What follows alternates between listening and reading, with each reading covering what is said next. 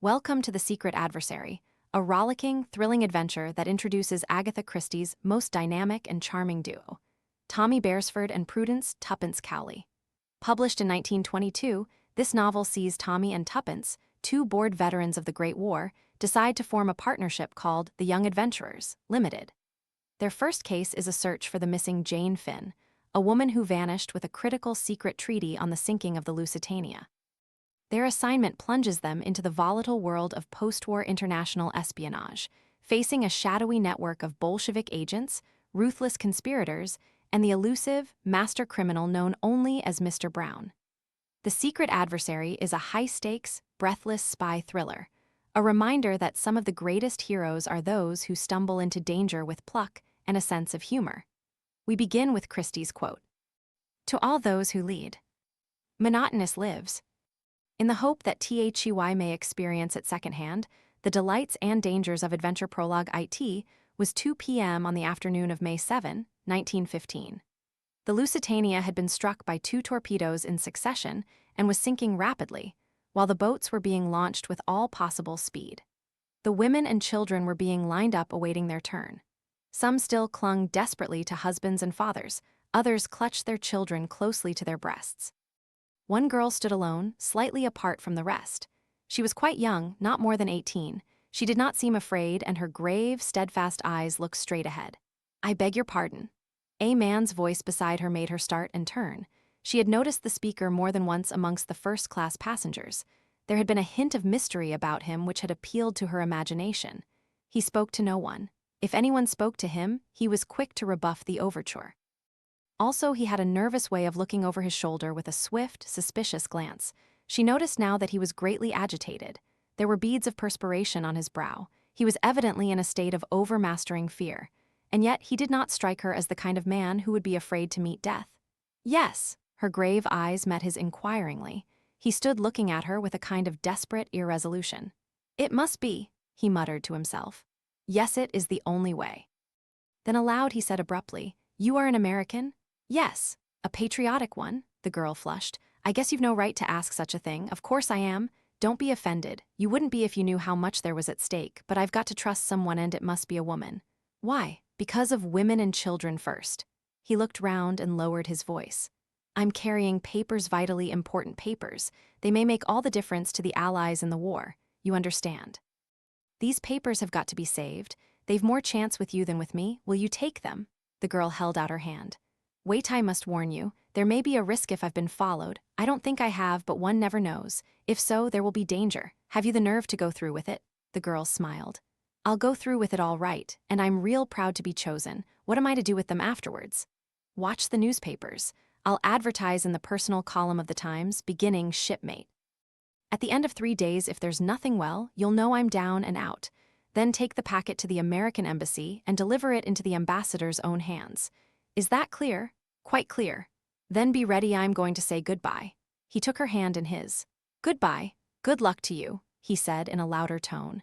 Her hand closed on the oilskin packet that had lain in his palm.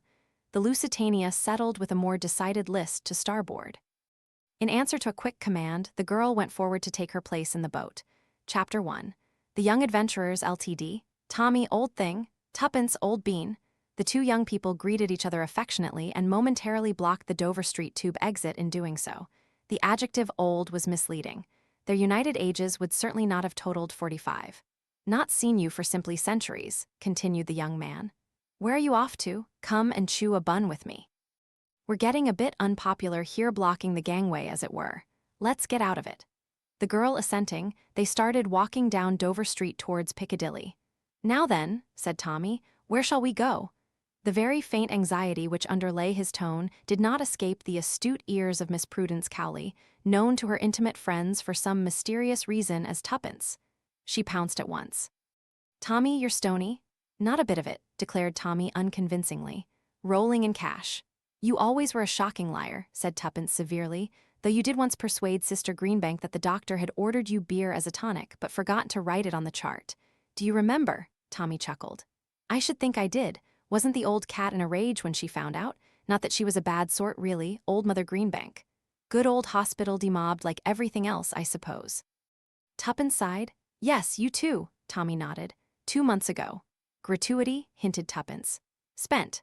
Oh, Tommy. No, old thing, not in riotous dissipation, no such luck. The cost of living ordinary plain or garden living nowadays is, I assure you, if you do not know, my dear child, interrupted Tuppence, there is nothing I do not know about the cost of living.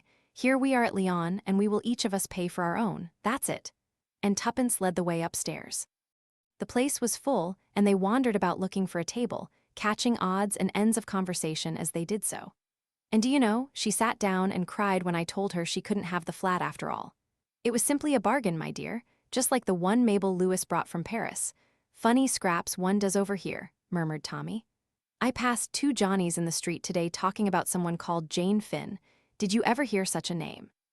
But at that moment, 2 elderly ladies rose and collected parcels, and Tuppence deftly ensconced herself in one of the vacant seats. Tommy ordered tea and buns. Tuppence ordered tea and buttered toast. And mind the tea comes in separate teapots, she added severely. Tommy sat down opposite her. His bared head revealed a shock of exquisitely slicked-back red hair. His face was pleasantly ugly nondescript, yet unmistakably the face of a gentleman and a sportsman. His brown suit was well cut, but perilously near the end of its tether. They were an essentially modern-looking couple as they sat there. Tuppence had no claim to beauty, but there was character and charm in the elfin lines of her little face, with its determined chin and large, wide-apart gray eyes that looked mistily out from under straight, black brows. She wore a small, bright green toque over her black bobbed hair, and her extremely short and rather shabby skirt revealed a pair of uncommonly dainty ankles. Her appearance presented a valiant attempt at smartness. The tea came at last, and Tuppence, rousing herself from a fit of meditation, poured it out. Now then, said Tommy, taking a large bite of bun, let's get up to date. Remember, I haven't seen you since that time in hospital in 1916. Very well. Tuppence helped herself liberally to buttered toast. Abridged biography of Miss Prudence Cowley, 5th daughter of Archdeacon Cowley of Little Missendell, Suffolk. Miss Cowley left the delights and drudgeries of her home life early in the war and came up to London, where she entered an officer's hospital. First month, washed up 648 plates every day. Second month, promoted to drying aforesaid plates.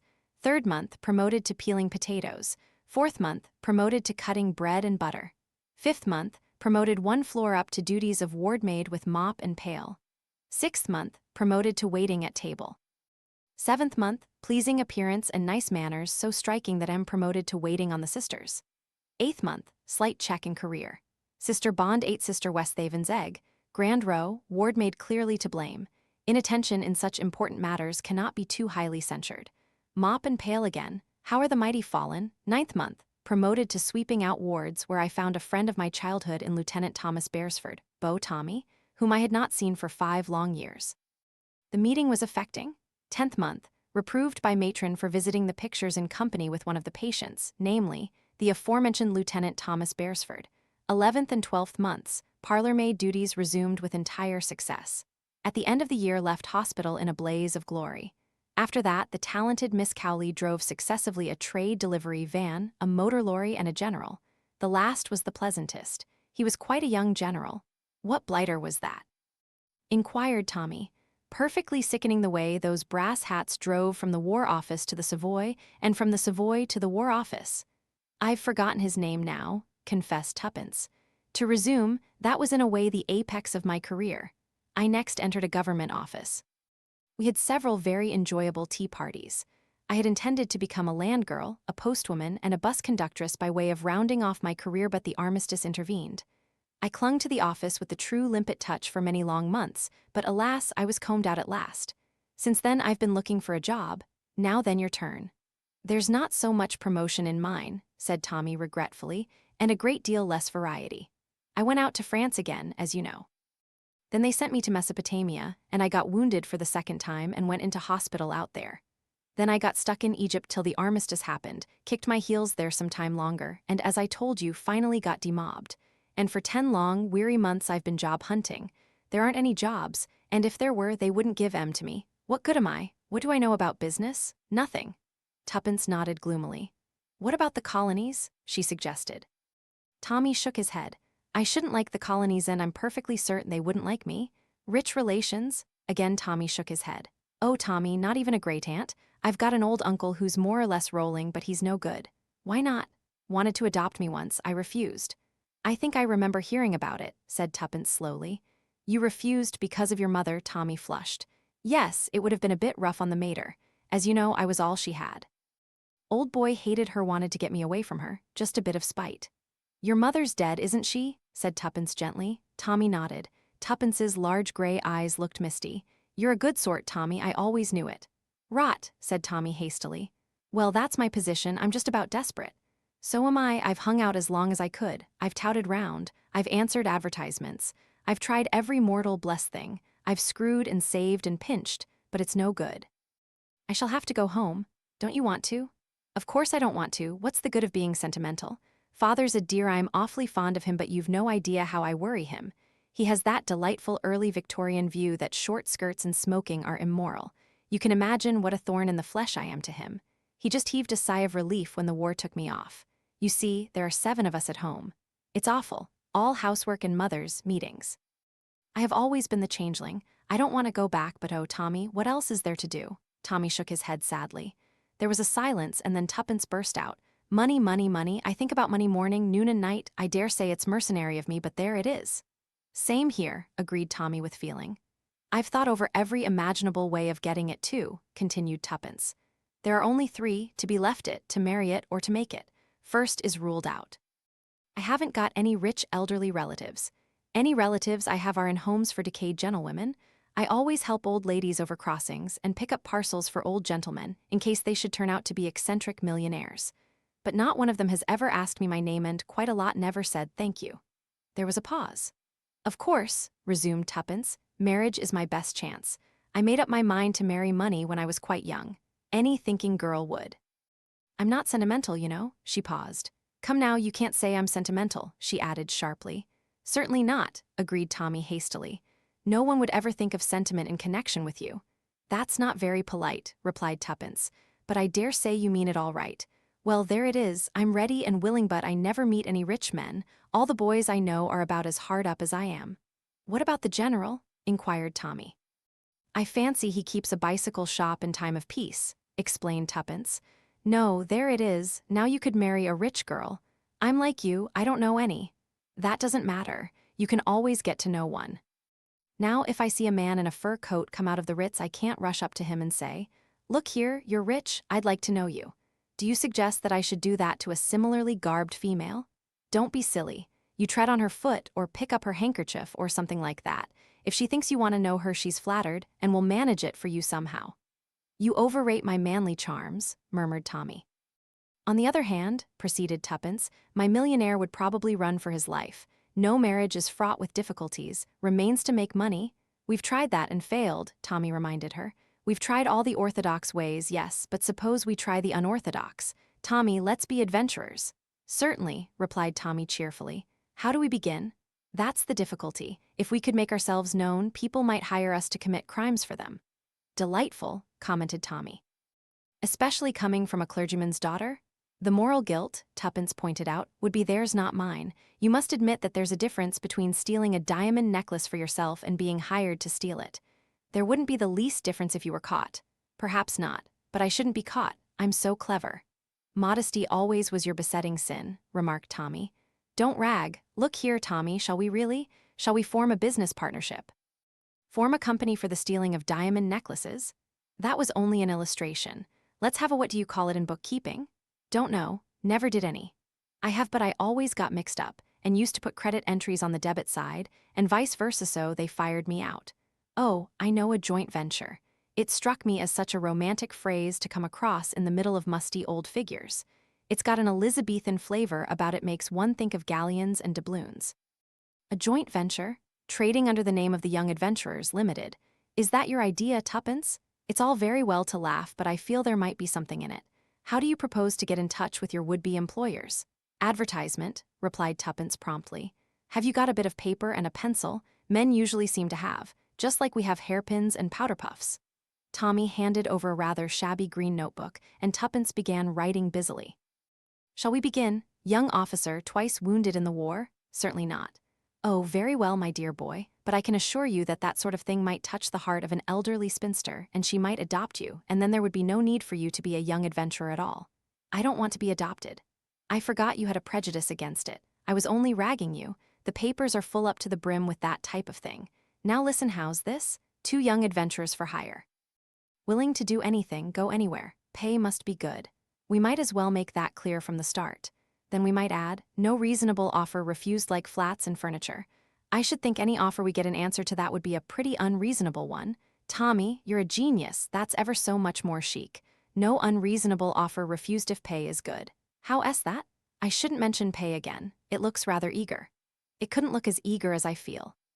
But perhaps you are right. Now I'll read it straight through. 2 young adventurers for hire, willing to do anything, go anywhere. Pay must be good. No unreasonable offer refused.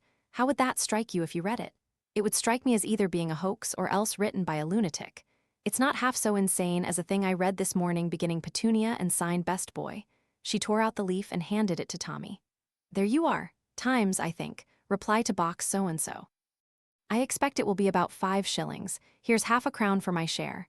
Tommy was holding the paper thoughtfully. His face burned a deeper red. Shall we really try it? He said at last. Shall we, Tuppence, just for the fun of the thing? Tommy, you're a sport. I knew you would be. Let's drink to success. She poured some cold dregs of tea into the 2 cups. Here's to our joint venture, and may it prosper. The Young Adventurers Limited, responded Tommy. They put down the cups and laughed rather uncertainly. Tuppence rose. I must return to my palatial suite at the hostel. Perhaps it is time I strolled round to the Ritz, agreed Tommy with a grin. Where shall we meet, and when? 12 o'clock tomorrow, Piccadilly Tube Station. Will that suit you? My time is my own, replied Mr. Beresford magnificently.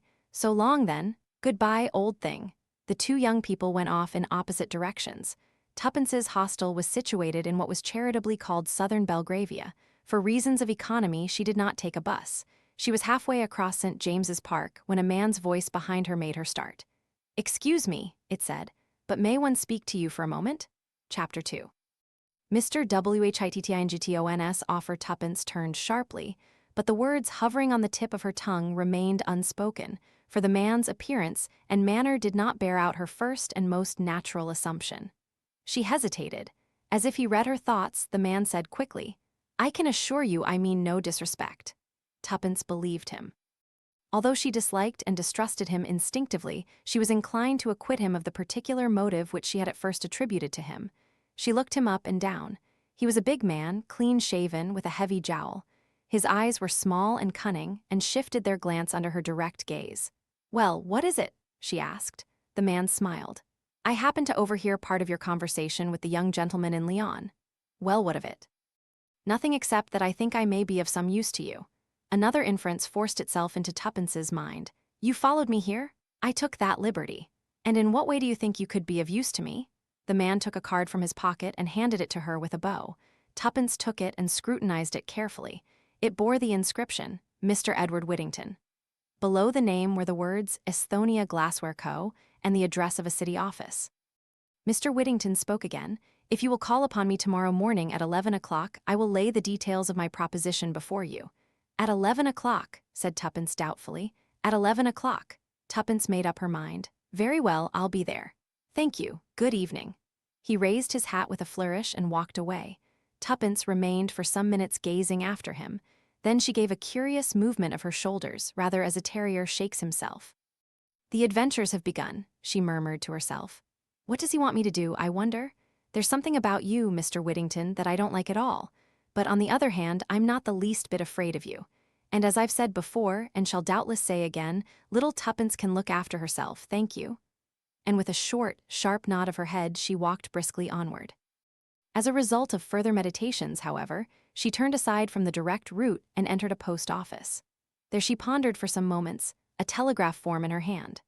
The thought of a possible 5 shillings spent unnecessarily spurred her to action, and she decided to risk the waste of 9pence. Disdaining the spiky pen and thick, black treacle which a beneficent government had provided, Tuppence drew out Tommy's pencil which she had retained and wrote rapidly. Don't put an advertisement. We'll explain tomorrow. She addressed it to Tommy at his club, from which in 1 short month he would have to resign unless a kindly fortune permitted him to renew his subscription. It may catch him, she murmured. Anyway, it's worth trying. After handing it over the counter, she set out briskly for home, stopping at a baker's to buy 3 penny worth of new buns. Later, in her tiny cubicle at the top of the house, she munched buns and reflected on the future. What was the Esthonia Glassware Co., and what earthly need could it have for her services? A pleasurable thrill of excitement made Tuppence tingle. At any rate, the country vicarage had retreated into the background again. The morrow held possibilities. It was a long time before Tuppence went to sleep that night, and when at length she did, she dreamed that Mr. Whittington had set her to washing up a pile of Esthonia glassware, which bore an unaccountable resemblance to hospital plates.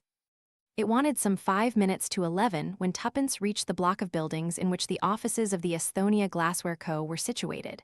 To arrive before the time would look overeager. So Tuppence decided to walk to the end of the street and back again. She did so.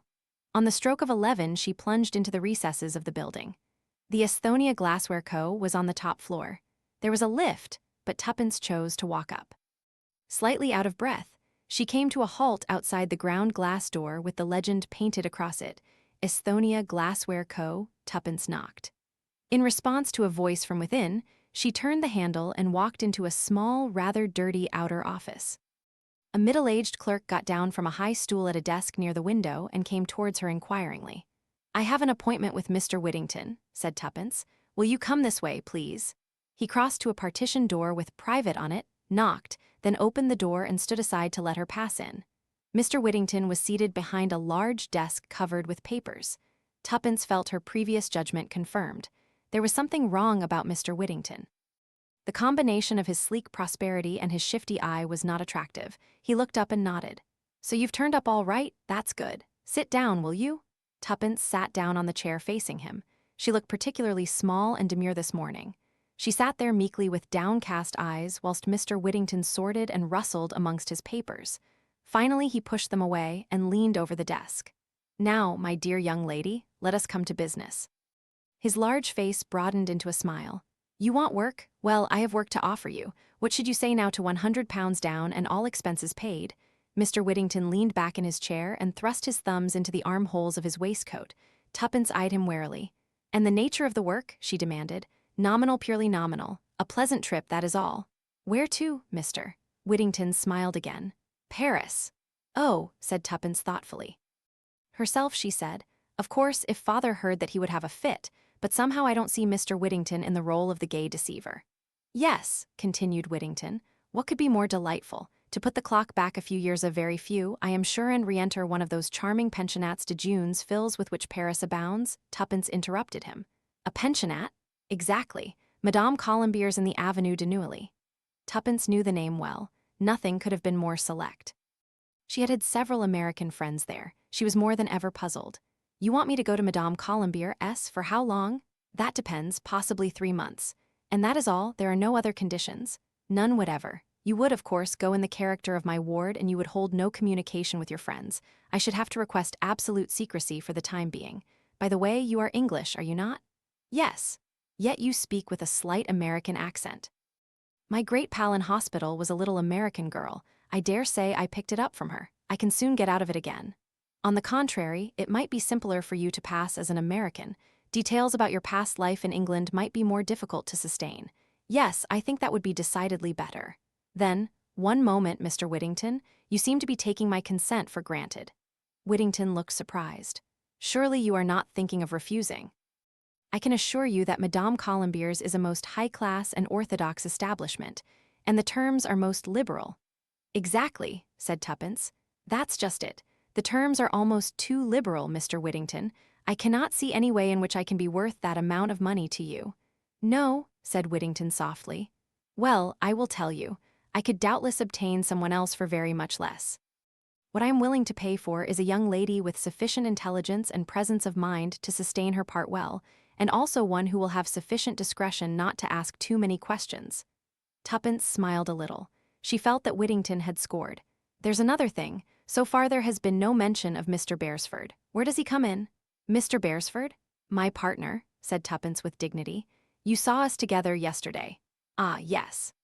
But I'm afraid we shan't require his services." "Then it's off." Tuppence rose. "It's both or neither. Sorry, but that's how it is. Good morning, Mr. Whittington. Wait a minute. Let us see if something can't be managed." "Sit down again, miss," he paused interrogatively. Tuppence's conscience gave her a passing twinge as she remembered the Archdeacon. She seized hurriedly on the first name that came into her head. "Jane Finn," she said hastily, and then paused open-mouthed at the effect of those two simple words. All the geniality had faded out of Whittington's face. It was purple with rage, and the veins stood out on the forehead. And behind it all there lurked a sort of incredulous dismay. He leaned forward and hissed savagely, "So that's your little game, is it?" Tuppence, though utterly taken aback, nevertheless kept her head. She had not the faintest comprehension of his meaning, but she was naturally quick-witted and felt it imperative to keep her end up as she phrased it. Whittington went on, "Been playing with me, have you all the time, like a cat and mouse? Knew all the time what I wanted you for, but kept up the comedy. Is that it, eh?" He was cooling down. The red color was ebbing out of his face. He eyed her keenly. "Who's been blabbing, Rita?" Tuppence shook her head. She was doubtful as to how long she could sustain this illusion, but she realized the importance of not dragging an unknown Rita into it. "No," she replied with perfect truth. "Rita knows nothing about me." His eyes still bored into her like gimlets. "How much do you know?" he shot out. "Very little indeed," answered Tuppence, and was pleased to note that Whittington's uneasiness was augmented instead of allayed. To have boasted that she knew a lot might have raised doubts in his mind. "Anyway," snarled Whittington, "you knew enough to come in here and plump out that name." "It might be my own name," Tuppence pointed out. "It's likely, isn't it, then there would be two girls with a name like that." "Or I might just have hit upon it by chance," continued Tuppence, intoxicated with the success of truthfulness. Mr. Whittington brought his fist down upon the desk with a bang. "Quit fooling. How much do you know? And how much do you want?" The last 5 words took Tuppence's fancy mightily, especially after a meager breakfast and a supper of buns the night before. Her present part was of the adventurous rather than the adventurous order, but she did not deny its possibilities. She sat up and smiled with the air of one who has the situation thoroughly well in hand. "My dear Mr. Whittington," she said, "let us by all means lay our cards upon the table, and pray do not be so angry. You heard me say yesterday that I propose to live by my wits. It seems to me that I have now proved I have some wits to live by. I admit I have knowledge of a certain name, but perhaps my knowledge ends there." "Yes, and perhaps it doesn't," snarled Whittington. "You insist on misjudging me," said Tuppence, and sighed gently. "As I said once before," said Whittington angrily, "quit fooling and come to the point. You can't play the innocent with me. You know a great deal more than you're willing to admit." Tuppence paused a moment to admire her own ingenuity, and then said softly, "I shouldn't like to contradict you, Mr. Whittington. So we come to the usual question, how much?" Tuppence was in a dilemma. So far she had fooled Whittington with complete success, but to mention a palpably impossible sum might awaken his suspicions. An idea flashed across her brain. "Suppose we say a little something down and a fuller discussion of the matter later?" Whittington gave her an ugly glance. "Blackmail, eh?" Tuppence smiled sweetly. "Oh no, shall we say payment of services in advance?" Whittington grunted. "You see," explained Tuppence still sweetly, "I'm so very fond of money." "You're about the limit, that's what you are," growled Whittington with a sort of unwilling admiration. "You took me in all right, thought you were quite a meek little kid with just enough brains for my purpose. Life," moralized Tuppence, "is full of surprises." "All the same," continued Whittington, "someone's been talking. You say it is Rita. Was it? Oh, come in." The clerk followed his discreet knock into the room and laid a paper at his master's elbow. "Telephone message just come for you, sir." Whittington snatched it up and read it. A frown gathered on his brow. "That'll do, Brown, you can go." The clerk withdrew, closing the door behind him. Whittington turned to Tuppence. "Come tomorrow at the same time. I'm busy now. Here S50 to go on with." He rapidly sorted out some notes and pushed them across the table to Tuppence, then stood up, obviously impatient for her to go. The girl counted the notes in a business-like manner, secured them in her handbag, and rose. "Good morning, Mr. Whittington," she said politely. "At least, au revoir, I should say." "Exactly, au revoir." Whittington looked almost genial again, a reversion that aroused in Tuppence a faint misgiving. "Au revoir, my clever and charming young lady." Tuppence sped lightly down the stairs. A wild elation possessed her. A neighboring clock showed the time to be 5 minutes to 12. "Let's give Tommy a surprise," murmured Tuppence, and hailed a taxi. The cab drew up outside the tube station. Tommy was just within the entrance. His eyes opened to their fullest extent as he hurried forward to assist Tuppence to alight. She smiled at him affectionately and remarked in a slightly affected voice, "Pay the thing, will you, old bean? I've got nothing smaller than a 5-pound note. Chapter 3. A setback. The moment was not quite so triumphant as it ought to have been. To begin with, the resources of Tommy's pockets were somewhat limited. In the end, the fare was managed, the lady recollecting a plebeian tuppence, and the driver, still holding the varied assortment of coins in his hand, was prevailed upon to move on, which he did after one last hoarse demand as to what the gentleman thought he was giving him. "I think you've given him too much, Tommy," said Tuppence innocently. "I fancy he wants to give some of it back." It was possibly this remark which induced the driver to move away. "Well," said Mr. Beresford, at length able to relieve his feelings, "what the dickens did you want to take a taxi for?" "I was afraid I might be late and keep you waiting," said Tuppence gently. "Afraid you might be late? Oh, Lord, I give it up," said Mr. Beresford. "And really and truly," continued Tuppence, opening her eyes very wide, "I haven't got anything smaller than a 5-pound note." "You did that part of it very well, old bean, but all the same the fellow wasn't taken in not for a moment." "No," said Tuppence thoughtfully, "he didn't believe it. That's the curious part about speaking the truth. No one does believe it. I found that out this morning. Now let's go to lunch. How about the Savoy?" Tommy grinned. "How about the Ritz?" "On second thoughts, I prefer the Piccadilly. It's nearer. We shan't have to take another taxi. Come along." "Is this a new brand of humor?" "Or is your brain really unhinged?" inquired Tommy. "Your last supposition is the correct one. I have come into money and the shock has been too much for me. For that particular form of mental trouble, an eminent physician recommends unlimited hors d'oeuvre, lobster à l'américaine, chicken Newburg, and perch melba. Let's go and get them." "Tuppence, old girl, what has really come over you?" "Oh, unbelieving one?" Tuppence wrenched open her bag. "Look here and here and here." "Great Jehoshaphat, my dear girl, don't wave fishers aloft like that. They're not fishers. They're 5 times better than fishers, and this one's 10 times better," Tommy groaned. "I must have been drinking unawares. Am I dreaming, Tuppence, or do I really behold a large quantity of 5-pound notes being waved about in a dangerous fashion? Even so, O king, now will you come and have lunch? I'll come anywhere. But what have you been doing, holding up a bank? All in good time. What an awful place Piccadilly Circus is. There's a huge bus bearing down on us. It would be too terrible if they killed the 5-pound notes."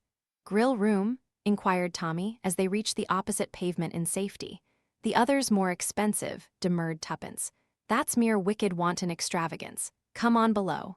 Are you sure I can get all the things I want there? That extremely unwholesome menu you were outlining just now? Of course you can, or as much as is good for you anyway." "And now tell me," said Tommy, unable to restrain his pent-up curiosity any longer, as they sat in state surrounded by the many hors d'oeuvre of Tuppence's dreams. Miss Cowley told him. "And the curious part of it is," she ended, "that I really did invent the name of Jane Finn. I didn't want to give my own because of poor father in case I should get mixed up in anything shady." "Perhaps that's so," said Tommy slowly. "But you didn't invent it." "What?" "Number I told it to you. Don't you remember I said yesterday I'd overheard 2 people talking about a female called Jane Finn? That's what brought the name into your mind so pat. So you did, I remember now." How extraordinary. Tuppence tailed off into silence. Suddenly she aroused herself. "Tommy?" "Yes. What were they like, the 2 men you passed?" Tommy frowned in an effort at remembrance. "One was a big fat sort of chap, clean-shaven, I think, and dark." "That's him," cried Tuppence in an ungrammatical squeal. "That's Whittington. What was the other man like?" "I can't remember. I didn't notice him particularly. It was really the outlandish name that caught my attention." "And people say that coincidences don't happen." Tuppence tackled her perch melba happily, but Tommy had become serious. "Look here, Tuppence, old girl, what is this going to lead to?" "More money," replied his companion. "I know that. You've only got one idea in your head. What I mean is, what about the next step? How are you going to keep the game up?" "Oh," Tuppence laid down her spoon, "you're right, Tommy, it is a bit of a poser. After all, you can't bluff him forever. You're sure to slip up sooner or later. And anyway, I'm not at all sure that it isn't actionable blackmail. Nonsense. Blackmail is saying you'll tell unless you are given money. Now, there's nothing I could tell because I don't really know anything." Said Tommy doubtfully. "Well, anyway, what are we going to do?" "Whittington was in a hurry to get rid of you this morning, but next time he'll want to know something more before he parts with his money. He'll want to know how much you know, and where you got your information from, and a lot of other things that you can't cope with. What are you going to do about it?" Tuppence frowned severely. "We must think. Order some Turkish coffee, Tommy. Stimulating to the brain. Oh dear, what a lot I have eaten. You have made rather a hog of yourself." "So have I for that matter, but I flatter myself that my choice of dishes was more judicious than yours. 2 coffees. This was to the waiter. One Turkish, one French. Tuppence sipped her coffee with a deeply reflective air and snubbed Tommy when he spoke to her. "Be quiet, I'm thinking." "Shades of Pelmanism," said Tommy, and relapsed into silence. "There," said Tuppence at last. "I've got a plan. Obviously what we've got to do is to find out more about it all." Tommy applauded. "Don't jeer. We can only find out through Whittington. We must discover where he lives, what he does sleuth him. In fact, now I can't do it because he knows me, but he only saw you for a minute or two in Lyon. He's not likely to recognize you. After all, one young man is much like another." "I repudiate that remark utterly. I'm sure my pleasing features and distinguished appearance would single me out from any crowd." "My plan is this," Tuppence went on calmly. "I'll go alone tomorrow. I'll put him off again like I did today. It doesn't matter if I don't get any more money at once. £50 ought to last us a few days. Or even longer. You'll hang about outside. When I come out, I shan't speak to you in case he's watching. But I'll take up my stand somewhere near, and when he comes out of the building, I'll drop a handkerchief or something, and off you go." "Off I go where?" "Follow him, of course, silly. What do you think of the idea?" "Sort of thing one reads about in books." "I somehow feel that in real life one will feel a bit of an ass standing in the street for hours with nothing to do. People will wonder what I'm up to."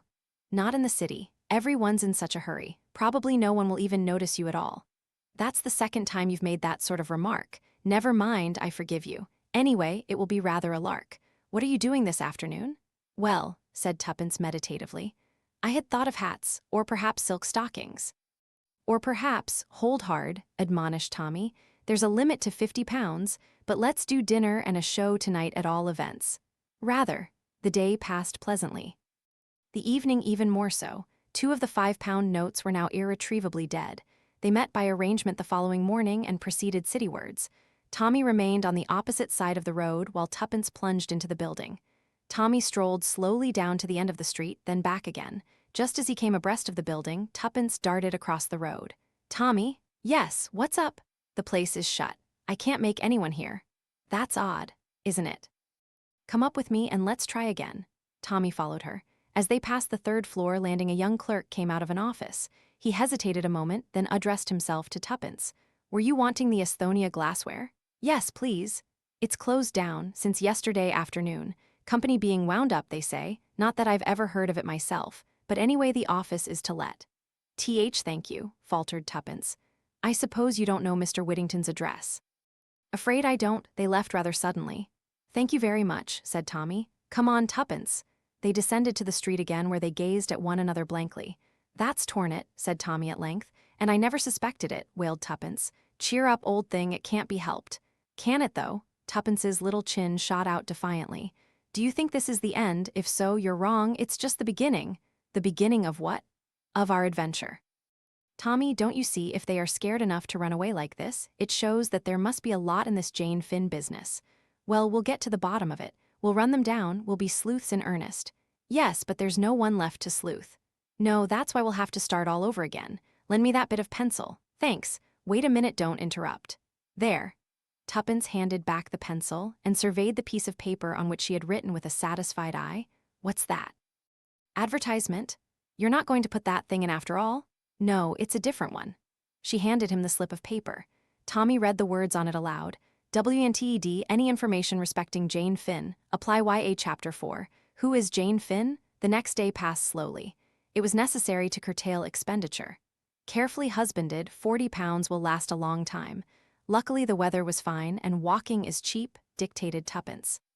An outlying picture house provided them with recreation for the evening. The day of disillusionment had been a Wednesday. On Thursday, the advertisement had duly appeared. On Friday, letters might be expected to arrive at Tommy's rooms. He had been bound by an honorable promise not to open any such letters if they did arrive, but to repair to the National Gallery, where his colleague would meet him at 10 o'clock. Tuppence was first at the rendezvous. She ensconced herself on a red velvet seat and gazed at the Turners with unseeing eyes until she saw the familiar figure enter the room. Well, returned Mr. Beresford provokingly. "Which is your favorite picture? Don't be a wretch, aren't there any answers?" Tommy shook his head with a deep and somewhat overacted melancholy. "I didn't want to disappoint you, old thing, by telling you right off. It's too bad. Good money wasted." He sighed. "Still, there it is. The advertisement has appeared, and there are only 2 answers." "Tommy, you devil," almost screamed Tuppence. Give them to me. How could you be so mean? Your language, Tuppence, your language. They're very particular at the National Gallery. Government show, you know. And do remember, as I have pointed out to you before, that as a clergyman's daughter, I ought to be on the stage," finished Tuppence with a snap. "That is not what I intended to say. But if you are sure that you have enjoyed to the full the reaction of joy after despair with which I have kindly provided you free of charge, let us get down to our mail, as the saying goes." Tuppence snatched the 2 precious envelopes from him unceremoniously and scrutinized them carefully. "Thick paper, this one, it looks rich. We'll keep it to the last and open the other first." "Right you are. 1, 2, 3, go." Tuppence's little thumb ripped open the envelope, and she extracted the contents. "Dear Sir, referring to your advertisement in this morning's paper, I may be able to be of some use to you. Perhaps you could call and see me at the above address at 11 o'clock tomorrow morning. Yours truly, A. Carter. 27 Carshalton Gardens," said Tuppence, referring to the address. "That's Gloucester Road way. Plenty of time to get there if we tube." "The following," said Tommy, "is the plan of campaign. It is my turn to assume the offensive." Ushered into the presence of Mr. Carter, he and I wish each other good morning as is customary. He then says, "Please take a seat, Mr. To which I reply promptly and significantly, "Edward Whittington," whereupon Mr. Carter turns purple in the face and gasps out, "How much?" Pocketing the usual fee of £50, I rejoin you in the road outside, and we proceed to the next address and repeat the performance. "Don't be absurd, Tommy. Now for the other letter." "Oh, this is from the Ritz. £100 instead of 50. I'll read it. Dear Sir, Ray your advertisement. I should be glad if you would call round somewhere about lunchtime.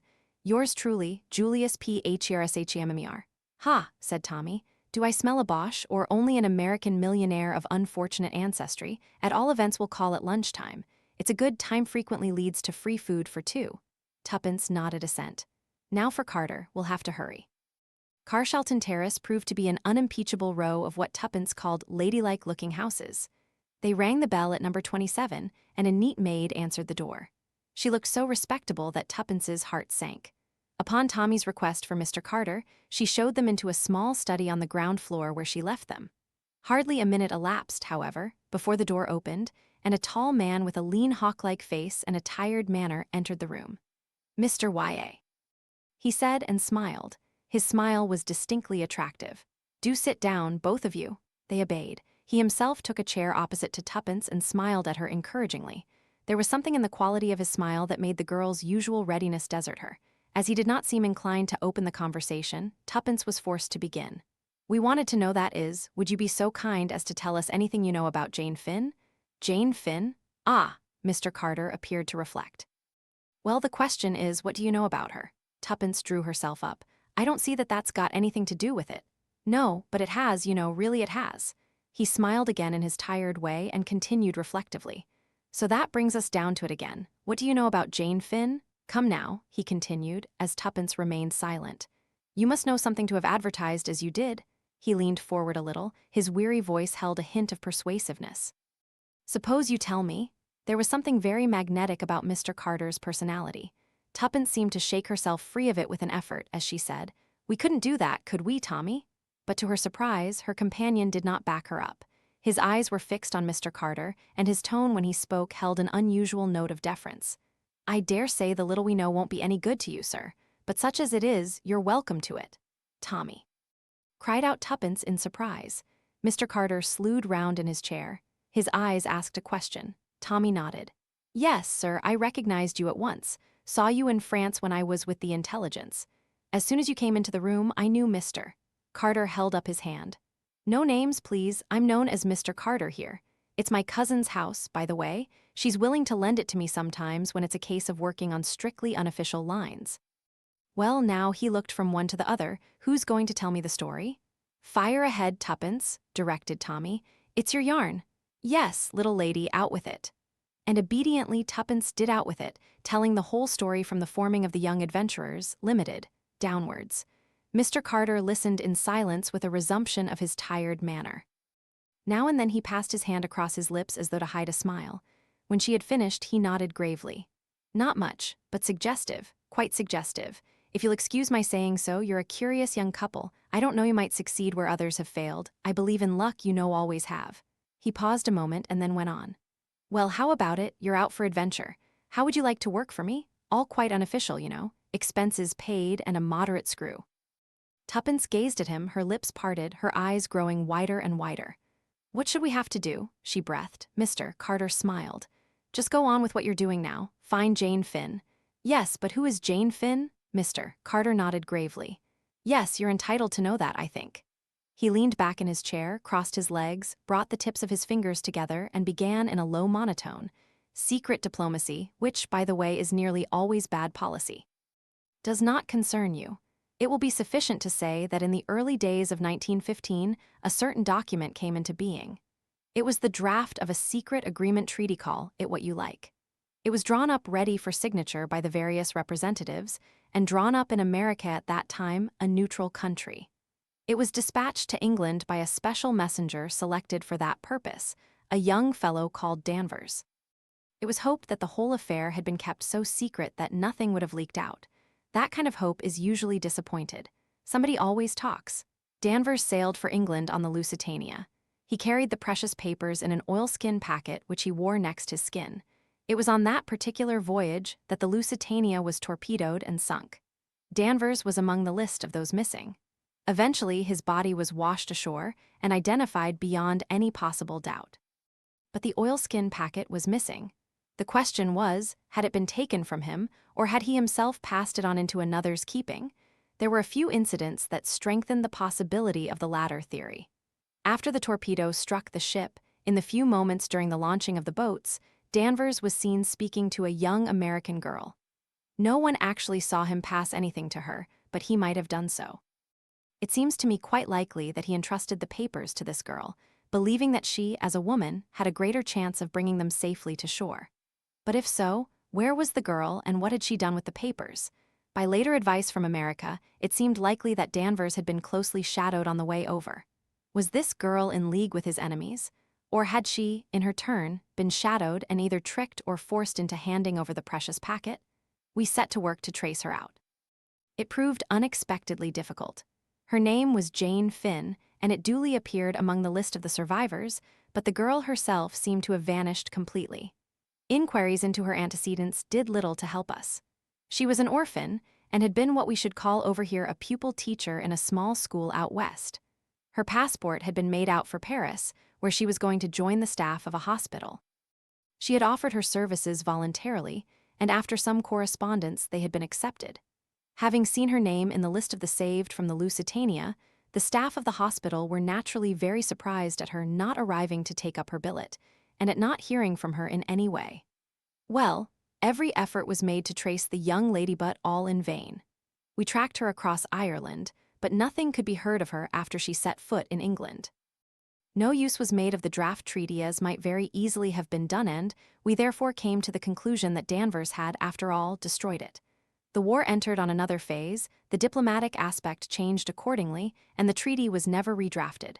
Rumors as to its existence were emphatically denied.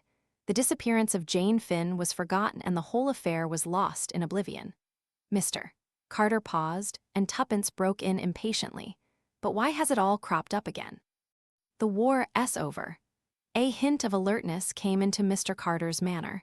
Because it seems that the papers were not destroyed after all, and that they might be resurrected today with a new and deadly significance. Tuppence stared. Mr. Carter nodded. Yes, 5 years ago that draft treaty was a weapon in our hands. Today it is a weapon against us. It was a gigantic blunder. If its terms were made public, it would mean disaster. It might possibly bring about another war, not with Germany this time. That is an extreme possibility, and I do not believe in its likelihood myself. But that document undoubtedly implicates a number of our statesmen whom we cannot afford to have discredited in any way at the present moment. As a party cry for labor, it would be irresistible, and a labor government at this juncture would, in my opinion, be a grave disability for British trade. But that is a mere nothing to the real danger. He paused and then said quietly, "You may perhaps have heard or read that there is Bolshevist influence at work behind the present labor unrest?" Tuppence nodded. "That is the truth. Bolshevist gold is pouring into this country for the specific purpose of procuring a revolution. And there is a certain man, a man whose real name is unknown to us, who is working in the dark for his own ends.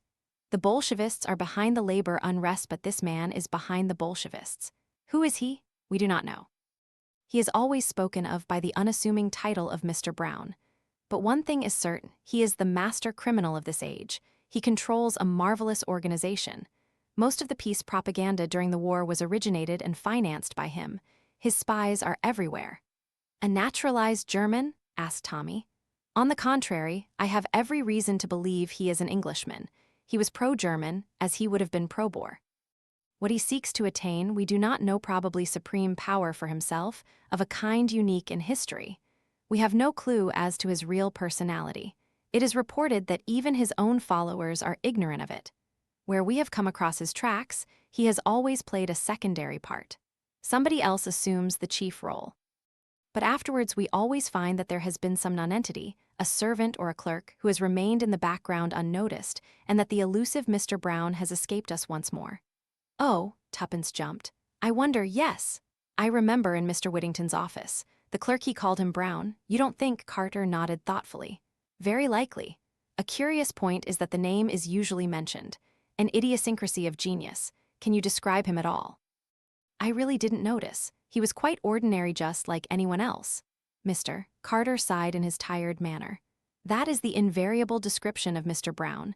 Brought a telephone message to the man Whittington, did he? Notice a telephone in the outer office? Tuppence thought. No, I don't think I did. Exactly. That message was Mr. Brown's way of giving an order to his subordinate. He overheard the whole conversation, of course. Was it after that Whittington handed you over the money and told you to come the following day? Tuppence nodded. Yes, undoubtedly the hand of Mr. Brown. Mr. Carter paused. Well, there it is. You see what you are pitting yourselves against? Possibly the finest criminal brain of the age. I don't quite like it, you know. You're such young things, both of you. I shouldn't like anything to happen to you. It won't, Tuppence assured him positively. I'll look after her, sir, said Tommy. And I'll look after you, retorted Tuppence, resenting the manly assertion. Well then, look after each other, said Mr. Carter, smiling. Now let's get back to business. There's something mysterious about this draft treaty that we haven't fathomed yet. We've been threatened with it in plain and unmistakable terms.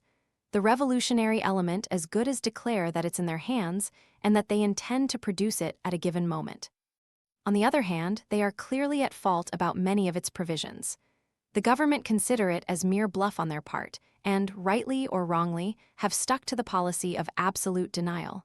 I'm not so sure. There have been hints, indiscreet allusions, that seem to indicate that the menace is a real one.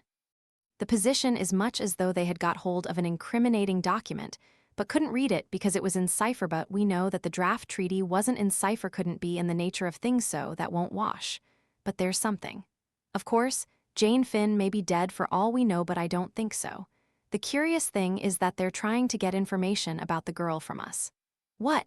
Yes.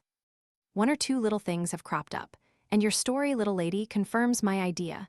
They know we're looking for Jane Finn. Well, they'll produce a Jane Finn of their own, say, at a pensionnat in Paris. Tuppence gasped, and Mr. Carter smiled. No one knows in the least what she looks like, so that's all right. She's primed with a trumped-up tale, and her real business is to get as much information as possible out of us. See the idea? Then you think, Tuppence paused to grasp the supposition fully, that it was as Jane Finn that they wanted me to go to Paris? Mr. Carter smiled more wearily than ever. I believe in coincidences, you know, he said. Chapter 5. Mr. Julius P. Hershammer. Well, said Tuppence, recovering herself, it really seems as though it were meant to be. Carter nodded. I know what you mean. I'm superstitious myself. Luck and all that sort of thing. Fate seems to have chosen you out to be mixed up in this. Tommy indulged in a chuckle. My word, I don't wonder Whittington got the wind up when Tuppence plumped out that name. I should have myself. But look here, sir, we're taking up an awful lot of your time. Have you any tips to give us before we clear out? I think not. My experts, working in stereotyped ways, have failed. You will bring imagination and an open mind to the task. Don't be discouraged if that too does not succeed. For one thing, there is a likelihood of the pace being forced. Tuppence frowned uncomprehendingly. When you had that interview with Whittington, they had time before them. I have information that the big coup was planned for early in the new year. But the government is contemplating legislative action which will deal effectually with the strike menace. They'll get wind of it soon if they haven't already, and it's possible that that may bring things to a head. I hope it will myself. The less time they have to mature their plans, the better.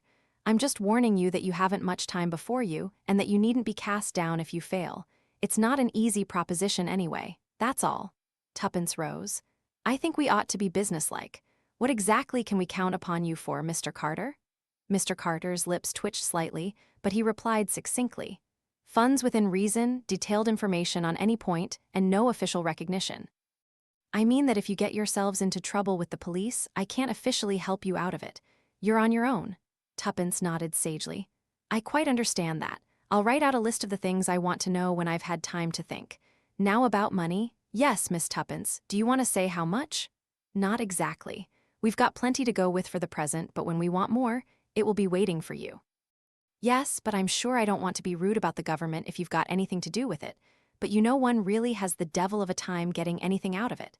And if we have to fill up a blue form and send it in, and then after 3 months they send us a green one, and so on, well, that won't be much use, will it? Mr. Carter laughed outright. Don't worry, Miss Tuppence. You will send a personal demand to me here, and the money in notes shall be sent by return of post. As to salary, shall we say at the rate of $300 a year, and an equal sum for Mr. Beresford, of course? Tuppence beamed upon him. How lovely. You are kind. I do love money. I'll keep beautiful accounts of our expenses, all debit and credit, and the balance on the right side, and red line drawn sideways with the totals the same at the bottom. I really know how to do it when I think. I'm sure you do. Well, goodbye and good luck to you both. He shook hands with them, and in another minute they were descending the steps of 27 Carshalton Terrace with their heads in a whirl. Tommy, tell me at once, who is Mr. Carter? Tommy murmured a name in her ear. Oh, said Tuppence, impressed. And I can tell you, old bean, he's it. Oh, said Tuppence again. Then she added reflectively, I like him, don't you? He looks so awfully tired and bored, and yet you feel that underneath he's just like steel, all keen and flashing. Oh. She gave a skip. Pinch me, Tommy, do pinch me. I can't believe it's real. Mr. Beresford obliged. Ow, that's enough. Yes, we're not dreaming. We've got a job. And what a job. The joint venture has really begun. It's more respectable than I thought it would be, said Tuppence thoughtfully. Luckily, I haven't got your craving for crime. What time is it? Let's have lunch-o. The same thought sprang to the minds of each. Tommy voiced it first. Julius P. Hershimer. We never told Mr. Carter about hearing from him. Well, there wasn't much to tell not till we've seen him. Come on, we'd better take a taxi. Now who's being extravagant? All expenses paid, remember. Hop in. At any rate, we shall make a better effect arriving this way, said Tuppence, leaning back luxuriously. I'm sure blackmailers never arrive in buses.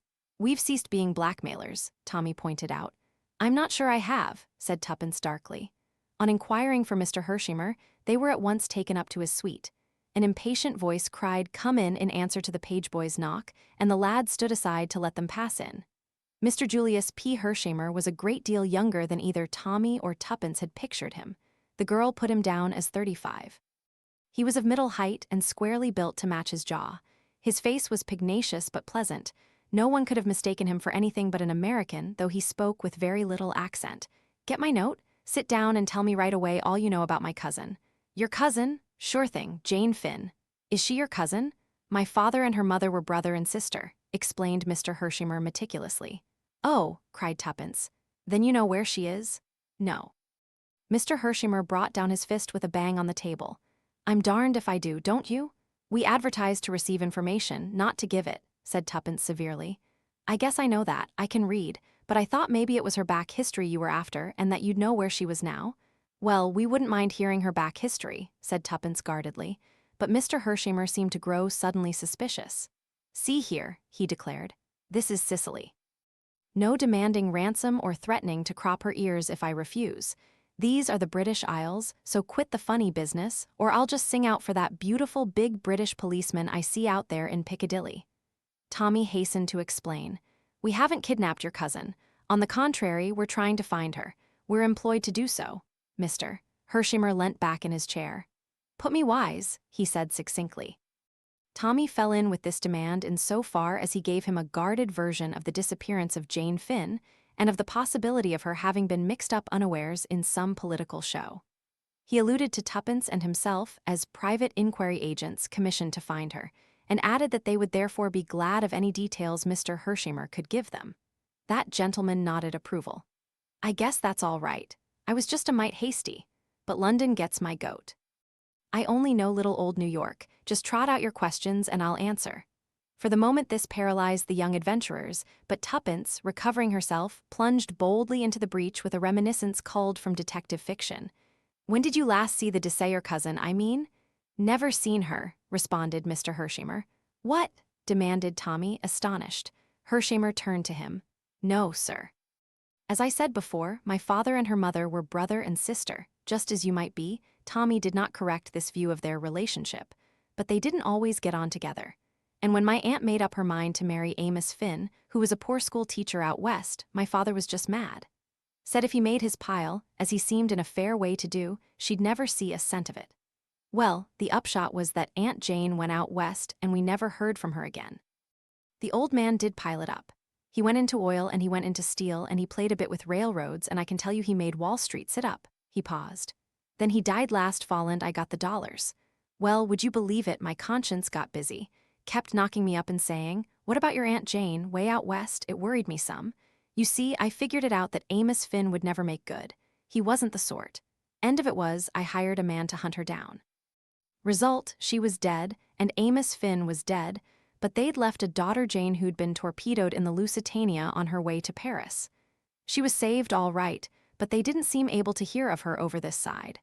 I guess they weren't hustling any, so I thought I'd come along over and speed things up. I phoned Scotland Yard and the Admiralty first thing. The Admiralty rather choked me off, but Scotland Yard were very civil, said they would make inquiries, even sent a man round this morning to get her photograph. I'm off to Paris tomorrow just to see what the prefecture is doing. I guess if I go to and fro hustling them, they ought to get busy. The energy of Mr. Hershimer was tremendous. They bowed before it. But say now, he ended, you're not after her for anything. Contempt of court or something British. A proud-spirited young American girl might find your rules and regulations in wartime rather irksome and get up against it. If that's the case, and there's such a thing as graft in this country, I'll buy her off. Tuppence reassured him. That's good. Then we can work together. What about some lunch? Shall we have it up here or go down to the restaurant? Tuppence expressed a preference for the latter, and Julius bowed to her decision. Oysters had just given place to sole Colbert when a card was brought to Hershimer. Inspector Japp, CID Scotland Yard again. Another man this time. What does he expect I can tell him that I didn't tell the first chap? I hope they haven't lost that photograph. That Western photographer's place was burned down, and all his negatives destroyed. This is the only copy in existence. I got it from the principal of the college there. An unformulated dread swept over Tuppence. You don't know the name of the man who came this morning? Yes, I do. No, I don't. Half a second, it was on his card. Oh, I know, Inspector Brown. Quiet, unassuming sort of chap. Chapter 6. A plan of campaign A veil might with profit be drawn over the events of the next half hour. Suffice it to say that no such person as Inspector Brown was known to Scotland Yard. The photograph of Jane Finn, which would have been of the utmost value to the police in tracing her, was lost beyond recovery. Once again, Mr. Brown had triumphed.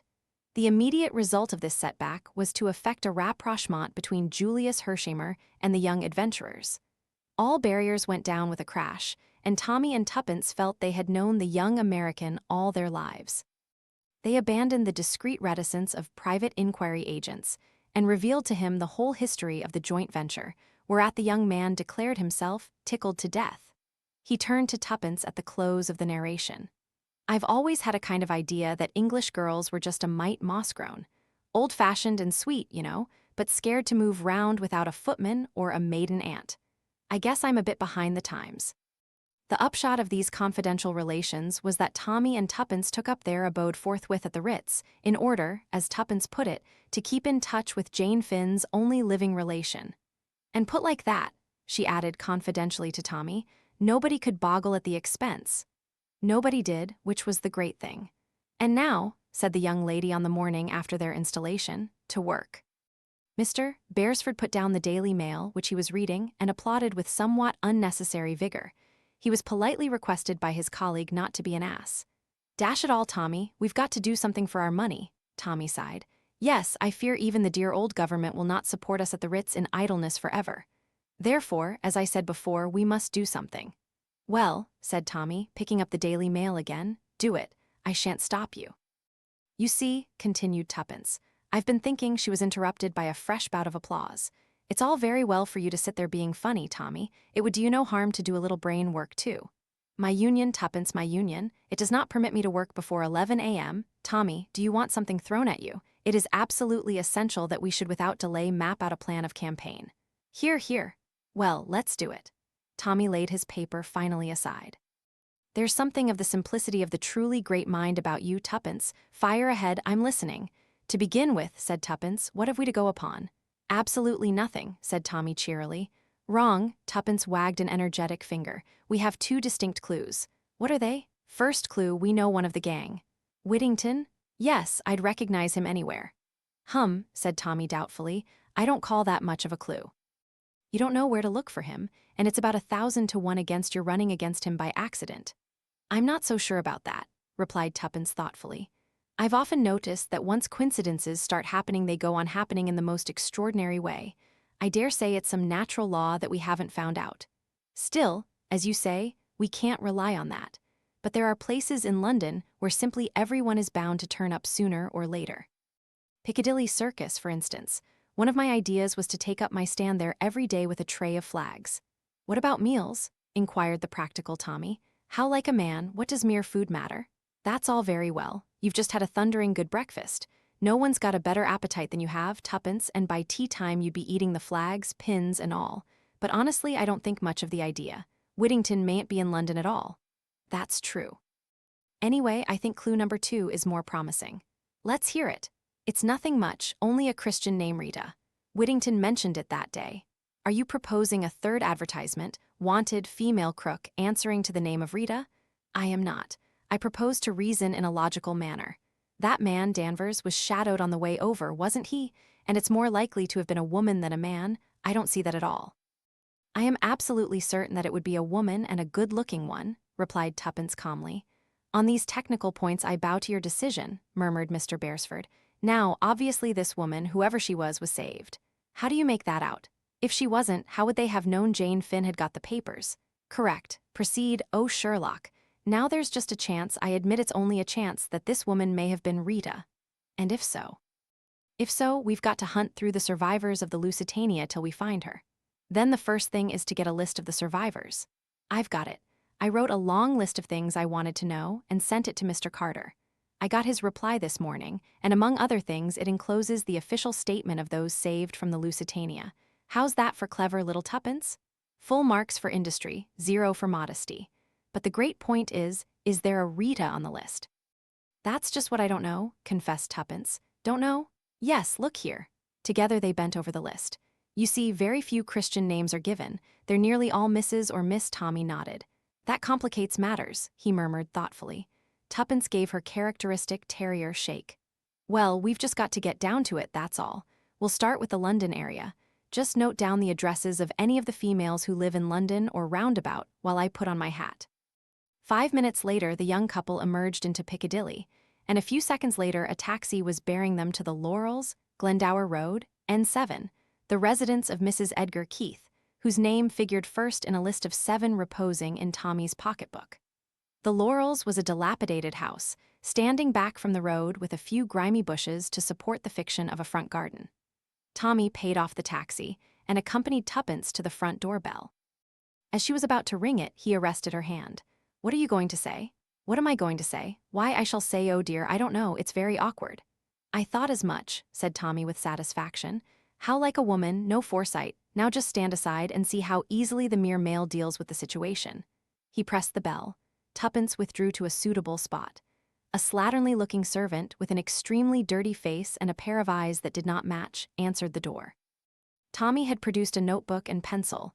Good morning, he said briskly and cheerfully. From the Hampstead Borough Council, the new voting register. Mrs. Edgar Keith lives here, does she not? Yas, said the servant. Christian name? Asked Tommy, his pencil poised. Mrs. S. Eleanor Jane. Eleanor, spelt Tommy. Any sons or daughters over 21? Nao. Thank you. Tommy closed the notebook with a brisk snap. Good morning. The servant volunteered her first remark. I thought perhaps as you'd come about the gas, she observed cryptically and shut the door. Tommy rejoined his accomplice.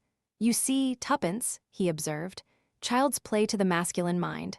I don't mind admitting that for once you've scored handsomely. I should never have thought of that.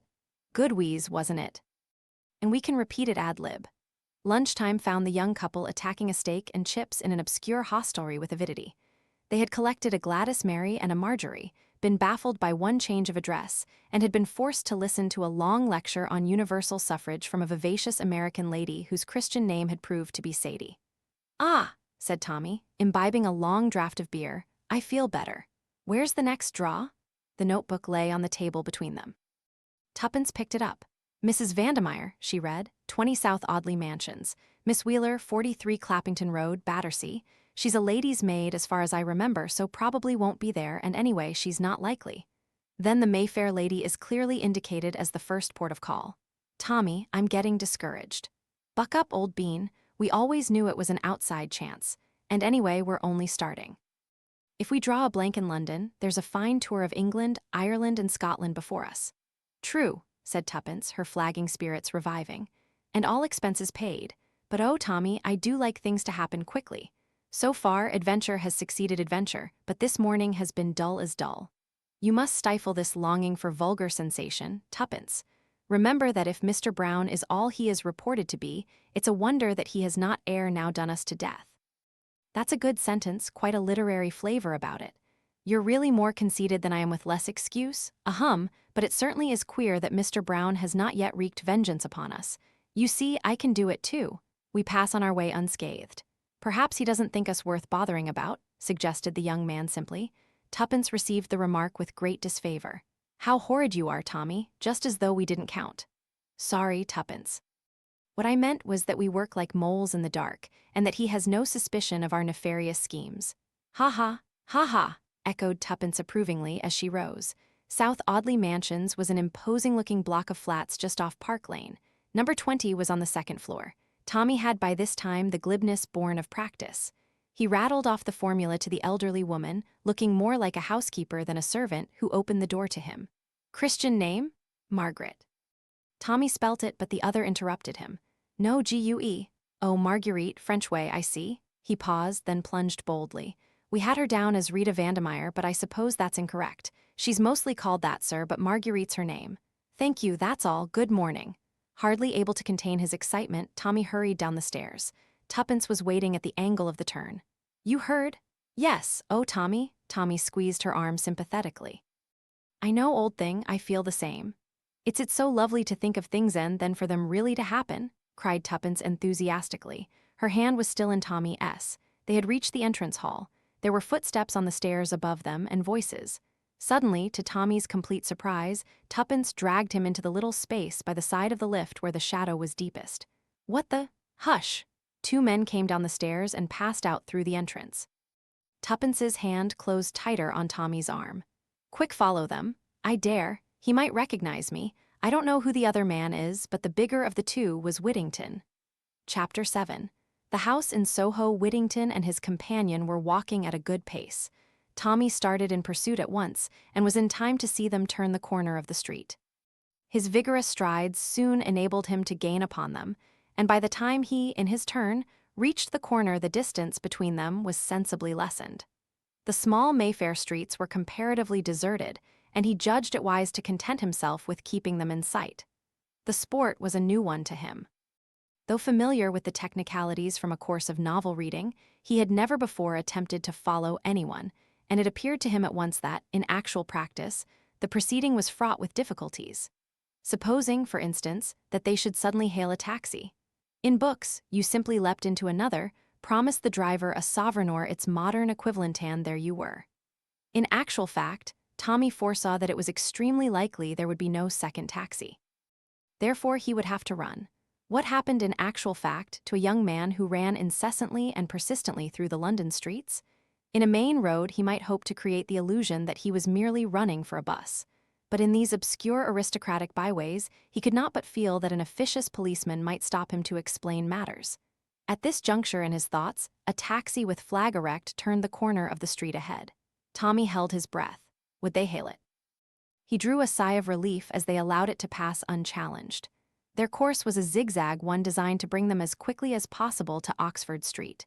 When at length they turned into it, proceeding in an easterly direction, Tommy slightly increased his pace. Little by little, he gained upon them. On the crowded pavement, there was little chance of his attracting their notice, and he was anxious, if possible, to catch a word or two of their conversation. In this he was completely foiled. They spoke low, and the din of the traffic drowned their voices effectually. Just before the Bond Street tube station, they crossed the road, Tommy, unperceived, faithfully at their heels, and entered the big Leon. There they went up to the first floor and sat at a small table in the window. It was late, and the place was thinning out. Tommy took a seat at the table next to them, sitting directly behind Whittington in case of recognition. On the other hand, he had a full view of the second man and studied him attentively. He was fair, with a weak, unpleasant face, and Tommy put him down as being either a Russian or a Pole. He was probably about 50 years of age, his shoulders cringed a little as he talked, and his eyes, small and crafty, shifted unceasingly. Having already lunched heartily, Tommy contented himself with ordering a Welsh rarebit and a cup of coffee. Whittington ordered a substantial lunch for himself and his companion. Then, as the waitress withdrew, he moved his chair a little closer to the table and began to talk earnestly in a low voice. The other man joined in. Listen as he would, Tommy could only catch a word here and there, but the gist of it seemed to be some directions or orders which the big man was impressing on his companion, and with which the latter seemed from time to disagree. Whittington addressed the other as Boris. Tommy caught the word Ireland several times, also propaganda, but of Jane Finn there was no mention. Suddenly, in a lull in the clatter of the room, he got one phrase entire. Whittington was speaking. "Ah, but you don't know Flossie, she's a marvel. An archbishop would swear she was his own mother. She gets the voice right every time, and that's really the principal thing." Tommy did not hear Boris's reply, but in response to it, Whittington said something that sounded like, "Of course, only in an emergency." Then he lost the thread again. But presently the phrases became distinct again, whether because the other two had insensibly raised their voices, or because Tommy's ears were getting more attuned, he could not tell. But two words certainly had a most stimulating effect upon the listener. They were uttered by Boris, and they were, "Mr. Brown." Whittington seemed to remonstrate with him, but he merely laughed. "Why not, my friend? It is a name most respectable, most common. Did he not choose it for that reason?" "Ah, I should like to meet him, Mr. Brown." There was a steely ring in Whittington's voice as he replied, "Who knows, you may have met him already." "Bah," retorted the other. "That is children's talk, a fable for the police. Do you know what I say to myself sometimes? That he is a fable invented by the inner ring, a bogey to frighten us with. It might be so, and it might not. I wonder, or is it indeed true that he is with us and amongst us, unknown to all but a chosen few? If so, he keeps his secret well. And the idea is a good one, yes. We never know. We look at each other, one of us is Mr. Brownwich. He commands, but also he serves. Among us, in the midst of us, and no one knows which he is." With an effort the Russian shook off the vagary of his fancy. He looked at his watch. "Yes," said Whittington, "we might as well go." He called the waitress and asked for his bill. Tommy did likewise, and a few moments later was following the two men down the stairs. Outside, Whittington hailed a taxi and directed the driver to go to Waterloo. Taxis were plentiful here, and before Whittington's had driven off another was drawing up to the curb in obedience to Tommy's peremptory hand. "Follow that other taxi," directed the young man. "Don't lose it." The elderly chauffeur showed no interest. He merely grunted and jerked down his flag. The drive was uneventful.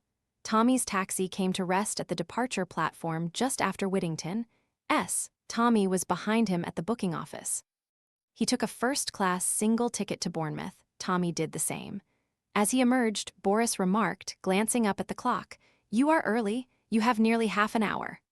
Boris's words had aroused a new train of thought in Tommy's mind. Clearly, Whittington was making the journey alone, while the other remained in London. Therefore, he was left with a choice as to which he would follow. Obviously, he could not follow both of them unless, like Boris, he glanced up at the clock, and then to the announcement board of the trains. The Bournemouth train left at 3:3. It was now 10 past. Whittington and Boris were walking up and down by the bookstall. He gave one doubtful look at them, then hurried into an adjacent telephone box. He dared not waste time in trying to get hold of Tuppence. In all probability, she was still in the neighborhood of South Audley Mansions. But there remained another ally.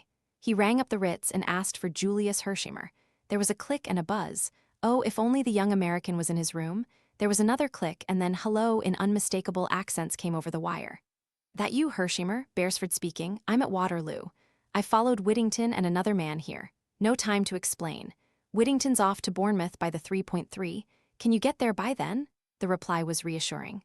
"Sure, I'll hustle." The telephone rang off. Tommy put back the receiver with a sigh of relief. His opinion of Julius's power of hustling was high. He felt instinctively that the American would arrive in time. Whittington and Boris were still where he had left them. If Boris remained to see his friend off, all was well. Then Tommy fingered his pocket thoughtfully. In spite of the carte blanche assured to him, he had not yet acquired the habit of going about with any considerable sum of money on him. The taking of the first-class ticket to Bournemouth had left him with only a few shillings in his pocket. It was to be hoped that Julius would arrive better provided. In the meantime, the minutes were creeping by, 3.15, 3.2, 3.25, 3.27. Supposing Julius did not get there in time, 3:29 doors were banging. Tommy felt cold waves of despair pass over him, then a hand fell on his shoulder. "Here I am, son. Your British traffic beats description. Put me wise to the crooks right away. That's Whittington there, getting in now, that big dark man. The other is the foreign chap he's talking to. I'm on to them. Which of the two is my bird?" Tommy had thought out this question. "Got any money with you?" Julius shook his head and Tommy's face fell. "I guess I haven't more than $300 or $400 with me at the moment," explained the American. Tommy gave a faint whoop of relief. "Oh Lord, you millionaires, you don't talk the same language. Climb aboard the lugger. Here's your ticket. Whittington's your man." "Me for Whittington," said Julius darkly. The train was just starting as he swung himself aboard. "So long, Tommy." The train slid out of the station. Tommy drew a deep breath. The man Boris was coming along the platform towards him. Tommy allowed him to pass and then took up the chase once more. From Waterloo, Boris took the tube as far as Piccadilly Circus. Then he walked up Shaftesbury Avenue, finally turning off into the maze of mean streets round Soho. Tommy followed him at a judicious distance. They reached at length a small dilapidated square. The houses there had a sinister air in the midst of their dirt and decay. Boris looked round, and Tommy drew back into the shelter of a friendly porch. The place was almost deserted. It was a cul-de-sac, and consequently no traffic passed that way. The stealthy way the other had looked round stimulated Tommy's imagination. From the shelter of the doorway, he watched him go up the steps of a particularly evil-looking house and rap sharply, with a peculiar rhythm, on the door. It was opened promptly. He said a word or two to the doorkeeper, then passed inside. The door was shut to again. It was at this juncture that Tommy lost his head. What he ought to have done, what any sane man would have done, was to remain patiently where he was and wait for his man to come out again. What he did do was entirely foreign to the sober common sense which was, as a rule, his leading characteristic. Something, as he expressed it, seemed to snap in his brain. Without a moment's pause for reflection, he, too, went up the steps and reproduced as far as he was able the peculiar knock. The door swung open with the same promptness as before. A villainous-faced man with close-cropped hair stood in the doorway. "Well," he grunted. It was at that moment that the full realization of his folly began to come home to Tommy, but he dared not hesitate. He seized at the first words that came into his mind. "Mr. Brown," he said. To his surprise, the man stood aside. "Upstairs," he said, jerking his thumb over his shoulder. "Second door on your left." Chapter 8. The adventures of Tommy. Taken aback though he was by the man's words, Tommy did not hesitate. If audacity had successfully carried him so far, it was to be hoped it would carry him yet farther. He quietly passed into the house and mounted the ramshackle staircase. Everything in the house was filthy beyond words. The grimy paper, of a pattern now indistinguishable, hung in loose festoons from the wall. In every angle was a gray mass of cobweb. Tommy proceeded leisurely. By the time he reached the bend of the staircase, he had heard the man below disappear into a back room. Clearly no suspicion attached to him as yet. To come to the house and ask for Mr. Brown appeared indeed to be a reasonable and natural proceeding. At the top of the stairs, Tommy halted to consider his next move. In front of him ran a narrow passage, with doors opening on either side of it. From the one nearest him on the left came a low murmur of voices. It was this room which he had been directed to enter. But what held his glance fascinated was a small recess immediately on his right, half concealed by a torn velvet curtain. It was directly opposite the left-handed door, and owing to its angle, it also commanded a good view of the upper part of the staircase. As a hiding place for one or, at a pinch, two men, it was ideal, being about 2 feet deep and 3 feet wide. It attracted Tommy mightily. He thought things over in his usual slow and steady way, deciding that the mention of Mr. Brown was not a request for an individual, but in all probability a password used by the gang. His lucky use of it had gained him admission. So far he had aroused no suspicion, but he must decide quickly on his next step. Suppose he were boldly to enter the room on the left of the passage. Would the mere fact of his having been admitted to the house be sufficient? Perhaps a further password would be required, or, at any rate, some proof of identity. The doorkeeper clearly did not know all the members of the gang by sight, but it might be different upstairs. On the whole, it seemed to him that luck had served him very well so far, but that there was such a thing as trusting it too far. To enter that room was a colossal risk. He could not hope to sustain his part indefinitely. Sooner or later, he was almost bound to betray himself, and then he would have thrown away a vital chance in mere foolhardiness. A repetition of the signal knock sounded on the door below, and Tommy, his mind made up, slipped quickly into the recess and cautiously drew the curtain farther across so that it shielded him completely from sight. There were several rents and slits in the ancient material which afforded him a good view. He would watch events, and any time he chose could, after all, join the assembly, modeling his behavior on that of the new arrival.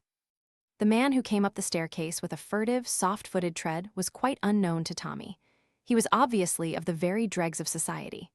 The low, beetling brows and the criminal jaw, the bestiality of the whole countenance were new to the young man, though he was a type that Scotland Yard would have recognized at a glance. The man passed the recess, breathing heavily as he went.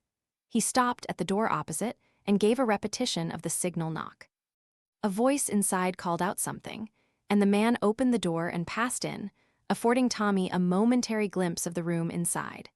He thought there must be about 4 or 5 people seated round a long table that took up most of the space, but his attention was caught and held by a tall man with close-cropped hair and a short, pointed, navel-looking beard, who sat at the head of the table with papers in front of him.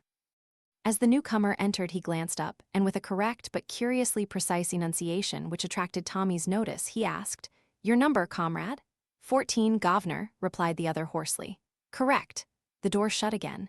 "If that isn't a Hun, I'm a Dutchman," said Tommy to himself, and running the show darned systematically too as they always do. Lucky I didn't roll in. I'd have given the wrong number and there would have been the deuce to pay. No, this is the place for me. Hullo, here's another knock. This visitor proved to be of an entirely different type to the last. Tommy recognized in him an Irish Sinn Féiner. Certainly Mr. Brown's organization was a far-reaching concern. The common criminal, the well-bred Irish gentleman, the pale Russian, and the efficient German master of the ceremonies. Truly a strange and sinister gathering. Who was this man who held in his finger these curiously variegated links of an unknown chain? In this case, the procedure was exactly the same. The signal knock, the demand for a number, and the reply correct. 2 knocks followed in quick succession on the door below. The first man was quite unknown to Tommy, who put him down as a city clerk. A quiet, intelligent-looking man, rather shabbily dressed. The second was of the working classes, and his face was vaguely familiar to the young man. 3 minutes later came another, a man of commanding appearance, exquisitely dressed, and evidently well-born. His face, again, was not unknown to the watcher, though he could not for the moment put a name to it. After his arrival, there was a long wait.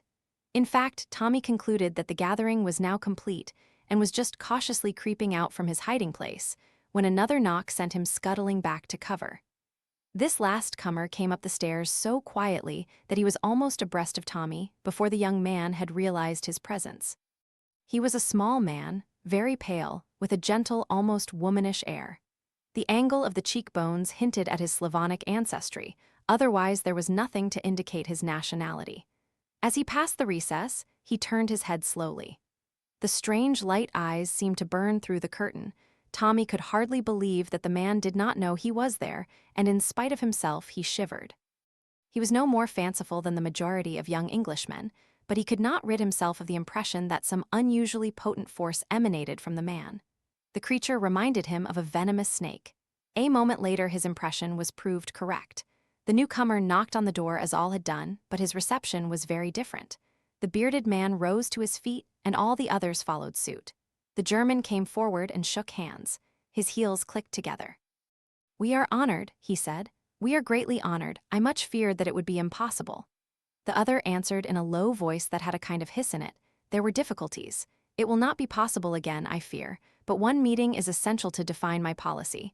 I can do nothing without Mr. Brown. He is here." The change in the German's voice was audible as he replied with slight hesitation. "We have received a message. It is impossible for him to be present in person." He stopped, giving a curious impression of having left the sentence unfinished. A very slow smile overspread the face of the other. He looked round at a circle of uneasy faces. "Ah, I understand. I have read of his methods. He works in the dark and trusts no one. But all the same, it is possible that he is among us now." He looked round him again, and again that expression of fear swept over the group. Each man seemed eyeing his neighbor doubtfully. The Russian tapped his cheek. "So be it, let us proceed."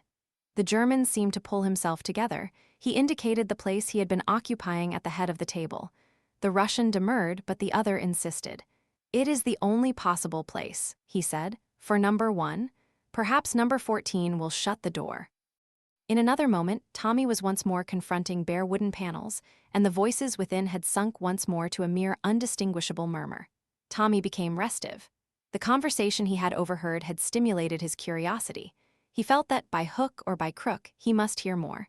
There was no sound from below, and it did not seem likely that the doorkeeper would come upstairs. After listening intently for a minute or two, he put his head round the curtain. The passage was deserted. Tommy bent down and removed his shoes, then, leaving them behind the curtain, he walked gingerly out on his stockinged feet, and kneeling down by the closed door, he laid his ear cautiously to the crack. To his intense annoyance, he could distinguish little more. Just a chance word here and there if a voice was raised, which merely served to whet his curiosity still farther. He eyed the handle of the door tentatively. Could he turn it by degrees so gently and imperceptibly that those in the room would notice nothing? He decided that with great care it could be done. Very slowly, a fraction of an inch at a time, he moved it round, holding his breath in his excessive care. A little more still, would it never be finished? Ah, at last it would turn no farther. He stayed so for a minute or two, then drew a deep breath and pressed it ever so slightly inward. The door did not budge. Tommy was annoyed. If he had to use too much force, it would almost certainly creak. He waited until the voices rose a little, then he tried again. Still nothing happened. He increased the pressure. Had the beastly thing stuck? Finally, in desperation, he pushed with all his might. But the door remained firm, and at last the truth dawned upon him. It was locked or bolted on the inside. For a moment or two, Tommy's indignation got the better of him. "Well, I'm damned," he said. "What a dirty trick." As his indignation cooled, he prepared to face the situation. Clearly, the first thing to be done was to restore the handle to its original position. If he let it go suddenly, the men inside would be almost certain to notice it. So, with the same infinite pains, he reversed his former tactics. All went well, and with a sigh of relief the young man rose to his feet. There was a certain bulldog tenacity about Tommy that made him slow to admit defeat. Checkmated for the moment, he was far from abandoning the conflict. He still intended to hear what was going on in the locked room. As one plan had failed, he must hunt about for another. He looked round him. A little farther along the passage on the left was a second door. He slipped silently along to it. He listened for a moment or two, then tried the handle. It yielded, and he slipped inside.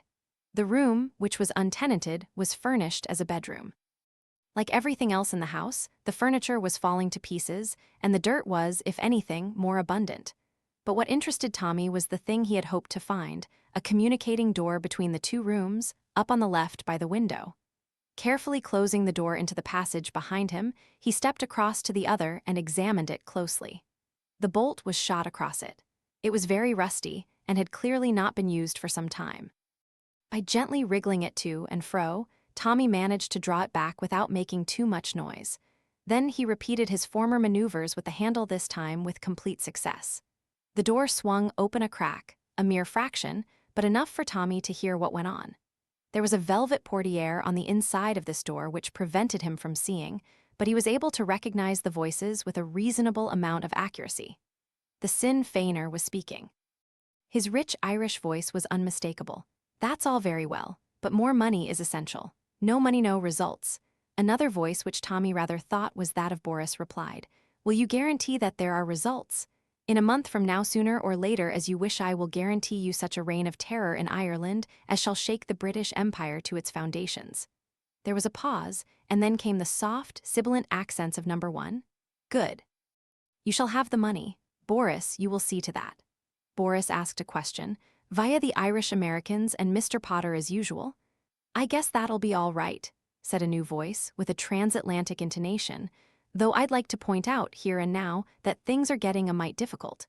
There's not the sympathy there was, and a growing disposition to let the Irish settle their own affairs without interference from America.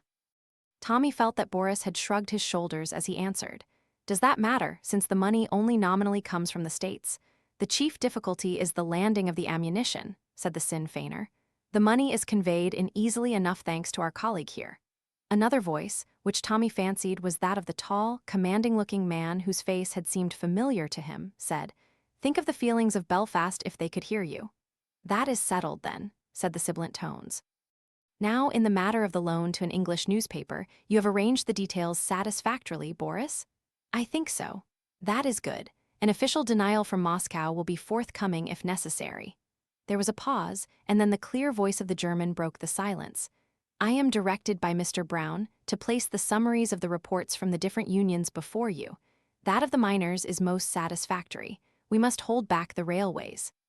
There may be trouble with the ASE. For a long time there was a silence, broken only by the rustle of papers and an occasional word of explanation from the German. Then Tommy heard the light tap-tap of fingers, drumming on the table. And the date, my friend, said number 1. The 29th.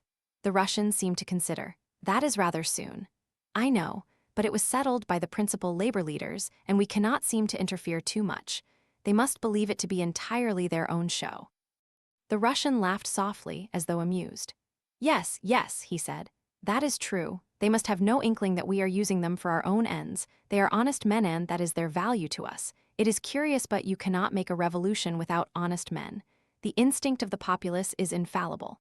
He paused, and then repeated, as though the phrase pleased him, Every revolution has had its honest men. They are soon disposed of afterwards. There was a sinister note in his voice. The German resumed, Climbs must go, he is too far-seeing. Number 14 will see to that. There was a hoarse murmur. That's all right, Governor. And then after a moment or two, suppose I'm nabbed. You will have the best legal talent to defend you, replied the German quietly. But in any case you will wear gloves fitted with the fingerprints of a notorious housebreaker. You have little to fear.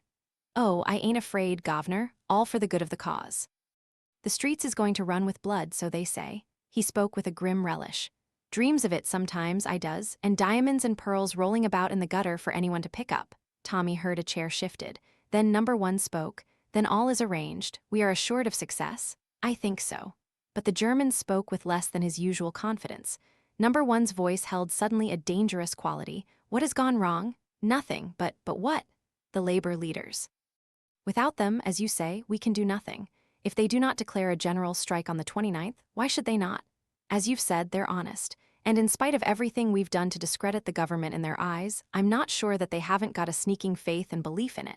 But, I know, they abuse it unceasingly. But on the whole, public opinion swings to the side of the government. They will not go against it. Again the Russian's fingers drummed on the table. To the point, my friend, I was given to understand that there was a certain document in existence which assured success. That is so. If that document were placed before the leaders, the result would be immediate. They would publish it broadcast throughout England and declare for the revolution without a moment's hesitation. The government would be broken finally and completely. Then, what more do you want? The document itself, said the German bluntly. Ah, it is not in your possession. But you know where it is? No. Does anyone know where it is? One person perhaps, and we are not sure of that even. Who is this person? A girl. Tommy held his breath. A girl? The Russian's voice rose contemptuously. And you have not made her speak. In Russia we have ways of making a girl talk. This case is different, said the German sullenly. How different? He paused a moment, then went on. Where is the girl now? The girl? Yes. She is, but Tommy heard no more. A crashing blow descended on his head, and all was darkness. Chapter 9. Tuppence enters domestic service. When Tommy set forth on the trail of the two men, it took all Tuppence's self-command to refrain from accompanying him. However, she contained herself as best she might, consoled by the reflection that her reasoning had been justified by events. The two men had undoubtedly come from the second-floor flat, and that one slender thread of the name, Rita, had set the young adventurers once more upon the track of the abductors of Jane Finn. The question was what to do next. Tuppence hated letting the grass grow under her feet. Tommy was amply employed, and debarred from joining him in the chase, the girl felt at a loose end. She retraced her steps to the entrance hall of the mansions. It was now tenanted by a small lift boy, who was polishing brass fittings and whistling the latest air with a good deal of vigor and a reasonable amount of accuracy. He glanced round at Tuppence's entry. There was a certain amount of the gammon element in the girl. At all events, she invariably got on well with small boys. A sympathetic bond seemed instantly to be formed. She reflected that an ally in the enemy's camp, so to speak, was not to be despised. "Well, William," she remarked cheerfully in the best approved hospitalerly morning style, "getting a good shine up?" The boy grinned responsively. "Albert, miss," he corrected. "Albert be it," said Tuppence. She glanced mysteriously round the hall. The effect was purposely a broad one in case Albert should miss it. She leaned towards the boy and dropped her voice. "I want a word with you, Albert." Albert ceased operations on the fittings and opened his mouth slightly. "Look, do you know what this is?" With a dramatic gesture, she flung back the left side of her coat and exposed a small enameled badge. It was extremely unlikely that Albert would have any knowledge of it. Indeed, it would have been fatal for Tuppence's plans, since the badge in question was the device of a local training corps originated by the archdeacon in the early days of the war. Its presence in Tuppence's coat was due to the fact that she had used it for pinning in some flowers a day or two before. But Tuppence had sharp eyes and had noted the corner of a threepenny detective novel protruding from Albert's pocket, and the immediate enlargement of his eyes told her that her tactics were good and that the fish would rise to the bait. "American detective force," she hissed. Albert fell for it. "Lord," he murmured ecstatically. Tuppence nodded at him with the air of one who has established a thorough understanding. "Know who I'm after?" she inquired genially. Albert, still round-eyed, demanded breathlessly, "One of the flats?" Tuppence nodded and jerked a thumb up the stairs. "Number 20, calls herself Vandemeyer. Vandemeyer, ha ha." Albert's hand stole to his pocket. "A crook?" he queried eagerly. "A crook, I should say so. Ready Rita they call her in the States." "Ready Rita," repeated Albert deliriously. "Oh, ain't it just like the pictures?" It was. Tuppence was a great frequenter of the cinema. "Annie always said as how she was a bad lot," continued the boy. "Who's Annie?" inquired Tuppence idly. "Oo's parlor maid, she's leaving today. Many's the time Annie said to me, 'Mark my words, Albert, I wouldn't wonder if the police was to come after her one of these days.' Just like that. But she's a stunner to look at, ain't she?" "She's some peach," allowed Tuppence carelessly. "Finds it useful in her layout, you bet. Has she been wearing any of the emeralds, by the way?" "Emeralds. Them's the green stones, isn't they?" Tuppence nodded. "That's what we're after her for. You know old man Ristill?" Albert shook his head. "Peter B. Ristill, the oil king? It seems sort of familiar to me. The sparklers belong to him. Finest collection of emeralds in the world, worth $1 million. "Lum," came ecstatically from Albert. "It sounds more like the pictures every minute." Tuppence smiled, gratified at the success of her efforts. "We haven't exactly proved it yet. But we're after her," and she produced a long drawn-out wink. "I guess she won't get away with the goods this time." Albert uttered another ejaculation indicative of delight. "Mind you, Sonny, not a word of this," said Tuppence suddenly. "I guess I oughtn't to have put you wise, but in the States we know a real smart lad when we see one." "I'll not breathe a word," protested Albert eagerly. "Ain't there anything I could do? A bit of shadowing, maybe, or such like." Tuppence affected to consider, then shook her head. "Not at the moment, but I'll bear you in mind, son. What's this about the girl you say is leaving?" "Annie." "Regular turn-up, they add. As Annie said, servants is someone nowadays and to be treated accordingly, and what with her passing the word round, she won't find it so easy to get another." "Won't she?" said Tuppence thoughtfully. I wonder an idea was dawning in her brain. She thought a minute or two, then tapped Albert on the shoulder. "See here, son, my brain's got busy. How would it be if you mentioned that you'd got a young cousin, or a friend of yours had, that might suit the place? You get me?" "I'm there," said Albert instantly. "You leave it to me, miss, and I'll fix the whole thing up in 2 ticks. "Some lad," commented Tuppence with a nod of approval. "You might say that the young woman could come in right away. You let me know, and if it's okay, I'll be round tomorrow at 11 o'clock. Where am I to let you know to?" "Ritz," replied Tuppence laconically. "Name of Cowley." Albert eyed her enviously. "It must be a good job, this tech business." "It sure is," drawled Tuppence, "especially when old man Ristill backs the bill. But don't fret, son. If this goes well, you shall come in on the ground floor." With which promise she took leave of her new ally and walked briskly away from South Audley Mansions, well pleased with her morning's work. But there was no time to be lost. She went straight back to the Ritz and wrote a few brief words to Mr. Carter. Having dispatched this, and Tommy not having yet returned, which did not surprise her, she started off on a shopping expedition which, with an interval for tea and assorted creamy cakes, occupied her until well after 6 o'clock, and she returned to the hotel jaded, but satisfied with her purchases. Starting with a cheap clothing store and passing through 1 or 2 second-hand establishments, she had finished the day at a well-known hairdresser's. Now, in the seclusion of her bedroom, she unwrapped that final purchase. 5 minutes later, she smiled contentedly at her reflection in the glass. With an actress's pencil, she had slightly altered the line of her eyebrows, and that, taken in conjunction with the new luxuriant growth of fair hair above, so changed her appearance that she felt confident that even if she came face to face with Whittington, he would not recognize her. She would wear elevators in her shoes, and the cap and apron would be an even more valuable disguise. From hospital experience, she knew only too well that a nurse out of uniform is frequently unrecognized by her patients. "Yes," said Tuppence aloud, nodding at the pert reflection in the glass, "you'll do." She then resumed her normal appearance. Dinner was a solitary meal. Tuppence was rather surprised at Tommy's non-return. Julius, too, was absent, but that to the girl's mind was more easily explained. His hustling activities were not confined to London, and his abrupt appearances and disappearances were fully accepted by the young adventurers as part of the day's work. It was quite on the cards that Julius P. Hershimer had left for Constantinople at a moment's notice if he fancied that a clue to his cousin's disappearance was to be found there. The energetic young man had succeeded in making the lives of several Scotland Yard men unbearable to them, and the telephone girls at the Admiralty had learned to know and dread the familiar "hullo." He had spent 3 hours in Paris hustling the prefecture, and had returned from there imbued with the idea, possibly inspired by a weary French official, that the true clue to the mystery was to be found in Ireland. "I dare say he's dashed off there now," thought Tuppence.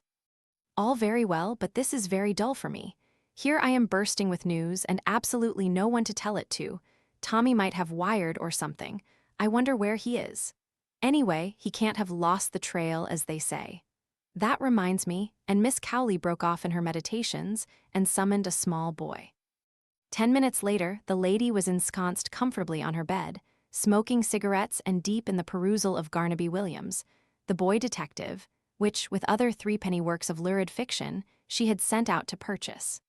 She felt, and rightly, that before the strain of attempting further intercourse with Albert, it would be as well to fortify herself with a good supply of local color. The morning brought a note from Mr. Carter. "Dear Miss Tuppence, you have made a splendid start, and I congratulate you. I feel, though, that I should like to point out to you once more the risks you are running, especially if you pursue the course you indicate. Those people are absolutely desperate and incapable of either mercy or pity. I feel that you probably underestimate the danger, and therefore warn you again that I can promise you no protection. You have given us valuable information, and if you choose to withdraw now, no one could blame you. At any rate, think the matter over well before you decide. If, in spite of my warnings, you make up your mind to go through with it, you will find everything arranged. You have lived for 2 years with Miss Dufferin, the parsonage, Llanelly, and Mrs. Vandemeyer can apply to her for a reference. May I be permitted a word or two of advice? Stick as near to the truth as possible. It minimizes the danger of slips. I suggest that you should represent yourself to be what you are, a former VAD who has chosen domestic service as a profession. There are many such at the present time. That explains away any incongruities of voice or manner which otherwise might awaken suspicion. Whichever way you decide, good luck to you. Your sincere friend, Mr. Carter." Tuppence's spirits rose mercurially. Mr. Carter's warnings passed unheeded. The young lady had far too much confidence in herself to pay any heed to them. With some reluctance, she abandoned the interesting part she had sketched out for herself. Although she had no doubts of her own powers to sustain a role indefinitely, she had too much common sense not to recognize the force of Mr. Carter's arguments. There was still no word or message from Tommy, but the Morning Post brought a somewhat dirty postcard with the words, "It's okay," scrawled upon it. At 10:30, Tuppence surveyed with pride a slightly battered tin trunk containing her new possessions. It was artistically corded. It was with a slight blush that she rang the bell and ordered it to be placed in a taxi. She drove to Paddington and left the box in the cloakroom. She then repaired with a handbag to the fastnesses of the ladies' waiting room. 10 minutes later, a metamorphosed Tuppence walked demurely out of the station and entered a bus. It was a few minutes past 11 when Tuppence again entered the hall of South Audley Mansions. Albert was on the lookout, attending to his duties in a somewhat desultory fashion. He did not immediately recognize Tuppence. When he did, his admiration was unbounded. "Blessed if I'd have known you, that rig-out's top-hole." "Glad you like it, Albert," replied Tuppence modestly. "By the way, am I your cousin or am I not?" "Your voice too," cried the delighted boy. "It's as English as anything." "No, I said as a friend of mine knew a young gal.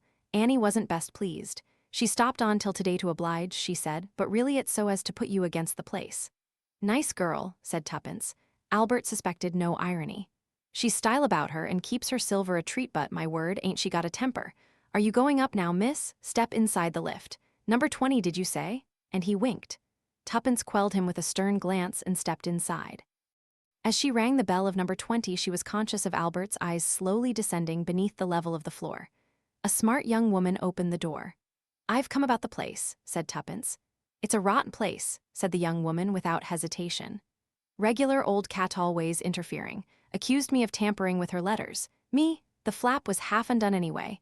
There's never anything in the waste paper basket. She burns everything. She's a wrong that's what she is. Swell clothes but no class. Cook knows something about her but she won't tell, scared to death of her. And suspicious. She's on to you in a minute if you as much as speak to a fellow. I can tell you, but what more Annie could tell, Tuppence was never destined to learn, for at that moment a clear voice with a peculiarly steely ring to it called, "Annie." The smart young woman jumped as if she had been shot. "Yes, ma'am.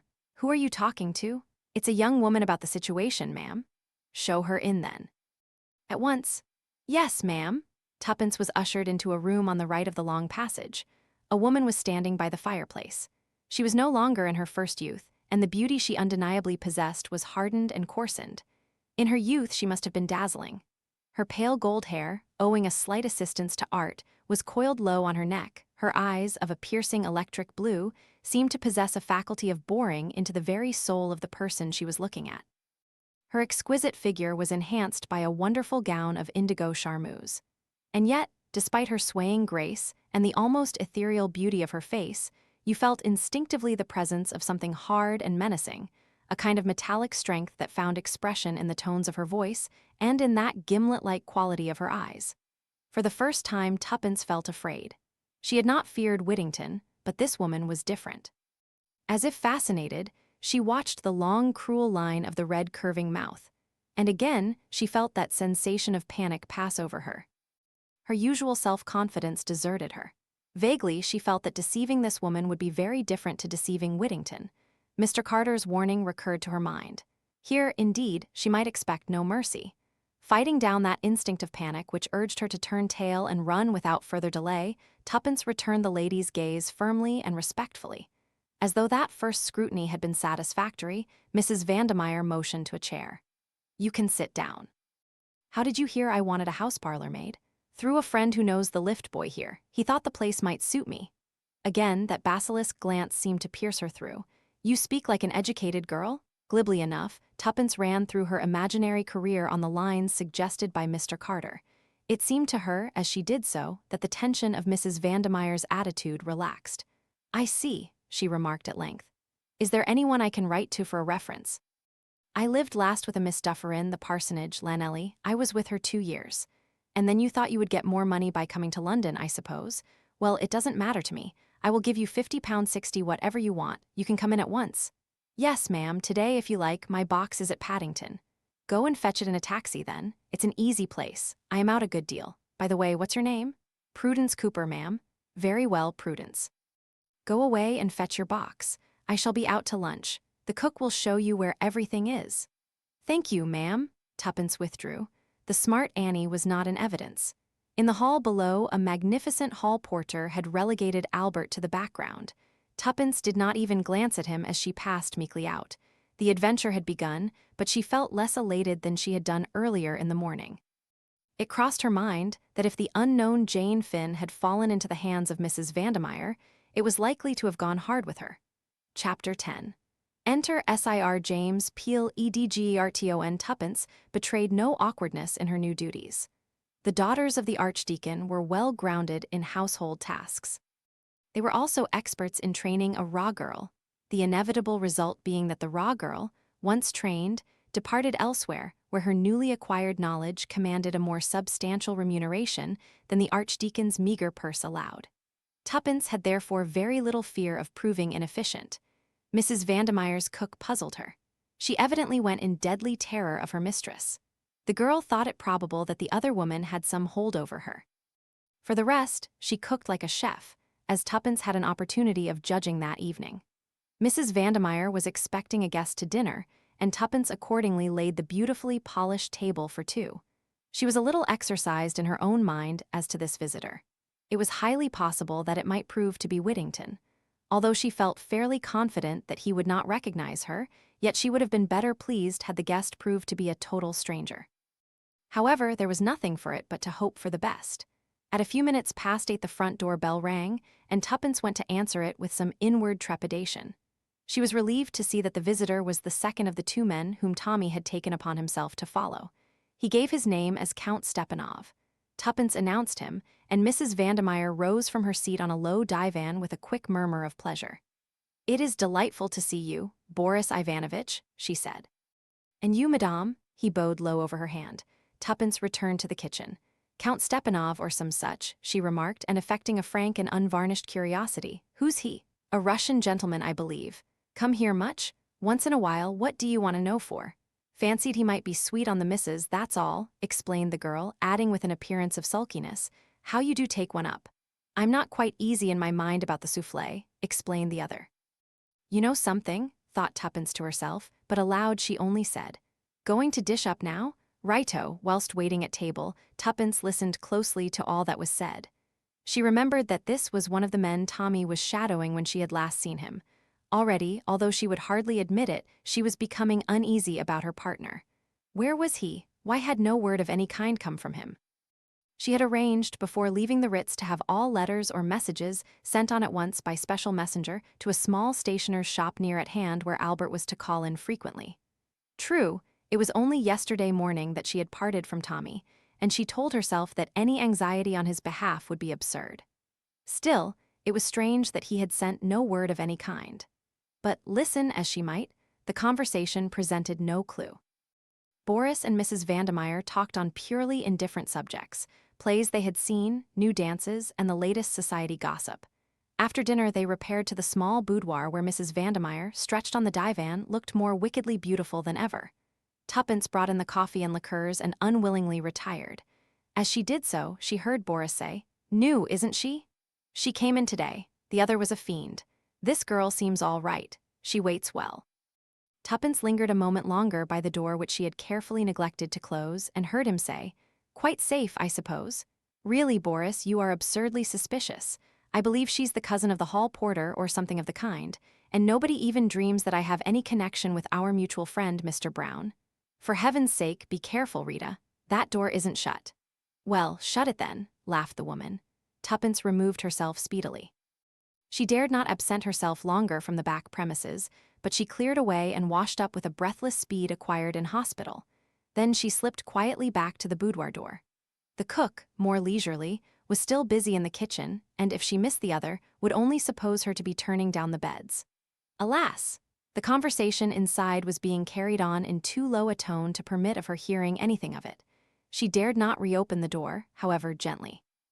Mrs. Vandemeyer was sitting almost facing it, and Tuppence respected her mistress's lynx-eyed powers of observation. Nevertheless, she felt she would give a good deal to overhear what was going on. Possibly, if anything unforeseen had happened, she might get news of Tommy. For some moments she reflected desperately, then her face brightened. She went quickly along the passage to Mrs. Vandemeyer's bedroom, which had long French windows leading on to a balcony that ran the length of the flat. Slipping quickly through the window, Tuppence crept noiselessly along till she reached the boudoir window. As she had thought, it stood a little ajar, and the voices within were plainly audible.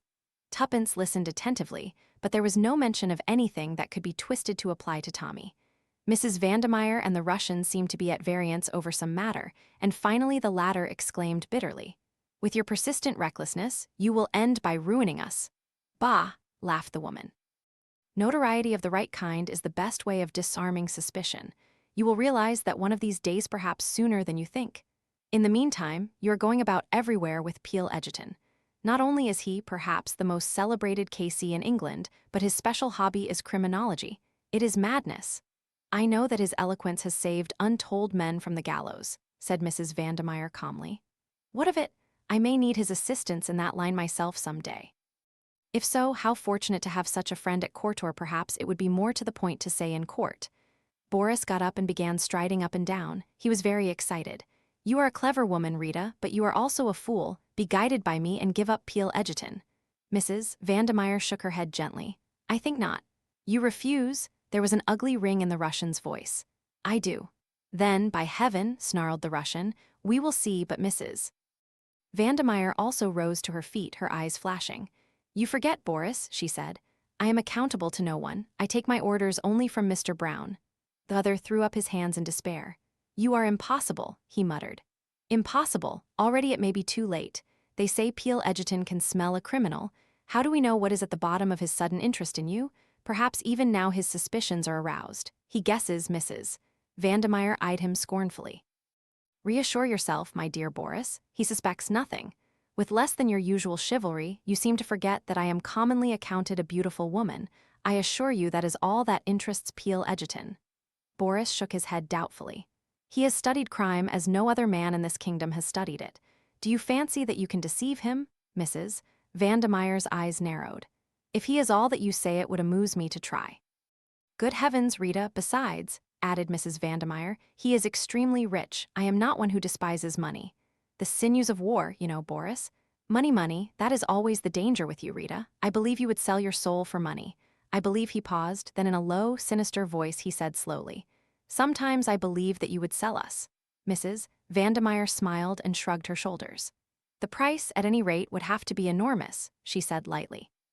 It would be beyond the power of anyone but a millionaire to pay. Ah, snarled the Russian, you see I was right. My dear Boris, can you not take a joke? Was it a joke? Of course. Then all I can say is that your ideas of humor are peculiar, my dear Rita. Mrs. Vandemeyer smiled.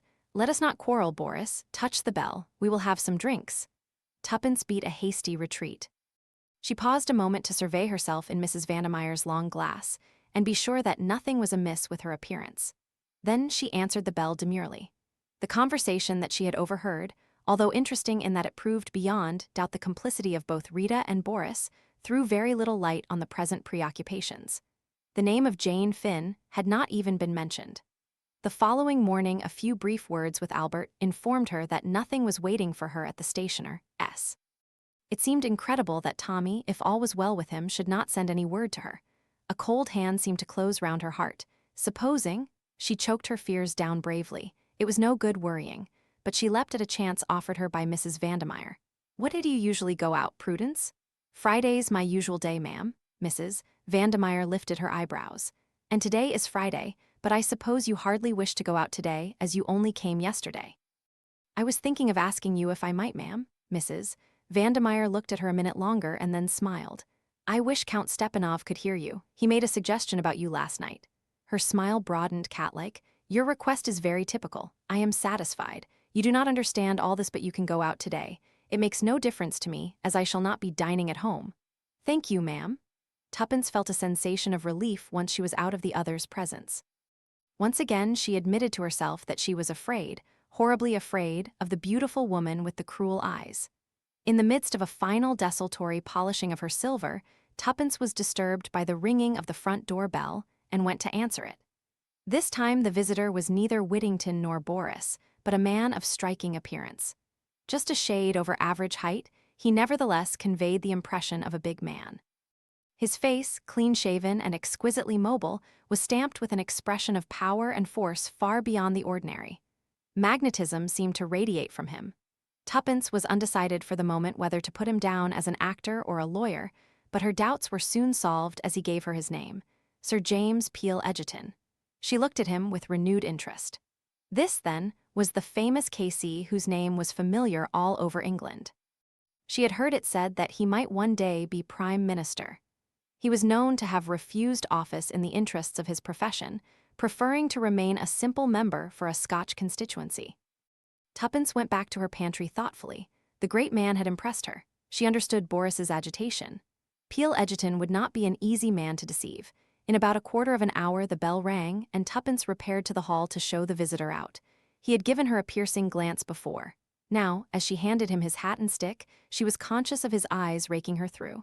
As she opened the door and stood aside to let him pass out, he stopped in the doorway. "Not been doing this long, eh?" Tuppence raised her eyes, astonished. She read in his glance kindliness and something else more difficult to fathom. He nodded as though she had answered. "VAD and hard up, I suppose. Did Mrs. Vandemeyer tell you that?" asked Tuppence suspiciously. "No, child, the look of you told me. Good place here." "Very good, thank you, sir." "Ah, but there are plenty of good places nowadays, and a change does no harm sometimes." "Do you mean—" began Tuppence, but Sir James was already on the topmost stair. He looked back with his kindly, shrewd glance. "Just a hint," he said, "that's all." Tuppence went back to the pantry more thoughtful than ever. Chapter 11. Julius Tell's a story dressed appropriately. Tuppence duly sallied forth for her afternoon out. Albert was in temporary abeyance, but Tuppence went herself to the stationer's to make quite sure that nothing had come for her.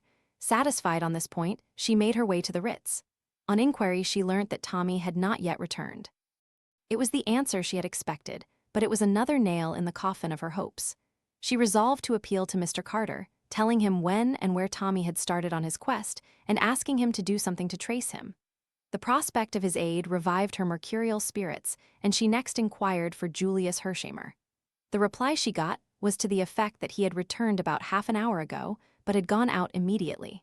Tuppence's spirits revived still more. It would be something to see Julius. Perhaps he could devise some plan for finding out what had become of Tommy. She wrote her note to Mr. Carter in Julius's sitting room and was just addressing the envelope when the door burst open. "What the hell," began Julius, but checked himself abruptly. "I beg your pardon, Miss Tuppence. Those fools down at the office would have it that Beresford wasn't here any longer, hadn't been here since Wednesday." "Is that so?" Tuppence nodded. "You don't know where he is?" Asked faintly. "Aye, how should I know? I haven't had one darned word from him, though I wired him yesterday morning. I expect your wires at the office unopened. But where is he? I don't know, I hoped you might. I tell you I haven't had one darned word from him since we parted at the depot on Wednesday." "What depot?" "Waterloo, your London and Southwestern Road." "Waterloo?" frowned Tuppence. "Why, yes, didn't he tell you?" "I haven't seen him either," replied Tuppence impatiently. "Go on about Waterloo. What were you doing there?" "He gave me a call, over the phone, told me to get a move on and hustle, said he was trailing 2 crooks." "Oh," said Tuppence, her eyes opening. "I see, go on." "I hurried along right away. Beresford was there, he pointed out the crooks. The big one was mine, the guy you bluffed. Tommy shoved a ticket into my hand and told me to get aboard the cars. He was going to sleuth the other crook." Julius paused. "I thought for sure you'd know all this." "Julius," said Tuppence firmly, "stop walking up and down. It makes me giddy. Sit down in that armchair and tell me the whole story with as few fancy turns of speech as possible." Mr. Hershamer obeyed. "Sure," he said. "Where shall I begin?" "Where you left off. At Waterloo." "Well," began Julius, "I got into one of your dear old-fashioned first-class British compartments. The train was just off. First thing I knew, a guard came along and informed me mighty politely that I wasn't in a smoking carriage. I handed him out $50, and that settled that. I did a bit of prospecting along the corridor to the next coach. Whittington was there right enough. When I saw the skunk with his big sleek fat face and thought of poor little Jane in his clutches, I felt real mad that I hadn't got a gun with me. I'd have tickled him up some. We got to Bournemouth all right. Whittington took a cab and gave the name of an hotel. I did likewise, and we drove up within 3 minutes of each other. He hired a room, and I hired one too. So far it was all plain sailing. He hadn't the remotest notion that anyone was on to him. Well, he just sat around in the hotel lounge, reading the papers and so on, till it was time for dinner. He didn't hurry any over that either.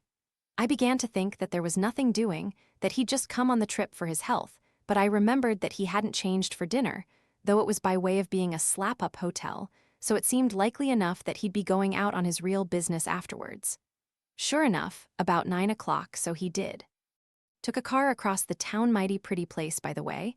I guess I'll take Jane there for a spell when I find her, and then paid it off and struck out along those pine woods on the top of the cliff. I was there too, you understand. We walked, maybe, for half an hour. There's a lot of villas all the way along, but by degrees they seem to get more and more thinned out, and in the end we got to one that seemed the last of the bunch. Big house it was, with a lot of piney grounds around it. It was a pretty black night, and the carriage drive up to the house was dark as pitch. I could hear him ahead, though I couldn't see him. I had to walk carefully in case he might get onto it that he was being followed. I turned a curve, and I was just in time to see him ring the bell and get admitted to the house. I just stopped where I was. It was beginning to rain, and I was soon pretty near soaked through. Also, it was almighty cold.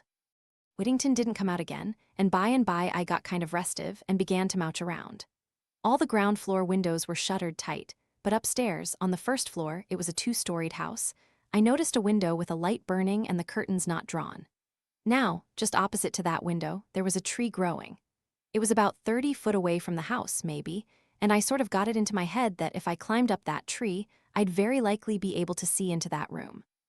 Of course, I knew there was no reason why Whittington should be in that room rather than in any other less reason, in fact, for the betting would be on his being in one of the reception rooms downstairs. But I guess I'd got the hump from standing so long in the rain, and anything seemed better than going on doing nothing. So I started up. It wasn't so easy, by a long chalk. The rain had made the boughs mighty slippery, and it was all I could do to keep a foothold, but bit by bit I managed it, until at last there I was level with the window. But then I was disappointed. I was too far to the left. I could only see sideways into the room. A bit of curtain and a yard of wallpaper was all I could command. Well, that wasn't any manner of good to me, but just as I was going to give it up and climb down ignominiously, someone inside moved and threw his shadow on my little bit of wall end. By gum, it was Whittington. After that, my blood was up. I just got to get a look into that room. It was up to me to figure out how. I noticed that there was a long branch running out from the tree in the right direction. If I could only swarm about halfway along it, the proposition would be solved. But it was mighty uncertain whether it would bear my weight. I decided I just got to risk that, and I started. Very cautiously, inch by inch, I crawled along. The bough creaked and swayed in a nasty fashion, and it didn't do to think of the drop below, but at last I got safely to where I wanted to be. The room was medium-sized, furnished in a kind of bare hygienic way. There was a table with a lamp on it in the middle of the room, and sitting at that table, facing towards me, was Whittington right enough. He was talking to a woman dressed as a hospital nurse. She was sitting with her back to me, so I couldn't see her face. Although the blinds were up, the window itself was shut, so I couldn't catch a word of what they said. Whittington seemed to be doing all the talking, and the nurse just listened.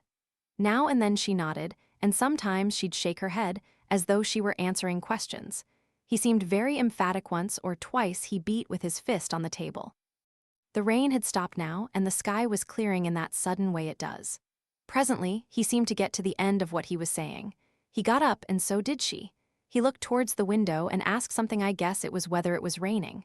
Anyway, she came right across and looked out. Just then the moon came out from behind the clouds. I was scared the woman would catch sight of me, for I was full in the moonlight. I tried to move back a bit. The jerk I gave was too much for that rotten old branch. With an almighty crash, down it came, and Julius P. Hershimer with it. "Oh, Julius," breathed Tuppence, "how exciting, go on." Well, luckily for me, I pitched down into a good soft bed of earth, but it put me out of action for the time, sure enough. The next thing I knew, I was lying in bed with a hospital nurse, not Whittington's one, on one side of me, and a little black-bearded man with gold glasses and medical man written all over him on the other. He rubbed his hands together and raised his eyebrows as I stared at him.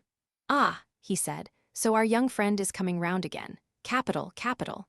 I did the usual stunt, said, "What has happened? And where am I?" But I knew the answer to the last well enough. "There's no moss growing on my brain. I think that'll do for the present, sister," said the little man, and the nurse left the room in a sort of brisk, well-trained way. But I caught her handing me out a look of deep curiosity as she passed through the door. That look of hers gave me an idea. "Now then, Doc," I said, and tried to sit up in bed, but my right foot gave me a nasty twinge as I did so. "A slight sprain," explained the doctor. "Nothing serious. You'll be about again in a couple of days." "I noticed you walked lame," interpolated Tuppence. Julius nodded and continued. "How did it happen?" I asked again. He replied dryly. "You fell with a considerable portion of one of my trees into one of my newly planted flower beds."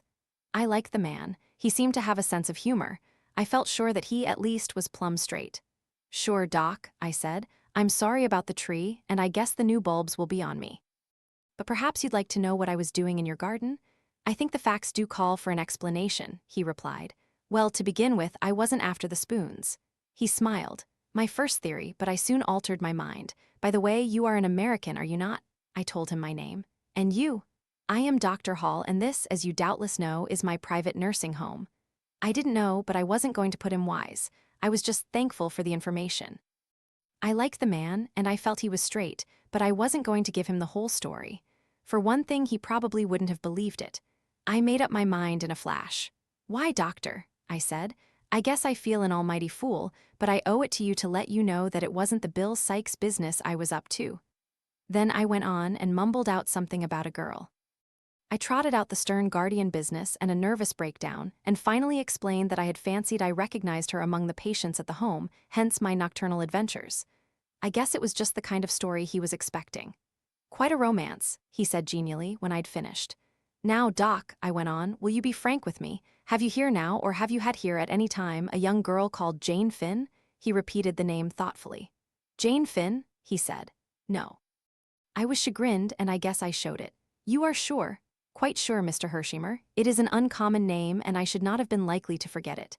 Well, that was flat. It laid me out for a space. I'd kind of hoped my search was at an end. That's that, I said at last. Now, there's another matter. When I was hugging that darned branch, I thought I recognized an old friend of mine talking to one of your nurses. I purposely didn't mention any name because, of course, Whittington might be calling himself something quite different down here, but the doctor answered at once. Mr. Whittington, perhaps? That's the fellow, I replied. What's he doing down here? Don't tell me his nerves are out of order. Dr. Hall laughed. No, he came down to see one of my nurses, Nurse Edith, who is a niece of his. Why, fancy that, I exclaimed. Is he still here? No, he went back to town almost immediately. What a pity, I ejaculated. But perhaps I could speak to his niece, Nurse Edith. Did you say her name was? But the doctor shook his head. I'm afraid that too is impossible. Nurse Edith left with a patient tonight also. I seem to be real unlucky, I remarked. Have you Mr. Whittington's address in town? I guess I'd like to look him up when I get back. I don't know his address. I can write to Nurse Edith for it if you like. I thanked him. Don't say who it is wants it. I'd like to give him a little surprise. That was about all I could do for the moment. Of course, if the girl was really Whittington's niece, she might be too cute to fall into the trap, but it was worth trying. Next thing I did was to write out a wire to Beresford saying where I was, and that I was laid up with a sprained foot, and telling him to come down if he wasn't busy. I had to be guarded in what I said. However, I didn't hear from him, and my foot soon got all right. It was only ricked, not really sprained, so today I said goodbye to the little doctor chap, asked him to send me word if he heard from Nurse Edith, and came right away back to town. Say, Miss Tuppence, you're looking mighty pale. It's Tommy, said Tuppence. What can have happened to him? Buck up, I guess he's all right really. Why shouldn't he be?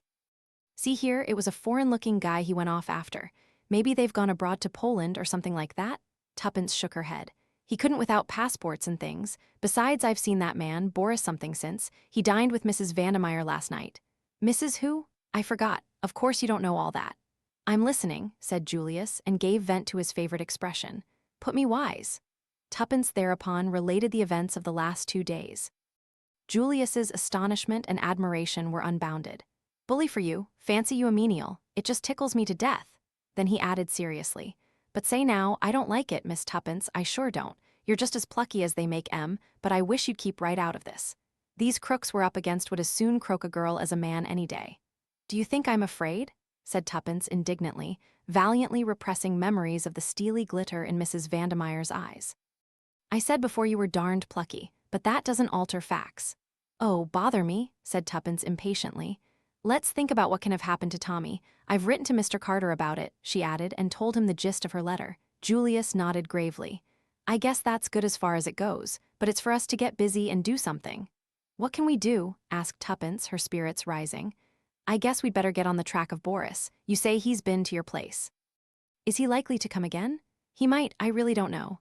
I see. Well, I guess I'd better buy a car, a slap-up one, dress as a chauffeur and hang about outside. Then if Boris comes, you could make some kind of signal and I'd trail him. How's that? Splendid, but he mightn't come for weeks. We'll have to chance that. I'm glad you like the plan. He rose. Where are you going? To buy the car, of course, replied Julius, surprised. What make do you like? I guess you'll do some writing in it before we've finished. Oh, said Tuppence faintly, I like Rolls Royces, but sure, agreed Julius. What you say goes, I'll get one. But you can't at once, cried Tuppence. People wait ages sometimes. Little Julius doesn't, affirmed Mr. Hershimer. Don't you worry any, I'll be round in the car in half an hour. Tuppence got up. You're awfully good, Julius, but I can't help feeling that it's rather a forlorn hope. I'm really pinning my faith to Mr. Carter.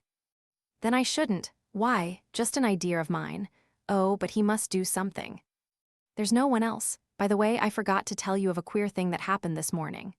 And she narrated her encounter with Sir James Peel Egerton. Julius was interested. What did the guy mean, do you think? He asked. I don't quite know, said Tuppence meditatively. But I think that in an ambiguous, legal, without prejudicious lawyer's way, he was trying to warn me. Why should he? I don't know, confessed Tuppence. But he looked kind and simply awfully clever. I wouldn't mind going to him and telling him everything. Somewhat to her surprise, Julius negatived the idea sharply. See here, he said, we don't want any lawyers mixed up in this. That guy couldn't help us any. Well, I believe he could, reiterated Tuppence obstinately. Don't you think it? So long, I'll be back in half an hour. 35 minutes had elapsed when Julius returned. He took Tuppence by the arm and walked her to the window. There she is. Oh, said Tuppence with a note of reverence in her voice as she gazed down at the enormous car. She's some pacemaker, I can tell you, said Julius complacently. How did you get it? Gasped Tuppence. She was just being sent home to some bigwig. Well, I went round to his house, said Julius. I said that I reckoned a car like that was worth every penny of $20,000. Then I told him that it was worth just about $50,000 to me if he'd get out. Well, said Tuppence, intoxicated. Well, returned Julius, he got out, that's all. Chapter 12. A friend in need. Friday and Saturday passed uneventfully. Tuppence had received a brief answer to her appeal from Mr. Carter. In it he pointed out that the young adventurers had undertaken the work at their own risk and had been fully warned of the dangers. If anything had happened to Tommy, he regretted it deeply, but he could do nothing. This was cold comfort. Somehow, without Tommy, all the savor went out of the adventure, and, for the first time, Tuppence felt doubtful of success. While they had been together, she had never questioned it for a minute. Although she was accustomed to take the lead and to pride herself on her quick-wittedness, in reality she had relied upon Tommy more than she realized at the time. There was something so eminently sober and clear-headed about him, his common sense and soundness of vision were so unvarying, that without him, Tuppence felt much like a rudderless ship.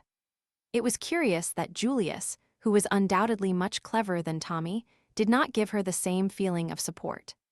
She had accused Tommy of being a pessimist, and it is certain that he always saw the disadvantages and difficulties which she herself was optimistically given to overlooking, but nevertheless she had really relied a good deal on his judgment. He might be slow, but he was very sure. It seemed to the girl that, for the first time, she realized the sinister character of the mission they had undertaken so lightheartedly. It had begun like a page of romance. Now, shorn of its glamour, it seemed to be turning to grim reality. Tommy, that was all that mattered. Many times in the day Tuppence blinked the tears out of her eyes resolutely. Little fool, she would apostrophize herself, don't snivel. Of course you're fond of him, you've known him all your life, but there's no need to be sentimental about it.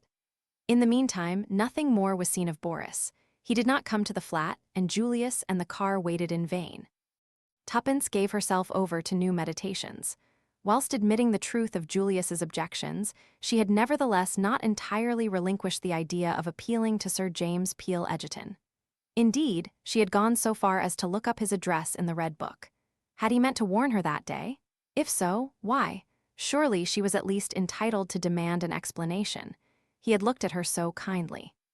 Perhaps he might tell them something concerning Mrs. Vandemeyer which might lead to a clue to Tommy's whereabouts.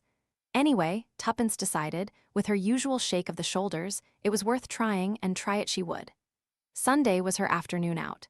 She would meet Julius, persuade him to her point of view, and they would beard the lion in his den. When the day arrived, Julius needed a considerable amount of persuading, but Tuppence held firm. It can do no harm, was what she always came back to. In the end, Julius gave in, and they proceeded in the car to Carlton House Terrace. The door was opened by an irreproachable butler. Tuppence felt a little nervous. After all, perhaps it was colossal cheek on her part. She had decided not to ask if Sir James was at home, but to adopt a more personal attitude. Will you ask Sir James if I can see him for a few minutes? I have an important message for him. The butler retired, returning a moment or two later. Sir James will see you. Will you step this way?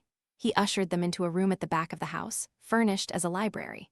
The collection of books was a magnificent one, and Tuppence noticed that all one wall was devoted to works on crime and criminology. There were several deep padded leather armchairs and an old-fashioned open hearth. In the window was a big roll-top desk strewn with papers at which the master of the house was sitting. He rose as they entered. You have a message for me. Ah, he recognized Tuppence with a smile. It's you, is it? Brought a message from Mrs. Vandemeyer, I suppose? Not exactly, said Tuppence. In fact, I'm afraid I only said that to be quite sure of getting in. Oh, by the way, this is Mr. Hershamer, Sir James Peel Egerton. Pleased to meet you, said the American, shooting out a hand. Won't you both sit down? Asked Sir James. He drew forward 2 chairs. Sir James, said Tuppence, plunging boldly, I dare say you will think it is most awful cheek of me coming here like this. Because, of course, it's nothing whatever to do with you, and then you're a very important person, and of course Tommy and I are very unimportant. She paused for breath. Tommy? Queried Sir James, looking across at the American. No, that's Julius, explained Tuppence. I'm rather nervous, and that makes me tell it badly. What I really want to know is what you meant by what you said to me the other day. Did you mean to warn me against Mrs. Vandemeyer? You did, didn't you? My dear young lady, as far as I recollect, I only mentioned that there were equally good situations to be obtained elsewhere. Yes, I know, but it was a hint, wasn't it? Well, perhaps it was, admitted Sir James gravely. Well, I want to know more. I want to know just why you gave me a hint. Sir James smiled at her earnestness. Suppose the lady brings a libel action against me for defamation of character? Of course, said Tuppence. I know lawyers are always dreadfully careful, but can't we say without prejudice first and then say just what we want to? Well, said Sir James, still smiling, without prejudice, then, if I had a young sister forced to earn her living, I should not like to see her in Mrs. Vandemeyer's service. I felt it incumbent on me just to give you a hint. It is no place for a young and inexperienced girl. That is all I can tell you. I see, said Tuppence thoughtfully. Thank you very much, but I'm not really inexperienced, you know. I knew perfectly that she was a bad lot when I went there. As a matter of fact, that's why I went, she broke off, seeing some bewilderment on the lawyer's face, and went on. I think perhaps I'd better tell you the whole story, Sir James. I've a sort of feeling that you'd know in a minute if I didn't tell the truth, and so you might as well know all about it from the beginning. What do you think, Julius? As you're bent on it, I'd go right ahead with the facts, replied the American, who had so far sat in silence. Yes, tell me all about it, said Sir James. I want to know who Tommy is. Thus encouraged, Tuppence plunged into her tale, and the lawyer listened with close attention. Very interesting, he said when she finished. A great deal of what you tell me, child, is already known to me. I've had certain theories of my own about this Jane Finn. You've done extraordinarily well so far, but it's rather too bad of what do you know him as Mr. Carter to pitchfork you 2 young things into an affair of this kind. By the way, where did Mr. Hershamer come in originally? You didn't make that clear, Julius answered for himself. I'm Jane's first cousin, he explained, returning the lawyer's keen gaze. Ah. Oh, Sir James, broke out Tuppence, what do you think has become of Tommy? H.M. The lawyer rose and paced slowly up and down. When you arrived, young lady, I was just packing up my traps. Going to Scotland by the night train for a few days fishing. But there are different kinds of fishing. I've a good mind to stay and see if we can't get on the track of that young chap. Oh, Tuppence clasped her hands ecstatically. All the same, as I said before, it's too bad of Carter to set you 2 babies on a job like this. Now, don't get offended, Mr. Cowley, Prudence Cowley, but my friends call me Tuppence. Well, Miss Tuppence, then, as I'm certainly going to be a friend. Don't be offended because I think you're young. Youth is a failing only too easily outgrown. Now about this young Tommy of yours, yes. Tuppence clasped her hands. Frankly, things look bad for him. He's been butting in somewhere where he wasn't wanted, not a doubt of it, but don't give up hope. And you really will help us. There, Julius, he didn't want me to come, she added by way of explanation. H.M., said the lawyer, favoring Julius with another keen glance. And why was that? I reckoned it would be no good worrying you with a petty little business like this. I see, he paused a moment. This petty little business, as you call it, bears directly on a very big business, bigger perhaps than either you or Miss Tuppence know. If this boy is alive, he may have very valuable information to give us. Therefore, we must find him. Yes, but how? Cried Tuppence. I've tried to think of everything. Sir James smiled. And yet there's one person quite near at hand who in all probability knows where he is, or at all events where he is likely to be. Who is that? Asked Tuppence, puzzled. Mrs. Vandemeyer. Yes, but she'd never tell us. Ah, that is where I come in. I think it quite likely that I shall be able to make Mrs. Vandemeyer tell me what I want to know. How? Demanded Tuppence, opening her eyes very wide. Oh, just by asking her questions, replied Sir James easily. That's the way we do it, you know. He tapped with his finger on the table, and Tuppence felt again the intense power that radiated from the man. And if she won't tell? Asked Julius suddenly. I think she will. I have one or two powerful levers. Still, in that unlikely event, there is always the possibility of bribery. Sure, and that's where I come in, cried Julius, bringing his fist down on the table with a bang. You can count on me, if necessary, for $1 million. Yes, sir, $1 million. Sir James sat down and subjected Julius to a long scrutiny. Mr. Hershimer, he said at last, that is a very large sum. I guess it'll have to be. These aren't the kind of folk to offer sixpence to. At the present rate of exchange, it amounts to considerably over £250,000. That's so. Maybe you think I'm talking through my hat, but I can deliver the goods all right, with enough over to spare for your fee. Sir James flushed slightly. There is no question of a fee, Mr. Hershimer. I am not a private detective. Sorry, I guess I was just a mite hasty, but I've been feeling bad about this money question. I wanted to offer a big reward for news of Jane some days ago, but your crusted institution of Scotland Yard advised me against it, said it was undesirable. They were probably right, said Sir James dryly. But it's all okay about Julius, put in Tuppence. He's not pulling your leg. He's got simply pots of money. The old man piled it up in style, explained Julius. Now let's get down to it. What's your idea? Sir James considered for a moment or two. There is no time to be lost. The sooner we strike, the better. He turned to Tuppence. Is Mrs. Vandemeyer dining out tonight, do you know? Yes, I think so, but she will not be out late. Otherwise, she would have taken the latchkey. Good. I will call upon her about 10 o'clock. What time are you supposed to return? About 9:30 or 10, but I could go back earlier. You must not do that on any account. It might arouse suspicion if you did not stay out till the usual time. Be back by 9:30. I will arrive at 10. Mr. Hershimer will wait below in a taxi perhaps. He's got a new Rolls-Royce car, said Tuppence with vicarious pride. Even better. If I succeed in obtaining the address from her, we can go there at once, taking Mrs. Vandemeyer with us if necessary, you understand? Yes. Tuppence rose to her feet with a skip of delight. Oh, I feel so much better. Don't build on it too much, Miss Tuppence. Go easy. Julius turned to the lawyer. Say then, I'll call for you in the car round about 9:30. Is that right? Perhaps that will be the best plan. It would be unnecessary to have two cars waiting about. Now, Miss Tuppence, my advice to you is to go and have a good dinner, a really good one, mind. And don't think ahead more than you can help. He shook hands with them both, and a moment later they were outside. Isn't he a duck? Inquired Tuppence ecstatically as she skipped down the steps. Oh, Julius, isn't he just a duck? Well, I allow he seems to be the goods all right, and I was wrong about its being useless to go to him. Say, shall we go right away back to the Ritz? I must walk a bit, I think. I feel so excited. Drop me in the park, will you? Unless you'd like to come too. I want to get some petrol, he explained, and send off a cable or two. All right, I'll meet you at the Ritz at 7. We'll have to dine upstairs. I can't show myself in these glad rags. Sure, I'll get Felix help me choose the menu. He's some head waiter that, so long. Tuppence walked briskly along towards the Serpentine, first glancing at her watch. It was nearly 6 o'clock. She remembered that she had had no tea, but felt too excited to be conscious of hunger. She walked as far as Kensington Gardens, and then slowly retraced her steps, feeling infinitely better for the fresh air and exercise. It was not so easy to follow Sir James's advice and put the possible events of the evening out of her head. As she drew nearer and nearer to Hyde Park Corner, the temptation to return to South Audley Mansions was almost irresistible. At any rate, she decided, it would do no harm just to go and look at the building. Perhaps, then, she could resign herself to waiting patiently for 10 o'clock. South Audley Mansions looked exactly the same as usual. What Tuppence had expected she hardly knew, but the sight of its red brick stolidity slightly assuaged the growing and entirely unreasonable uneasiness that possessed her.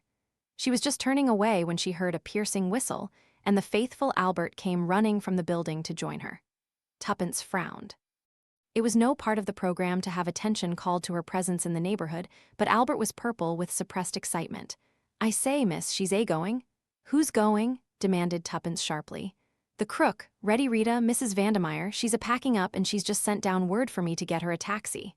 What? Tuppence clutched his arm. It's the truth, miss, I thought maybe as you didn't know about it. Albert, cried Tuppence, you're a brick. If it hadn't been for you we'd have lost her. Albert flushed with pleasure at this tribute. There's no time to lose, said Tuppence, crossing the road. I've got to stop her. At all costs I must keep her here until she broke off. Albert, there's a telephone here, isn't there? The boy shook his head. The flats mostly have their own, miss, but there's a box just round the corner. Go to it then, at once, and ring up the Ritz Hotel. Ask for Mr. Hershimer, and when you get him tell him to get Sir James and come on at once, as Mrs. Vandemeyer is trying to hook it. If you can't get him, ring up Sir James Peel Egerton, you'll find his number in the book, and tell him what's happening. You won't forget the names, will you? Albert repeated them glibly. You trust to me, miss, it'll be all right, but what about you? Aren't you afraid to trust yourself with her? No, that's all right, but go and telephone. Be quick. Drawing a long breath, Tuppence entered the mansions and ran up to the door of number 20. How she was to detain Mrs. Vandemeyer until the two men arrived, she did not know, but somehow or other it had to be done, and she must accomplish the task single-handed. What had occasioned this precipitate departure? Did Mrs. Vandemeyer suspect her? Speculations were idle. Tuppence pressed the bell firmly. She might learn something from the cook.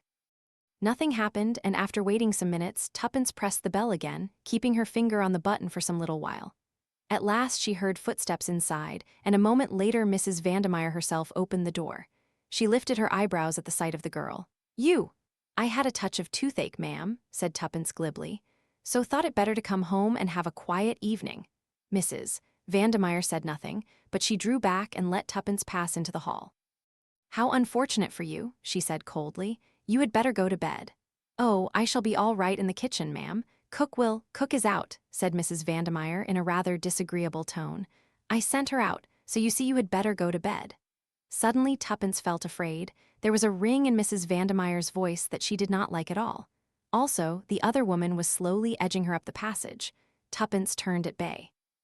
I do want, then, in a flash, a rim of cold steel touched her temple, and Mrs. Vandemeyer's voice rose cold and menacing. You damned little fool, do you think I do know? No, don't answer. If you struggle or cry out, I'll shoot you like a dog. The rim of steel pressed a little harder against the girl's temple. Now then, March, went on Mrs. Vandemeyer. This way into my room. In a minute, when I've done with you, you'll go to bed as I told you to. And you'll sleep, oh yes, my little spy, you'll sleep all right? There was a sort of hideous geniality in the last words which Tuppence did not at all like. For the moment there was nothing to be done, and she walked obediently into Mrs. Vandemeyer's bedroom. The pistol never left her forehead. The room was in a state of wild disorder. Clothes were flung about right and left. A suitcase and a hat box, half-packed, stood in the middle of the floor. Tuppence pulled herself together with an effort. Her voice shook a little, but she spoke out bravely. Come now, she said. This is nonsense. You can't shoot me. Why, everyone in the building would hear the report. I'd risk that, said Mrs. Vandemeyer cheerfully. But as long as you don't sing out for help, you're all right, and I don't think you will. You're a clever girl. You deceived me all right. I hadn't a suspicion of you, so I've no doubt that you understand perfectly well that this is where I'm on top and you're underneath. Now then, sit on the bed. Put your hands above your head, and if you value your life, don't move them. Tuppence obeyed passively. Her good sense told her that there was nothing else to do but accept the situation. If she shrieked for help, there was very little chance of anyone hearing her, whereas there was probably quite a good chance of Mrs. Vandemeyer's shooting her. In the meantime, every minute of delay gained was valuable. Mrs. Vandemeyer laid down the revolver on the edge of the washstand within reach of her hand, and still eyeing Tuppence like a lynx in case the girl should attempt to move, she took a little stoppered bottle from its place on the marble and poured some of its contents into a glass which she filled up with water. What's that? Asked Tuppence sharply. Something to make you sleep soundly. Tuppence paled a little. Are you going to poison me? She asked in a whisper. Perhaps, said Mrs. Vandemeyer, smiling agreeably. Then I shan't drink it, said Tuppence firmly. I'd much rather be shot. At any rate that would make a row and someone might hear it, but I won't be killed off quietly like a lamb. Mrs. Vandemeyer stamped her foot. Don't be a little fool. Do you really think I want to hue and cry for murder out after me? If you've any sense at all, you'll realize that poisoning you wouldn't suit my book at all. It's a sleeping draught, that's all. You'll wake up tomorrow morning none the worse. I simply don't want the bother of tying you up and gagging you. That's the alternative, and you won't like it, I can tell you. I can be very rough if I choose. so drink this down like a good girl, and you'll be none the worse for it." In her heart of hearts, Tuppence believed her. The arguments she had adduced rang true. It was a simple and effective method of getting her out of the way for the time being. Nevertheless, the girl did not take kindly to the idea of being tamely put to sleep without as much as one bid for freedom. She felt that once Mrs. Vandermeyer gave them the slip, the last hope of finding Tommy would be gone. Tuppence was quick in her mental processes. All these reflections passed through her mind in a flash, and she saw where a very problematical chance lay, and she determined to risk all in one supreme effort. Accordingly, she lurched suddenly off the bed and fell on her knees before Mrs. Vandermeyer, clutching her skirts frantically. "I don't believe it," she moaned. "It's poison, I know it's poison. Oh, don't make me drink it," her voice rose to a shriek. "Don't make me drink it." Mrs. Vandermeyer, glass in hand, looked down with a curling lip at this sudden collapse. "Get up, you little idiot, don't go on driveling there. How you ever had the nerve to play your part as you did I can't think." She stamped her foot.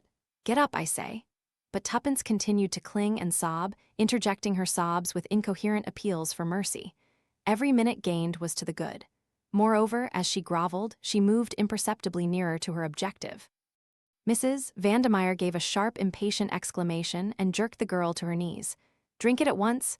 Imperiously she pressed the glass to the girl's lips. Tuppence gave one last despairing moan. "You swear it won't hurt me," she temporized. "Of course it won't hurt you, don't be a fool. Will you swear it?" "Yes, yes," said the other impatiently. "I swear it." Tuppence raised a trembling left hand to the glass. "Very well." Her mouth opened meekly. Mrs. Vandermeyer gave a sigh of relief, off her guard for the moment. Then, quick as a flash, Tuppence jerked the glass upward as hard as she could. The fluid in it splashed into Mrs. Vandermeyer's face, and during her momentary gasp, Tuppence's right hand shot out and grasped the revolver where it lay on the edge of the washstand. The next moment she had sprung back a pace, and the revolver pointed straight at Mrs. Vandermeyer's heart, with no unsteadiness in the hand that held it. In the moment of victory, Tuppence betrayed a somewhat unsportsmanlike triumph. "Now who's on top and who's underneath?" she crowed. The other's face was convulsed with rage. For a minute Tuppence thought she was going to spring upon her, which would have placed the girl in an unpleasant dilemma, since she meant to draw the line at actually letting off the revolver. However, with an effort Mrs. Vandermeyer controlled herself, and at last a slow, evil smile crept over her face. "Not a fool, then, after all. You did that well, girl, but you shall pay for it, yes, you shall pay for it, I have a long memory." "I'm surprised you should have been gulled so easily," said Tuppence scornfully. "Did you really think I was the kind of girl to roll about on the floor and whine for mercy?" "You may do some day," said the other significantly. The cold malignity of her manner sent an unpleasant chill down Tuppence's spine, but she was not going to give in to it. "Supposing we sit down," she said pleasantly. "Our present attitude is a little melodramatic. No, not on the bed. Draw a chair up to the table, that's right. Now I'll sit opposite you with the revolver in front of me just in case of accidents. Splendid. Now let's talk." "What about?" said Mrs. Vandermeyer sullenly. Tuppence eyed her thoughtfully for a minute. She was remembering several things. Boris's words, "I believe you would sell us." Her answer, "The price would have to be enormous." Given lightly, it was true, yet might not there be a substratum of truth in it? Long ago had not Whittington asked, "Who's been blabbing, Rita?" Would Rita Vandermeyer prove to be the weak spot in the armor of Mr. Brown? Keeping her eyes fixed steadily on the other's face, Tuppence replied quietly, "Money, Mrs. Vandermeyer started. Clearly, the reply was unexpected. "What do you mean?" "I'll tell you. You said just now that you had a long memory. A long memory isn't half as useful as a long purse. I dare say it relieves your feelings a good deal to plan out all sorts of dreadful things to do to me, but is that practical? Revenge is very unsatisfactory. Everyone always says so, but money." Tuppence warmed to her pet creed. "Well, there's nothing unsatisfactory about money, is there?" "Do you think," said Mrs. Vandermeyer scornfully, "that I am the kind of woman to sell my friends?" "Yes," said Tuppence promptly, "if the price was big enough. A paltry £100 or so." "No," said Tuppence, "I should suggest 100,000. Her economical spirit did not permit her to mention the whole $1,000,000 suggested by Julius. A flush crept over Mrs. Vandermeyer's face. "What did you say?" she asked, her fingers playing nervously with a brooch on her breast. In that moment Tuppence knew that the fish was hooked, and for the first time she felt a horror of her own money-loving spirit. It gave her a dreadful sense of kinship to the woman fronting her. £100,000, repeated Tuppence. The light died out of Mrs. Vandemeyer's eyes. She leaned back in her chair. "Bah," she said. "You haven't got it." "No," admitted Tuppence. "I haven't, but I know someone who has." "Who?" "A friend of mine. Must be a millionaire," remarked Mrs. Vandemeyer unbelievingly. "As a matter of fact, he is. He's an American. He'll pay you that without a murmur. You can take it from me that it's a perfectly genuine proposition." Mrs. Vandemeyer sat up again. "I'm inclined to believe you," she said slowly. There was silence between them for some time, then Mrs. Vandemeyer looked up. "What does he want to know, this friend of yours?" Tuppence went through a momentary struggle, but it was Julius's money and his interests must come first. "He wants to know where Jane Finn is," she said boldly. Mrs. Vandemeyer showed no surprise. "I'm not sure where she is at the present moment," she replied. "But you could find out?"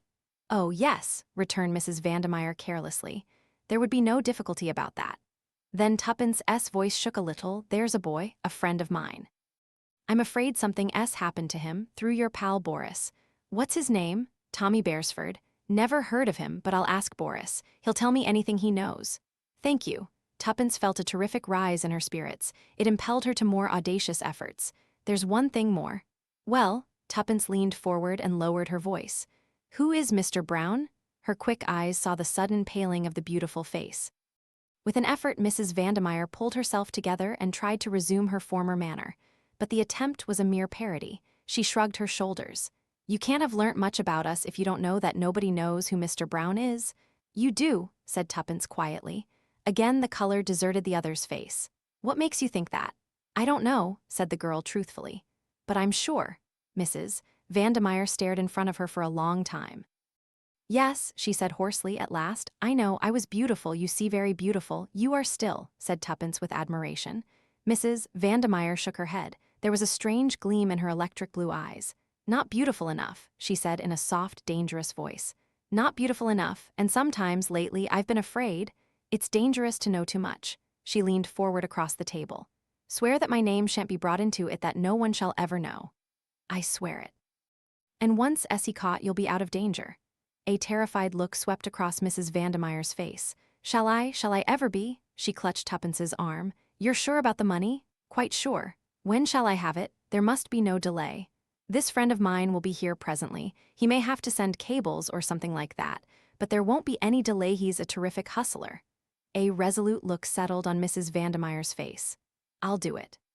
"It's a great sum of money, and besides," she gave a curious smile, "it is not wise to throw over a woman like me." For a moment or two, she remained smiling and lightly tapping her fingers on the table. Suddenly she started, and her face blanched. "What was that?" "I heard nothing." Mrs. Vandemeyer gazed round her fearfully. "If there should be someone listening, nonsense. Who could there be?" "Even the walls might have ears," whispered the other. "I tell you I'm frightened. You don't know him?" "Think of the £100,000, said Tuppence soothingly. Mrs. Vandemeyer passed her tongue over her dried lips. "You don't know him," she reiterated hoarsely. "He's ah." With a shriek of terror, she sprang to her feet. Her outstretched hand pointed over Tuppence's head. And she swayed to the ground in a dead faint. Tuppence looked round to see what had startled her. In the doorway were Sir James Peel Egerton and Julius Hershamer. Chapter 13. The vigil Sir James brushed past Julius and hurriedly bent over the fallen woman. "Heart," he said sharply. "Seeing us so suddenly must have given her a shock. Brandy and quickly, or she'll slip through our fingers." Julius hurried to the washstand. "Not there," said Tuppence over her shoulder. "In the Tantalus in the dining room. Second door down the passage." Between them, Sir James and Tuppence lifted Mrs. Vandemeyer and carried her to the bed. There they dashed water on her face, but with no result. The lawyer fingered her pulse. "Touch and go," he muttered. "I wish that young fellow would hurry up with the brandy." At that moment, Julius re-entered the room, carrying a glass half full of the spirit which he handed to Sir James. While Tuppence lifted her head, the lawyer tried to force a little of the spirit between her closed lips. Finally, the woman opened her eyes feebly. Tuppence held the glass to her lips. "Drink this." Mrs. Vandemeyer complied. The brandy brought the color back to her white cheeks and revived her in a marvelous fashion. She tried to sit up, then fell back with a groan, her hand to her side. "It's my heart," she whispered. "I mustn't talk." She lay back with closed eyes. Sir James kept his finger on her wrist a minute longer, then withdrew it with a nod. "She'll do now." All three moved away and stood together, talking in low voices. One and all were conscious of a certain feeling of anticlimax. Clearly any scheme for cross-questioning the lady was out of the question for the moment. For the time being they were baffled and could do nothing. Tuppence related how Mrs. Vandemeyer had declared herself willing to disclose the identity of Mr. Brown, and how she had consented to discover and reveal to them the whereabouts of Jane Finn. Julius was congratulatory.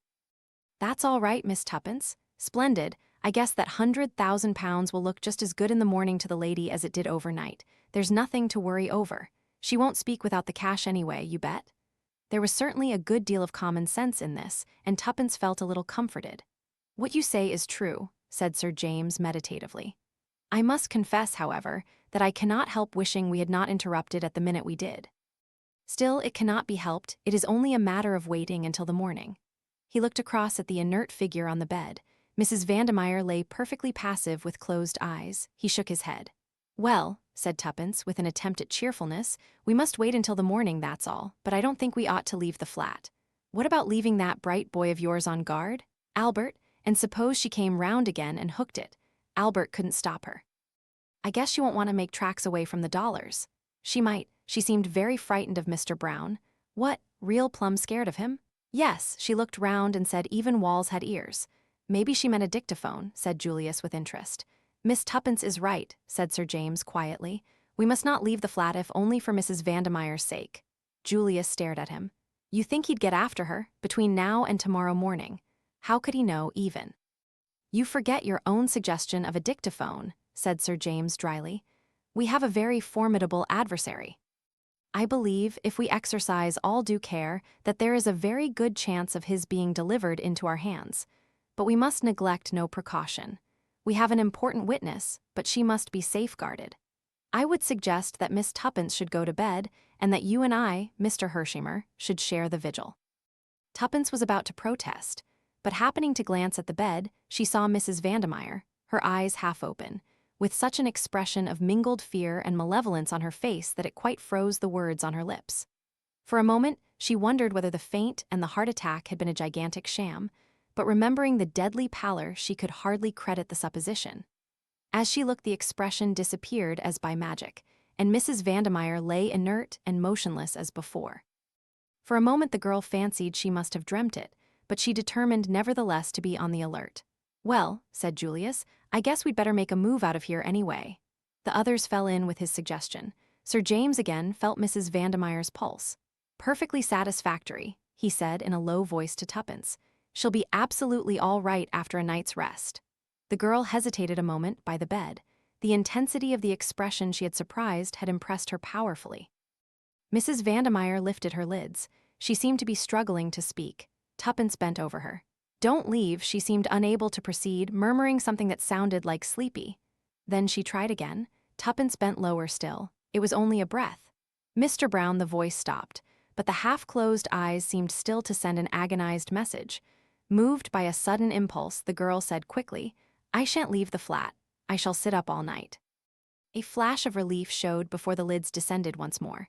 Apparently Mrs. Vandemeyer slept, but her words had awakened a new uneasiness in Tuppence. What had she meant by that low murmur? "Mr. Brown?" Tuppence caught herself nervously looking over her shoulder. The big wardrobe loomed up in a sinister fashion before her eyes. Plenty of room for a man to hide in that. Half ashamed of herself, Tuppence pulled it open and looked inside. No one, of course. She stooped down and looked under the bed. There was no other possible hiding place. Tuppence gave her familiar shake of the shoulders. It was absurd, this giving way to nerves. Slowly she went out of the room. Julius and Sir James were talking in a low voice. Sir James turned to her. "Lock the door on the outside, please, Miss Tuppence, and take out the key. There must be no chance of anyone entering that room." The gravity of his manner impressed them, and Tuppence felt less ashamed of her attack of nerves. "Say," remarked Julius suddenly, "there's Tuppence's bright boy. I guess I'd better go down and ease his young mind. That's some lad, Tuppence." "How did you get in, by the way?" asked Tuppence suddenly. "I forgot to ask." "Well, Albert got me on the phone all right. I ran round for Sir James here, and we came right on. The boy was on the lookout for us and was just a mite worried about what might have happened to you. He'd been listening outside the door of the flat but couldn't hear anything. Anyhow, he suggested sending us up in the coal lift instead of ringing the bell.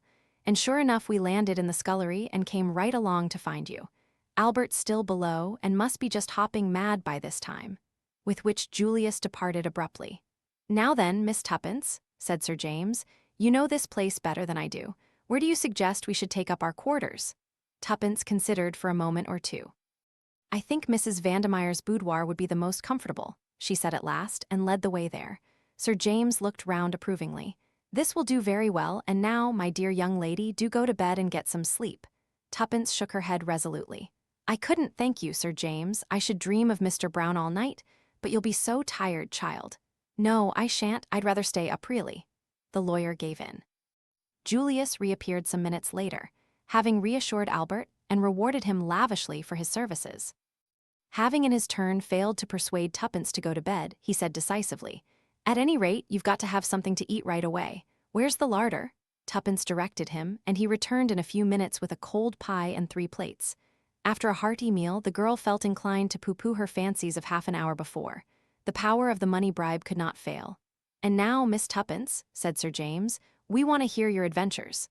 "That's so," agreed Julius. Tuppence narrated her adventures with some complacence. Julius occasionally interjected an admiring bully. Sir James said nothing until she had finished, when his quiet, "Well done, Miss Tuppence," made her flush with pleasure. "There's one thing I don't get clearly," said Julius. "What put her up to clearing out?" "I don't know," confessed Tuppence. Sir James stroked his chin thoughtfully. "The room was in great disorder. That looks as though her flight was unpremeditated.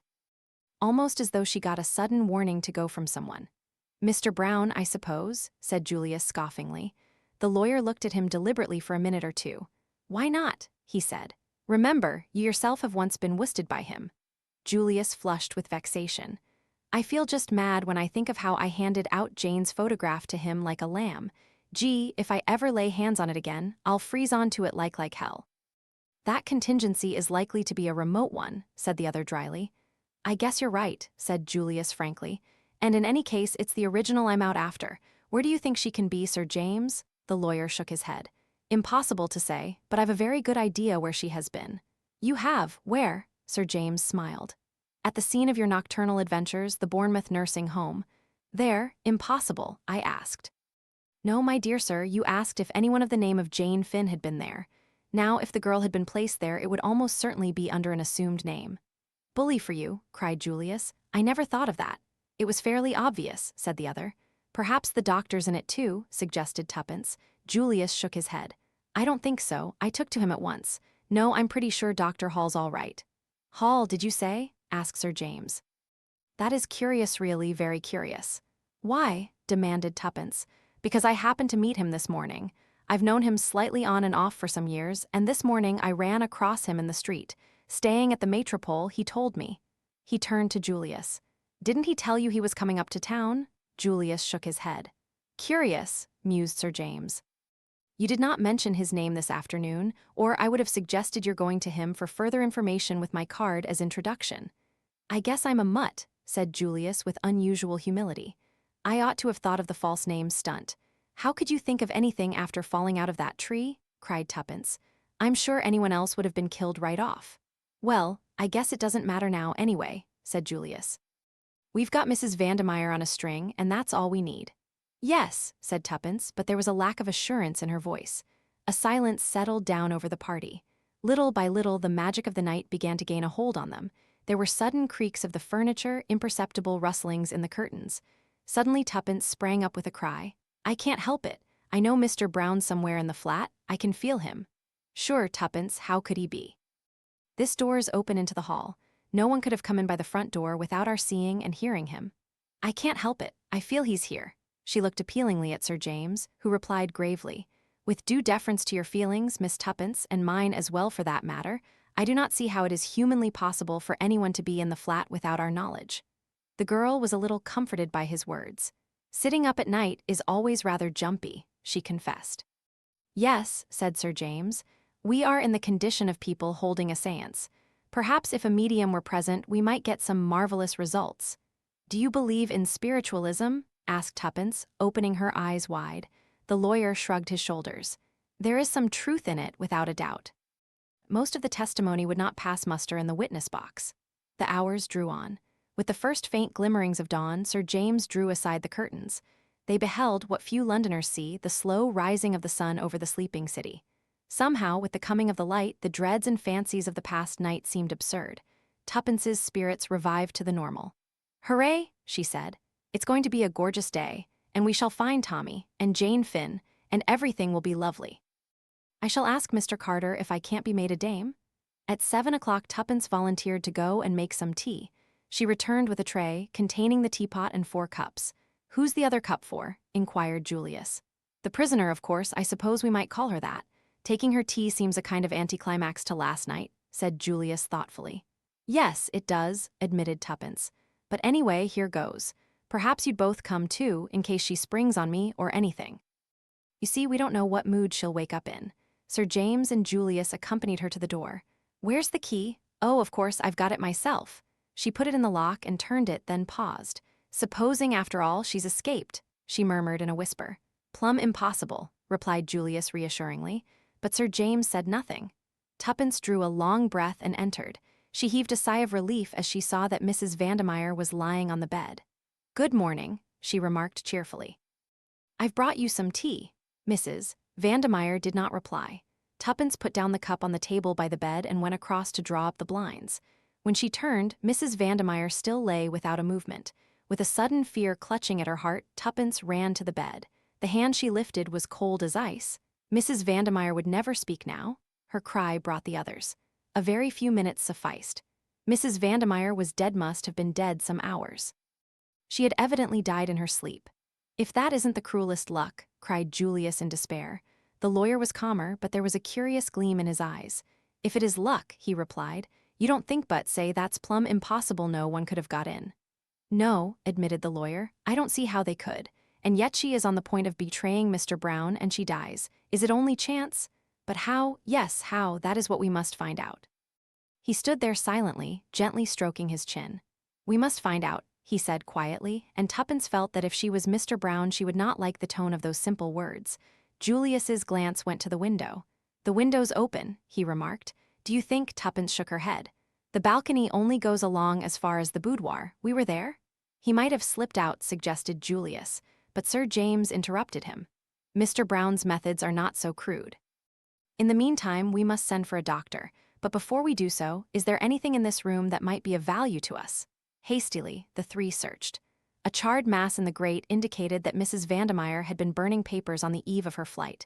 Nothing of importance remained, though they searched the other rooms as well. "There's that," said Tuppence suddenly, pointing to a small, old-fashioned safe let into the wall. "It's for jewelry, I believe, but there might be something else in it." The key was in the lock, and Julius swung open the door and searched inside. He was some time over the task. "Well," said Tuppence impatiently.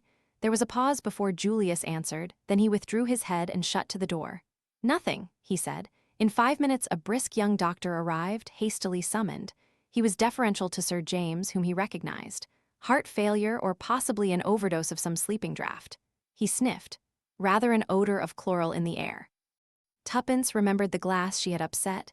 A new thought drove her to the washstand. She found the little bottle from which Mrs. Vandemeyer had poured a few drops. It had been 3 parts full. Now it was empty. Chapter 14. A consultation. Nothing was more surprising and bewildering to Tuppence than the ease and simplicity with which everything was arranged, owing to Sir James's skillful handling. The doctor accepted quite readily the theory that Mrs. Vandemeyer had accidentally taken an overdose of chloral. He doubted whether an inquest would be necessary.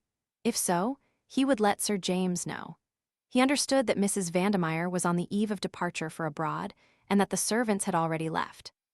Sir James and his young friends had been paying a call upon her when she was suddenly stricken down, and they had spent the night in the flat, not liking to leave her alone. Did they know of any relatives? They did not, but Sir James referred him to Mrs. Vandemeyer's solicitor. Shortly afterwards, a nurse arrived to take charge, and the other left the Aloman building. "And what now?" asked Julius with a gesture of despair. "I guess we're down and out for good." Sir James stroked his chin thoughtfully. "No," he said quietly. "There is still the chance that Dr. Hall may be able to tell us something. Gee, I'd forgotten him. The chance is slight, but it must not be neglected. I think I told you that he is staying at the Metropole. I should suggest that we call upon him there as soon as possible. Shall we say after a bath and breakfast?" It was arranged that Tuppence and Julius should return to the Ritz and call for Sir James in the car. This program was faithfully carried out, and a little after 11 they drew up before the metropole. They asked for Dr. Hall, and a page boy went in search of him. In a few minutes the little doctor came hurrying towards them. "Can you spare us a few minutes, Dr. Hall?" said Sir James pleasantly. "Let me introduce you to Miss Cowley. Mr. Hershimer, I think, you already know." A quizzical gleam came into the doctor's eye as he shook hands with Julius. "Ah yes, my young friend of the tree episode. Ankle all right, eh? I guess it's cured owing to your skillful treatment, Doc. And the heart trouble, ha. Still searching," said Julius briefly. "To come to the point, can we have a word with you in private?" asked Sir James. "Certainly. I think there is a room here where we shall be quite undisturbed." He led the way, and the others followed him. They sat down, and the doctor looked inquiringly at Sir James. "Dr. Hall, I am very anxious to find a certain young lady for the purpose of obtaining a statement from her. I have reason to believe that she has been at one time or another in your establishment at Bournemouth. I hope I am transgressing no professional etiquette in questioning you on the subject. I suppose it is a matter of testimony?"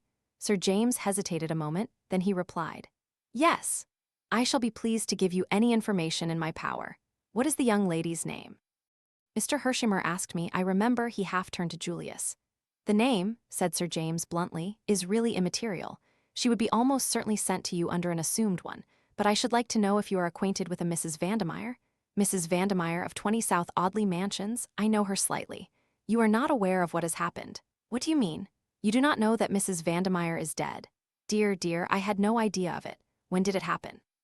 "She took an overdose of chloral last night." "Purposely?" "Accidentally, it is believed. I should not like to say myself. Anyway, she was found dead this morning." "Very sad. A singularly handsome woman. I presume she was a friend of yours, since you are acquainted with all these details." "I am acquainted with the details because, well, it was I who found her dead." "Indeed?" said the doctor, starting. "Yes," said Sir James, and stroked his chin reflectively. "This is very sad news, but you will excuse me if I say that I do not see how it bears on the subject of your inquiry." "It bears on it in this way. Is it not a fact that Mrs. Vandemeyer committed a young relative of hers to your charge?" Julius leaned forward eagerly. "That is the case," said the doctor quietly. "Under the name of Janet Vandemeyer. I understood her to be a niece of Mrs. Vandemeyer S. And she came to you, as far as I can remember, in June or July of 1915. Was she a mental case?" "She is perfectly sane, if that is what you mean. I understood from Mrs. Vandemeyer that the girl had been with her on the Lusitania when that ill-fated ship was sunk and had suffered a severe shock in consequence." "We're on the right track, I think." Sir James looked round. "As I said before, I'm a mutt," returned Julius.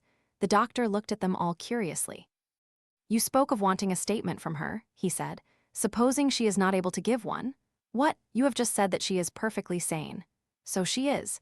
Nevertheless, if you want a statement from her concerning any events prior to May 7, 1915, she will not be able to give it to you." They looked at the little man, stupefied. He nodded cheerfully. "It's a pity," he said. "A great pity, especially as I gather, Sir James, that the matter is important. But there it is, she can tell you nothing." "But why, man, darn it all, why?" The little man shifted his benevolent glance to the excited young American. "Because Janet Vandemeyer is suffering from a complete loss of memory." "What?" "Quite so. An interesting case, a very interesting case. Not so uncommon, really, as you would think. There are several very well-known parallels. It's the first case of the kind that I've had under my own personal observation, and I must admit that I've found it of absorbing interest." There was something rather ghoulish in the little man's satisfaction. "And she remembers nothing," said Sir James slowly. "Nothing prior to May 7, 1915. After that date, her memory is as good as yours or mine." "Then the first thing she remembers?" "Is landing with the survivors. Everything before that is a blank." "She did not know her own name, or where she had come from, or where she was. She couldn't even speak her own tongue." "But surely all this is most unusual?" put in Julius. "No, my dear sir. Quite normal under the circumstances. Severe shock to the nervous system. Loss of memory proceeds nearly always on the same lines. I suggested a specialist, of course. There's a very good man in Paris makes a study of these cases, but Mrs. Vandemeyer opposed the idea of publicity that might result from such a course." "I can imagine she would," said Sir James grimly. "I fell in with her views. There is a certain notoriety given to these cases, and the girl was very young, 19, I believe. It seemed a pity that her infirmity should be talked about, might damage her prospects. Besides, there is no special treatment to pursue in such cases." It is really a matter of waiting. Waiting?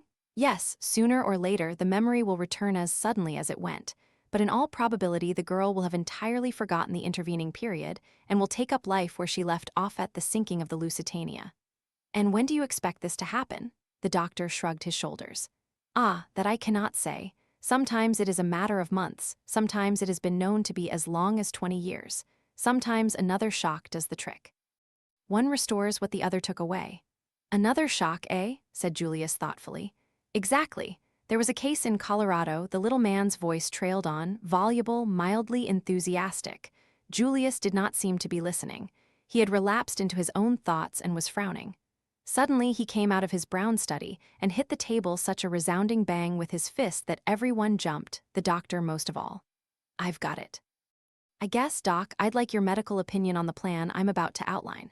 Say Jane was to cross the herring pond again, and the same thing was to happen. The submarine, the sinking ship, everyone to take to the boats and so on. Wouldn't that do the trick?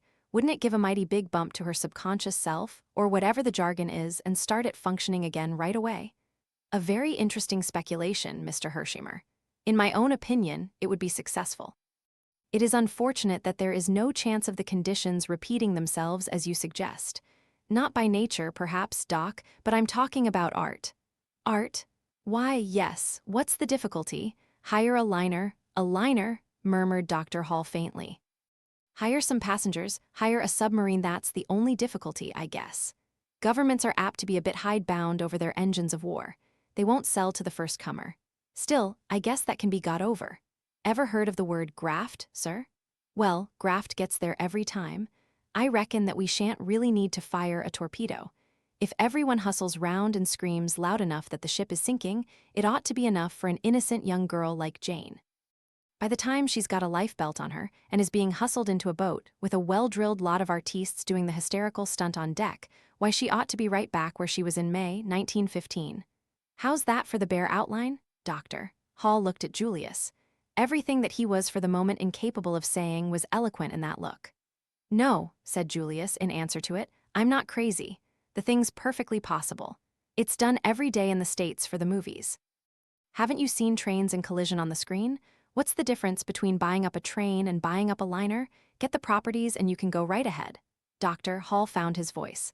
But the expense, my dear sir. His voice rose. The expense, it will be colossal. Money doesn't worry me any, explained Julius simply. Dr. Hall turned an appealing face to Sir James, who smiled slightly. Mr. Hershimer is very well off indeed. The doctor's glance came back to Julius with a new and subtle quality in it.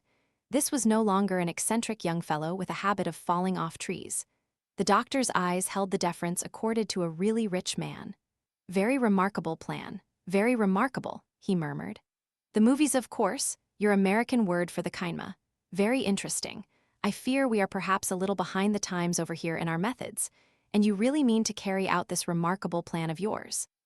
You bet your bottom dollar I do. The doctor believed him, which was a tribute to his nationality. If an Englishman had suggested such a thing, he would have had grave doubts as to his sanity. I cannot guarantee a cure, he pointed out. Perhaps I ought to make that quite clear. Sure, that's all right, said Julius. You just trot out Jane and leave the rest to me. Jane? Miss Janet Vandemeyer, then. Can we get on the long distance to your place right away and ask them to send her up, or shall I run down and fetch her in my car? The doctor stared. I beg your pardon, Mr. Hershimer, I thought you understood. Understood what? That Miss Vandemeyer is no longer under my care. Chapter 15. Tuppence receives a proposal. Julius sprang up. What? I thought you were aware of that. When did she leave? Let me see. Today is Monday, is it not? It must have been last Wednesday. Why, surely yes. It was the same evening that you fell out of my tree. That evening, before or after?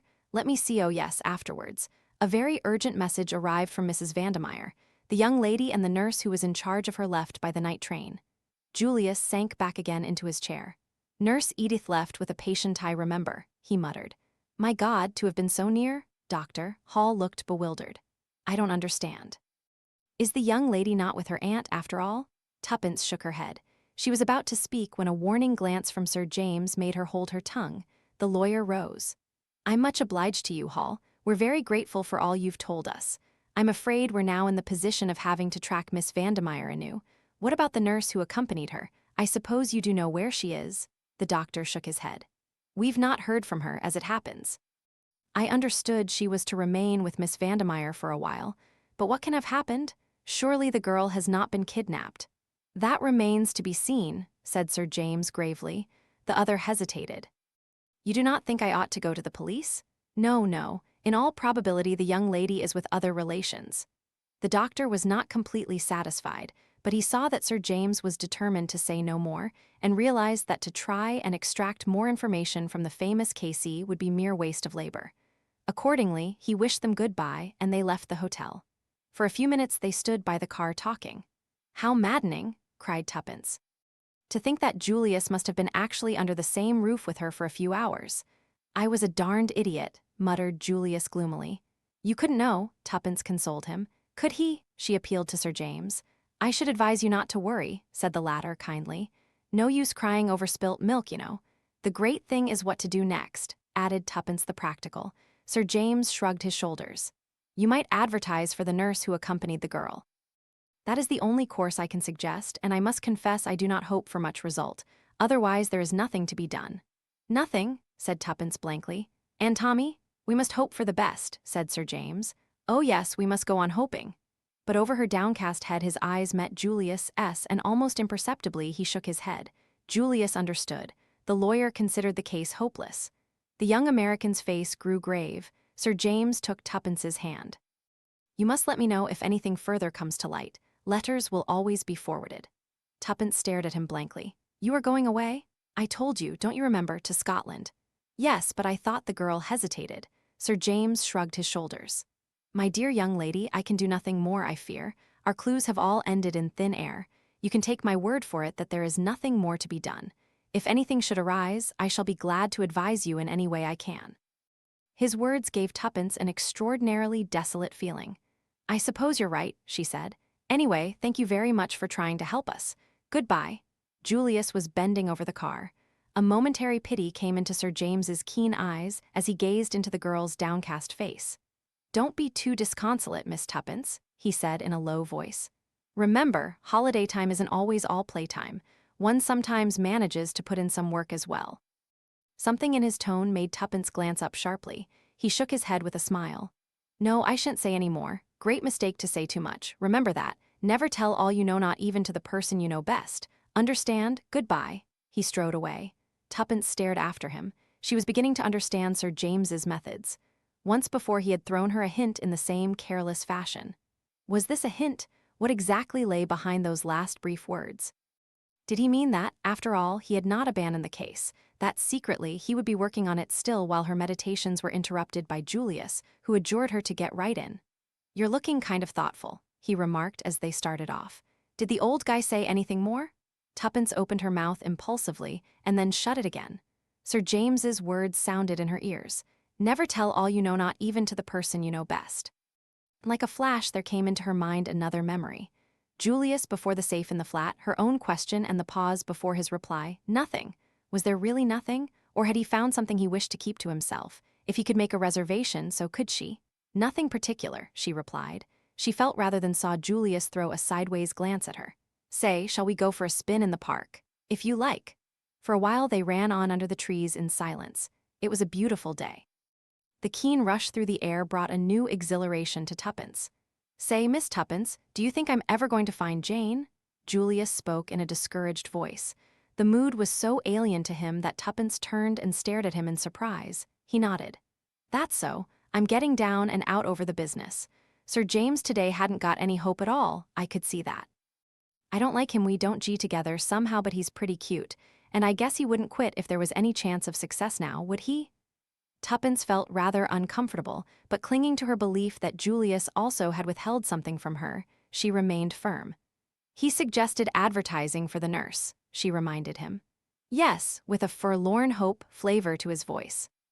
No, I'm about fed up. I've half a mind to go back to the States right away. Oh no, cried Tuppence. We've got to find Tommy. I sure forgot Beresford, said Julius contritely. That's so, we must find him.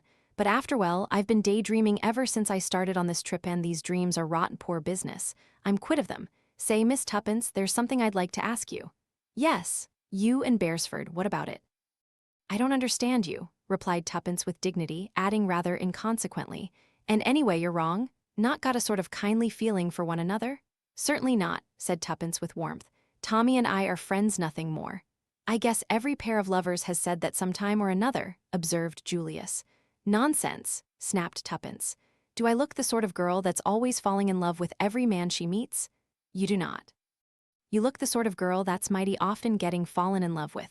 Oh, said Tuppence, rather taken aback. That's a compliment, I suppose. Sure, now let's get down to this. Supposing we never find Beresford and all right, say it, I can face facts. Supposing he's dead, well, and all this business fiddles out. What are you going to do? I don't know, said Tuppence forlornly. You'll be darned lonesome, you poor kid. I shall be all right, snapped Tuppence with her usual resentment of any kind of pity. What about marriage? Inquired Julius. Got any views on the subject? I intend to marry, of course, replied Tuppence. That is, if she paused, knew a momentary longing to draw back, and then stuck to her guns bravely, I can find some one rich enough to make it worth my while. That's frank, isn't it? I dare say you despise me for it. I never despise business instinct, said Julius. What particular figure have you in mind? Figure? Asked Tuppence, puzzled. Do you mean tall or short? No, some income. Oh, I haven't quite worked that out. What about me? You, sure thing. Oh, I could. Why not? I tell you I couldn't. Again, why not? It would seem so unfair. I don't see anything unfair about it. I call your bluff, that's all. I admire you immensely, Miss Tuppence, more than any girl I've ever met. You're so darned plucky. I just love to give you a real, rattling good time. Say the word and we'll run round right away to some high-class jeweler and fix up the ring business. I can't, gasped Tuppence. Because of Beresford? No, no, no. Well then, Tuppence merely continued to shake her head violently. You can't reasonably expect more dollars than I've got. Oh, it isn't that, gasped Tuppence with an almost hysterical laugh. But thanking you very much and all that, I think I'd better say no. I'd be obliged if you do me the favor to think it over until tomorrow. It's no use. Still, I guess we'll leave it like that. Very well, said Tuppence meekly. Neither of them spoke again until they reached the Ritz. Tuppence went upstairs to her room. She felt morally battered to the ground after her conflict with Julius's vigorous personality. Sitting down in front of the glass, she stared at her own reflection for some minutes. Fool, murmured Tuppence at length, making a grimace. Little fool.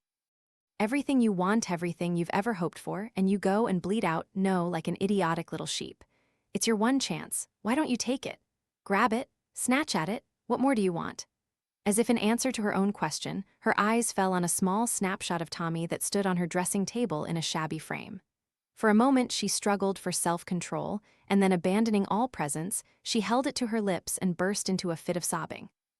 Oh, Tommy, Tommy, she cried, I do love you so and I may never see you again.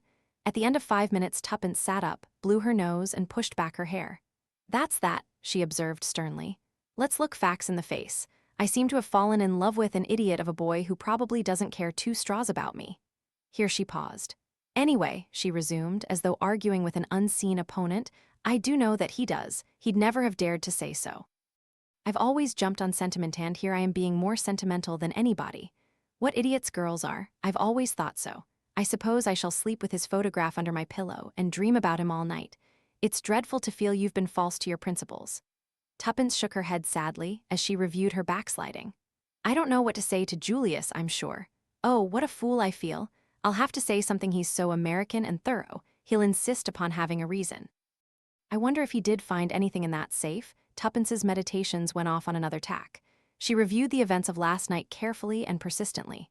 Somehow, they seemed bound up with Sir James's enigmatical words. Suddenly she gave a great start. The color faded out of her face. Her eyes, fascinated, gazed in front of her, the pupils dilated. Impossible, she murmured. Impossible. I must be going mad even to think of such a thing. Monstrous, yet it explained everything.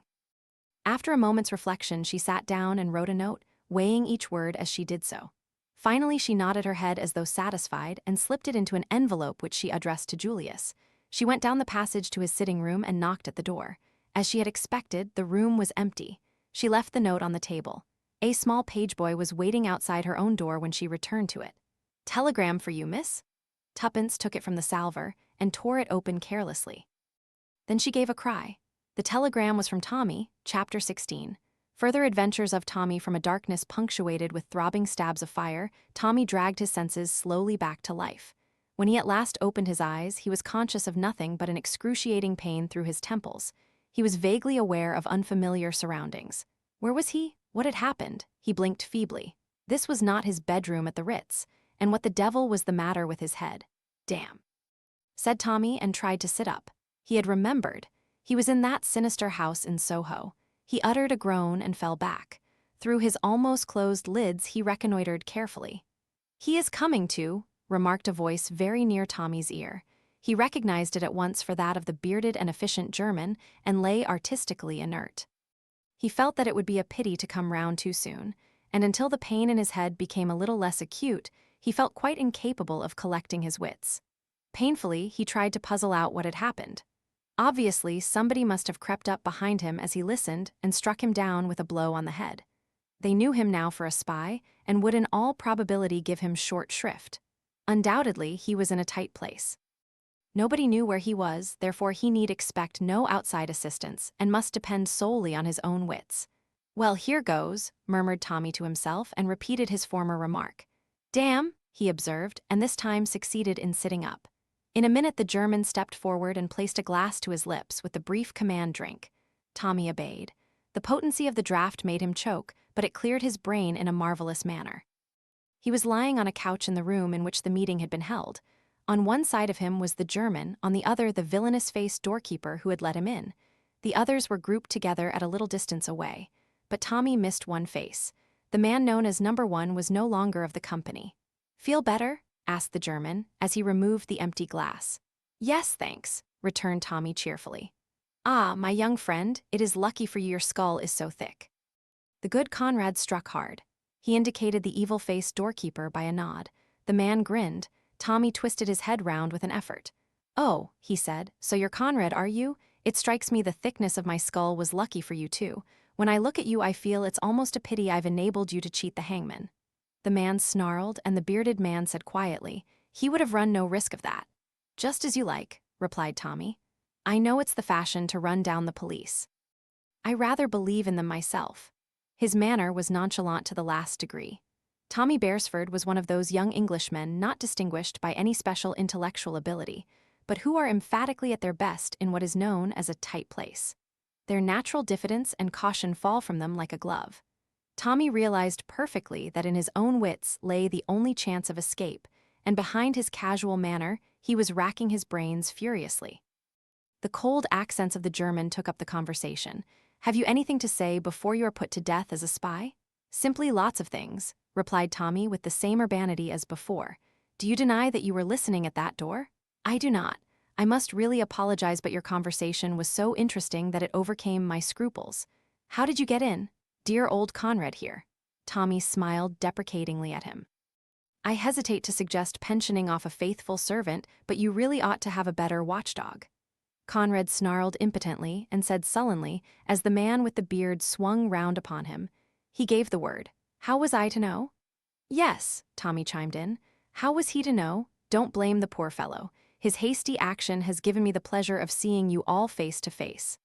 He fancied that his words caused some discomposure among the group, but the watchful German stilled it with a wave of his hand. "Dead men tell no tales," he said evenly. "Ah," said Tommy, "but I'm not dead yet." "You soon will be, my young friend," said the German. An assenting murmur came from the others. Tommy's heart beat faster, but his casual pleasantness did not waver. "I think not," he said firmly. "I should have a great objection to dying." He had got them puzzled. He saw that by the look on his captor's face. "Can you give us any reason why we should not put you to death?" asked the German. "Several," replied Tommy. "Look here, you've been asking me a lot of questions. Let me ask you one for a change. Why didn't you kill me off at once before I regained consciousness?" The German hesitated, and Tommy seized his advantage. "Because you didn't know how much I knew and where I obtained that knowledge. If you kill me now, you never will know." But here the emotions of Boris became too much for him. He stepped forward waving his arms. "You hellhound of a spy," he screamed. "We will give you short shrift. Kill him, kill him." There was a roar of applause. "You hear," said the German, his eyes on Tommy. "What have you to say to that?" "Say?" Tommy shrugged his shoulders. "Pack of fools. Let them ask themselves a few questions. How did I get into this place? Remember what dear old Conrad said with your own password, wasn't it?" "How did I get hold of that? You don't suppose I came up those steps haphazard and said the first thing that came into my head? Tommy was pleased with the concluding words of this speech. His only regret was that Tuppence was not present to appreciate its full flavor. "That is true," said the working man suddenly. "Comrades, we have been betrayed." An ugly murmur arose. Tommy smiled at them encouragingly. "That's better. How can you hope to make a success of any job if you don't use your brains?" "You will tell us who has betrayed us," said the German. "But that shall not save you, oh, no, you shall tell us all that you know. Boris here knows pretty ways of making people speak." "Bah," said Tommy scornfully, fighting down a singularly unpleasant feeling in the pit of his stomach. "You will neither torture me nor kill me." "And why not?" asked Boris. "Because you'd kill the goose that lays the golden eggs," replied Tommy quietly. There was a momentary pause.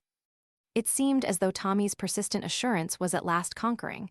They were no longer completely sure of themselves. The man in the shabby clothes stared at Tommy searchingly.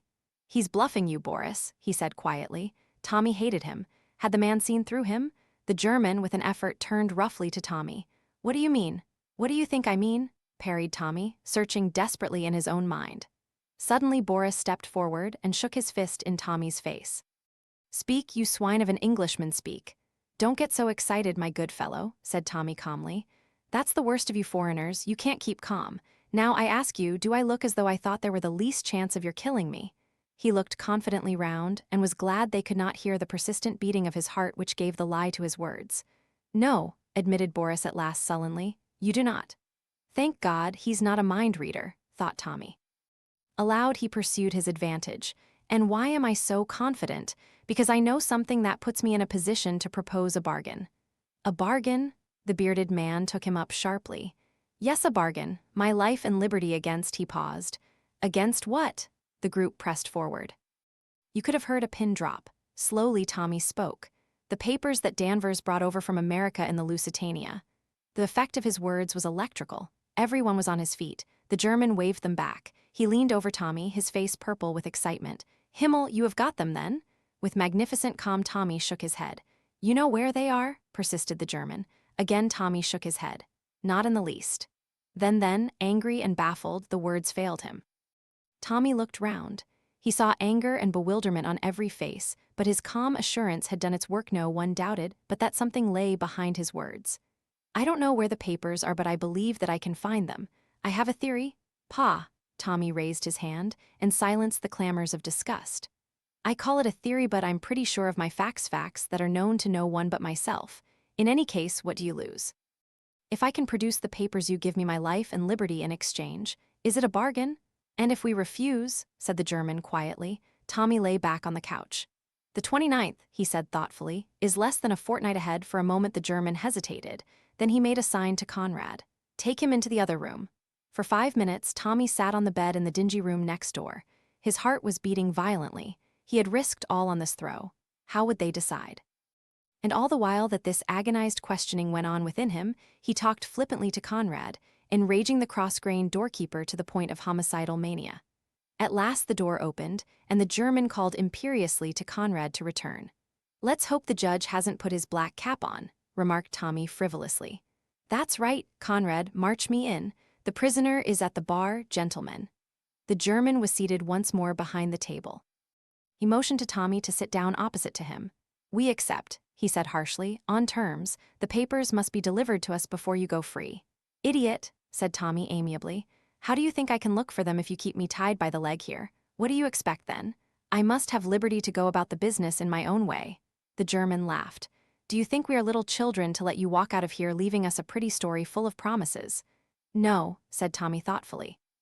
"Though infinitely simpler for me, I did not really think you would agree to that plan. Very well, we must arrange a compromise. How would it be if you attached little Conrad here to my person? He's a faithful fellow and very ready with the fist." "We prefer," said the German coldly, "that you should remain here. One of our number will carry out your instructions minutely. If the operations are complicated, he will return to you with a report and you can instruct him further." "You're tying my hands," complained Tommy.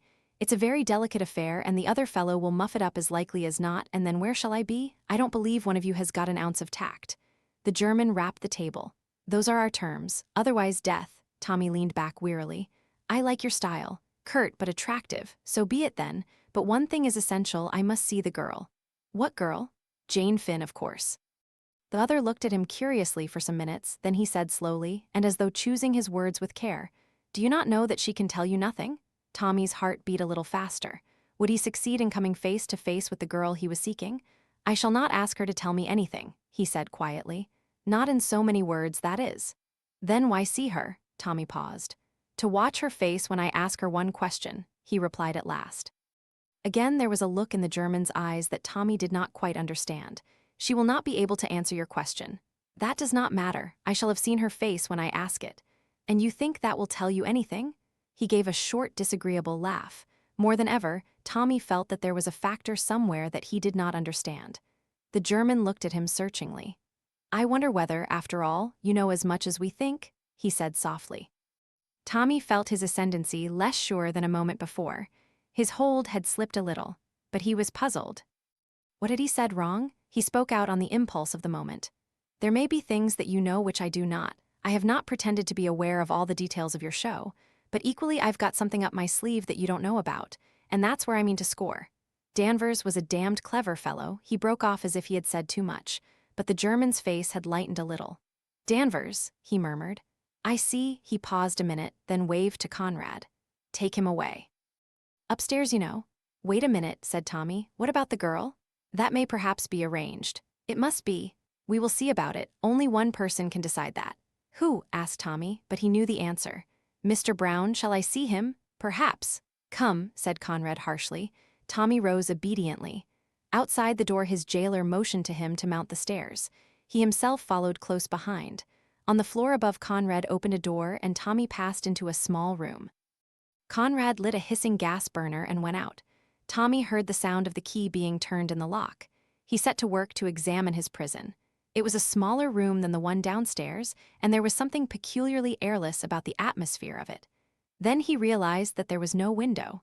He walked round it. The walls were filthily dirty, as everywhere else. 4 pictures hung crookedly on the wall representing scenes from Faust.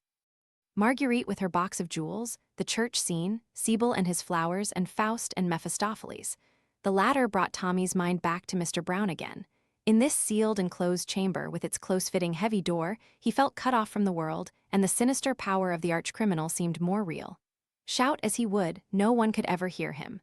The place was a living tomb. With an effort, Tommy pulled himself together. He sank onto the bed and gave himself up to reflection.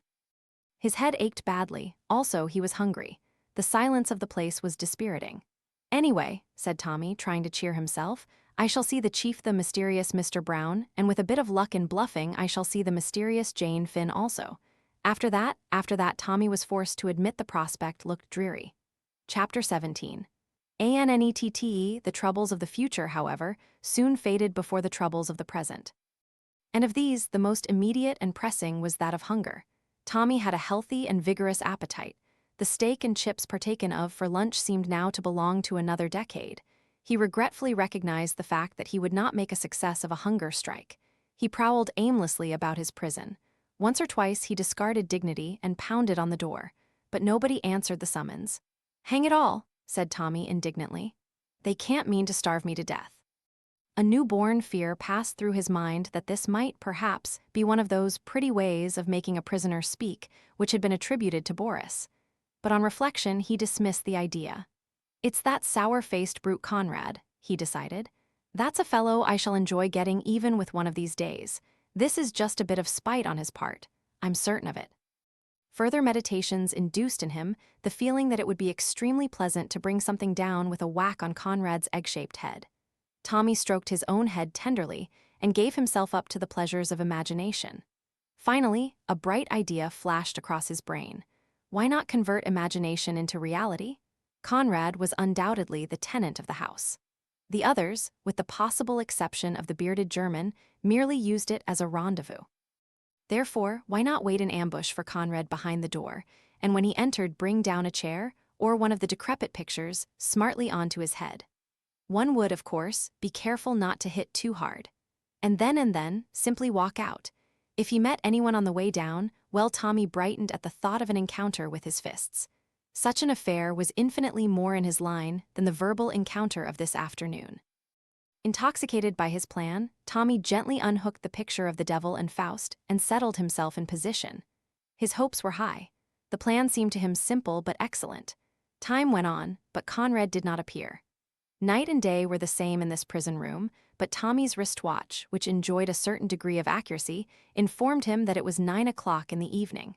Tommy reflected gloomily that if supper did not arrive soon, it would be a question of waiting for breakfast. At 10 o'clock hope deserted him, and he flung himself on the bed to seek consolation in sleep. In 5 minutes his woes were forgotten. The sound of the key turning in the lock awoke him from his slumbers. Not belonging to the type of hero who is famous for awaking in full possession of his faculties, Tommy merely blinked at the ceiling and wondered vaguely where he was. Then he remembered and looked at his watch. It was 8 o'clock. "It's either early morning tea or breakfast," deduced the young man, "and pray God it's the latter." The door swung open. Too late, Tommy remembered his scheme of obliterating the unprepossessing Conrad. A moment later he was glad that he had, for it was not Conrad who entered, but a girl. She carried a tray which she set down on the table. In the feeble light of the gas burner, Tommy blinked at her. He decided at once that she was one of the most beautiful girls he had ever seen. Her hair was a full, rich brown, with sudden glints of gold in it as though there were imprisoned sunbeams struggling in its depths. There was a wild rose quality about her face. Her eyes, set wide apart, were hazel, a golden hazel that again recalled a memory of sunbeams. A delirious thought shot through Tommy's mind. "Are you Jane Finn?" he asked breathlessly. The girl shook her head wonderingly. "My name is Annette, monsieur." She spoke in a soft, broken English. "Oh," said Tommy, rather taken aback. "Française." He hazarded, "Oui, monsieur, monsieur parle français." "Not for any length of time," said Tommy. "What's that, breakfast?" The girl nodded. Tommy dropped off the bed and came and inspected the contents of the tray. It consisted of a loaf, some margarine, and a jug of coffee. "The living is not equal to the Ritz," he observed with a sigh. "But for what we are at last about to receive, the Lord has made me truly thankful. Amen." He drew up a chair, and the girl turned away to the door. "Wait a sec," cried Tommy. "There are lots of things I want to ask you, Annette. What are you doing in this house? Don't tell me you're Conrad's niece or daughter or anything, because I can't believe it." "I do the service, monsieur. I am not related to anybody." "I see," said Tommy. "You know what I asked you just now. Have you ever heard that name?" "I have heard people speak of Jane Finn, I think." "You don't know where she is?" Annette shook her head. "She's not in this house, for instance." "Oh no, monsieur." "I must go now. They will be waiting for me." She hurried out. The key turned in the lock. "I wonder who they are," mused Tommy as he continued to make inroads on the loaf. "With a bit of luck, that girl might help me to get out of here. She doesn't look like one of the gang." At 1 o'clock, Annette reappeared with another tray, but this time Conrad accompanied her. "Good morning," said Tommy amiably. "You have not used Pear's soap, I see." Conrad growled threateningly. "No light repartee, have you, old bean? There, we can't always have brains as well as beauty. What have we for lunch? Stew? How did I know? Elementary, my dear Watson, the smell of onions is unmistakable." "Talk away," grunted the man. "It's little enough time you'll have to talk in, maybe." The remark was unpleasant in its suggestion, but Tommy ignored it. He sat down at the table. "Retire, varlet," he said with a wave of his hand. "Prate not to thy betters." That evening Tommy sat on the bed and cogitated deeply. Would Conrad again accompany the girl? If he did not, should he risk trying to make an ally of her? He decided that he must leave no stone unturned. His position was desperate. At 8 o'clock the familiar sound of the key turning made him spring to his feet. The girl was alone. "Shut the door," he commanded. "I want to speak to you." She obeyed. "Look here, Annette, I want you to help me get out of this." She shook her head. "Impossible. There are 3 of them on the floor below." "Oh," Tommy was secretly grateful for the information. "But you would help me if you could?" "No, monsieur." "Why not?" The girl hesitated. "I think they are my own people. You have spied upon them. They are quite right to keep you here. They're a bad lot, Annette. If you'll help me, I'll take you away from the lot of them, and you'd probably get a good whack of money." But the girl merely shook her head. "I dare not, monsieur. I am afraid of them." She turned away. "Wouldn't you do anything to help another girl?" cried Tommy. "She's about your age, too. Won't you save her from their clutches?" "You mean Jane Finn?" "Yes. It is her you came here to look for." "Yes. That's it." The girl looked at him, then passed her hand across her forehead. "Jane Finn, always I hear that name. It is familiar." Tommy came forward eagerly. "You must know something about her?" But the girl turned away abruptly. "I know nothing, only the name." She walked towards the door. Suddenly she uttered a cry. Tommy stared. She had caught sight of the picture he had laid against the wall the night before. For a moment he caught a look of terror in her eyes, as inexplicably it changed to relief. Then abruptly she went out of the room. Tommy could make nothing of it. Did she fancy that he had meant to attack her with it? Surely not. He rehung the picture on the wall thoughtfully. 3 more days went by in dreary inaction. Tommy felt the strain telling on his nerves. He saw no one but Conrad and Annette, and the girl had become dumb. She spoke only in monosyllables. A kind of dark suspicion smoldered in her eyes. Tommy felt that if this solitary confinement went on much longer, he would go mad. He gathered from Conrad that they were waiting for orders from Mr. Brown. Perhaps, thought Tommy, he was abroad or away, and they were obliged to wait for his return. But the evening of the 3rd day brought a rude awakening.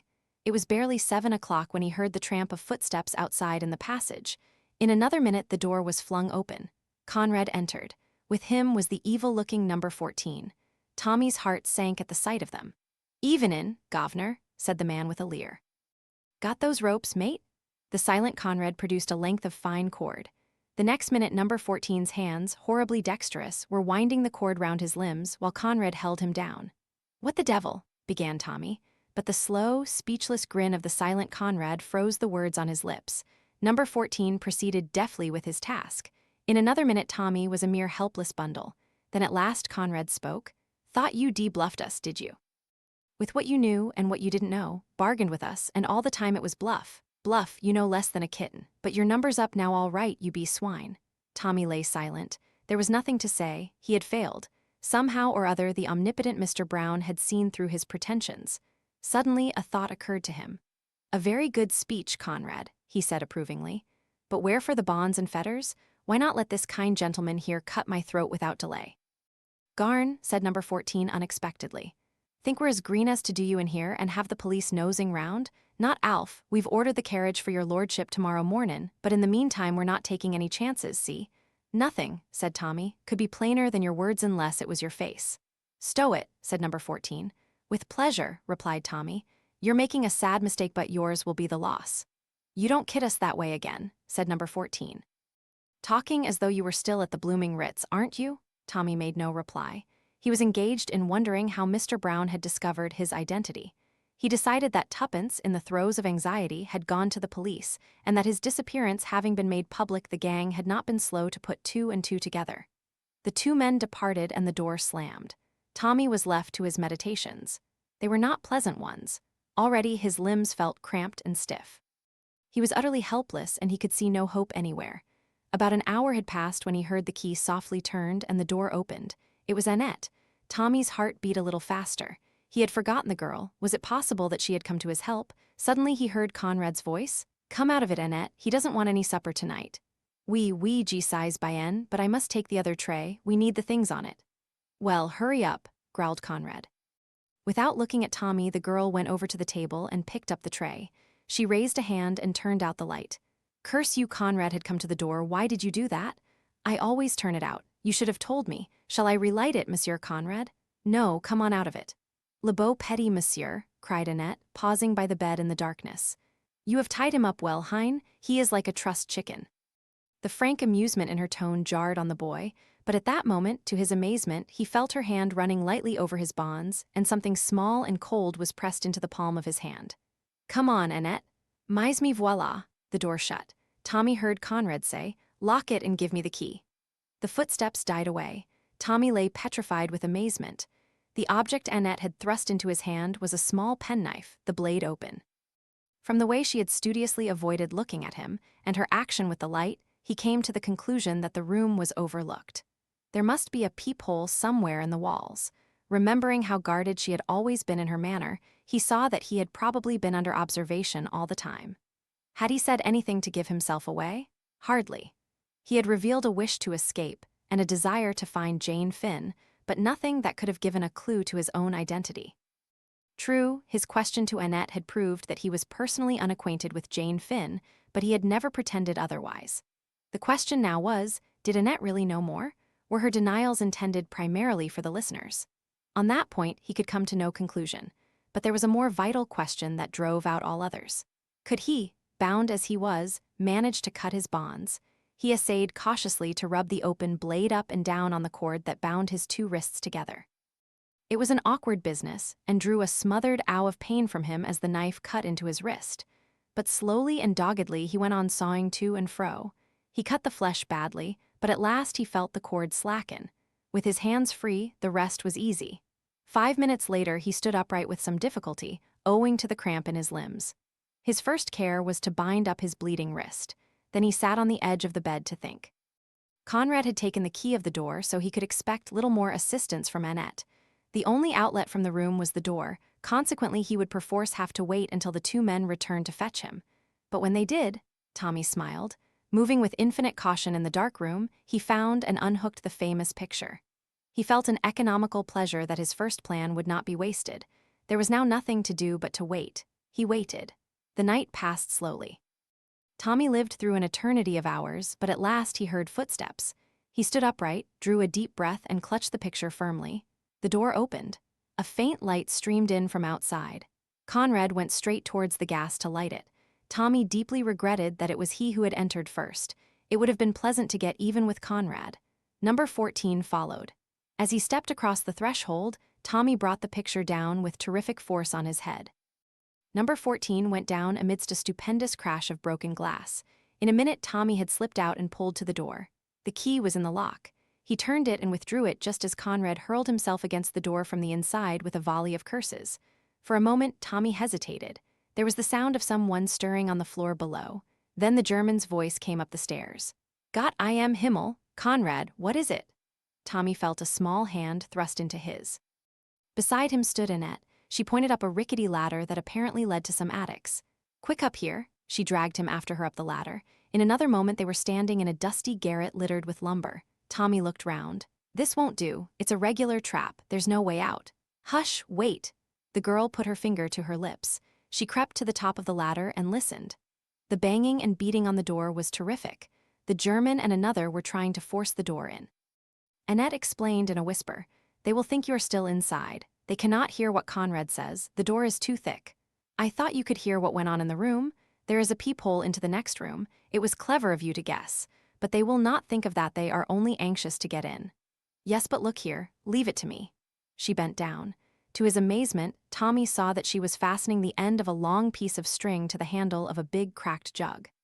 She arranged it carefully, then turned to Tommy. "Have you the key of the door?" "Yes."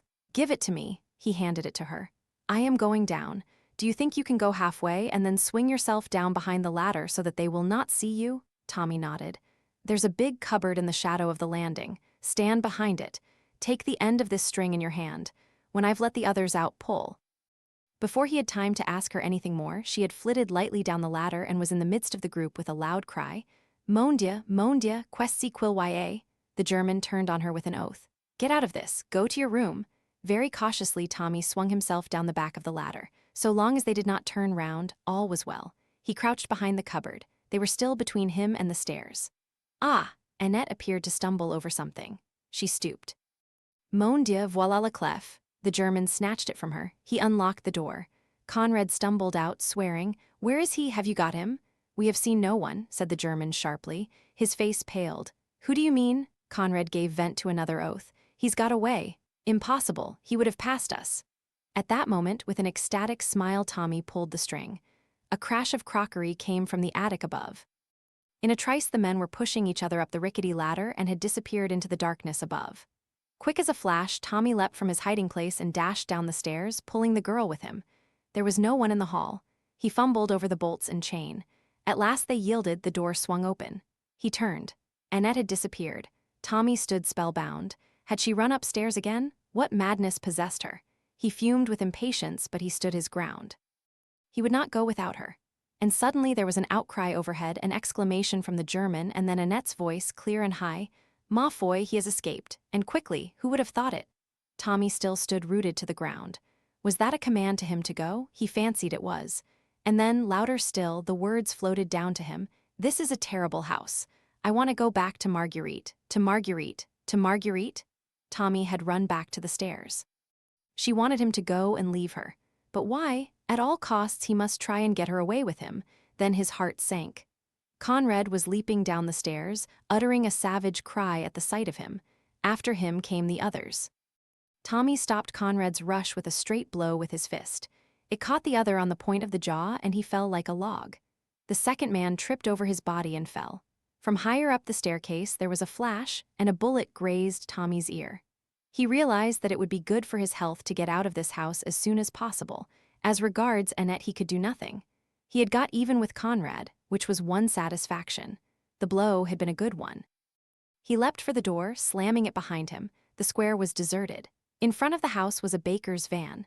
Evidently he was to have been taken out of London in that, and his body found many miles from the house in Soho. The driver jumped to the pavement and tried to bar Tommy's way. Again Tommy's fist shot out, and the driver sprawled on the pavement. Tommy took to his heels and ran none too soon. The front door opened, and a hail of bullets followed him. Fortunately, none of them hit him. He turned the corner of the square.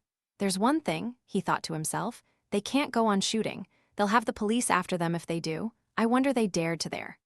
He heard the footsteps of his pursuers behind him and redoubled his own pace. Once he got out of these byways, he would be safe. There would be a policeman about somewhere, not that he really wanted to invoke the aid of the police if he could possibly do without it. It meant explanations and general awkwardness.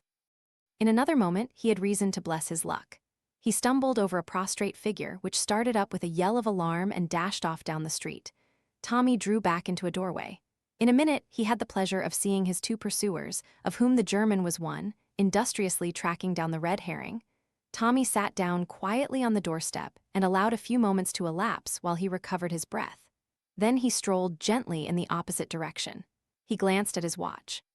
It was a little after 5:30. It was rapidly growing light. At the next corner, he passed a policeman. The policeman cast a suspicious eye on him. Tommy felt slightly offended. Then, passing his hand over his face, he laughed. He had not shaved or washed for 3 days. What a guy he must look. He betook himself without more ado to a Turkish bath establishment which he knew to be open all night.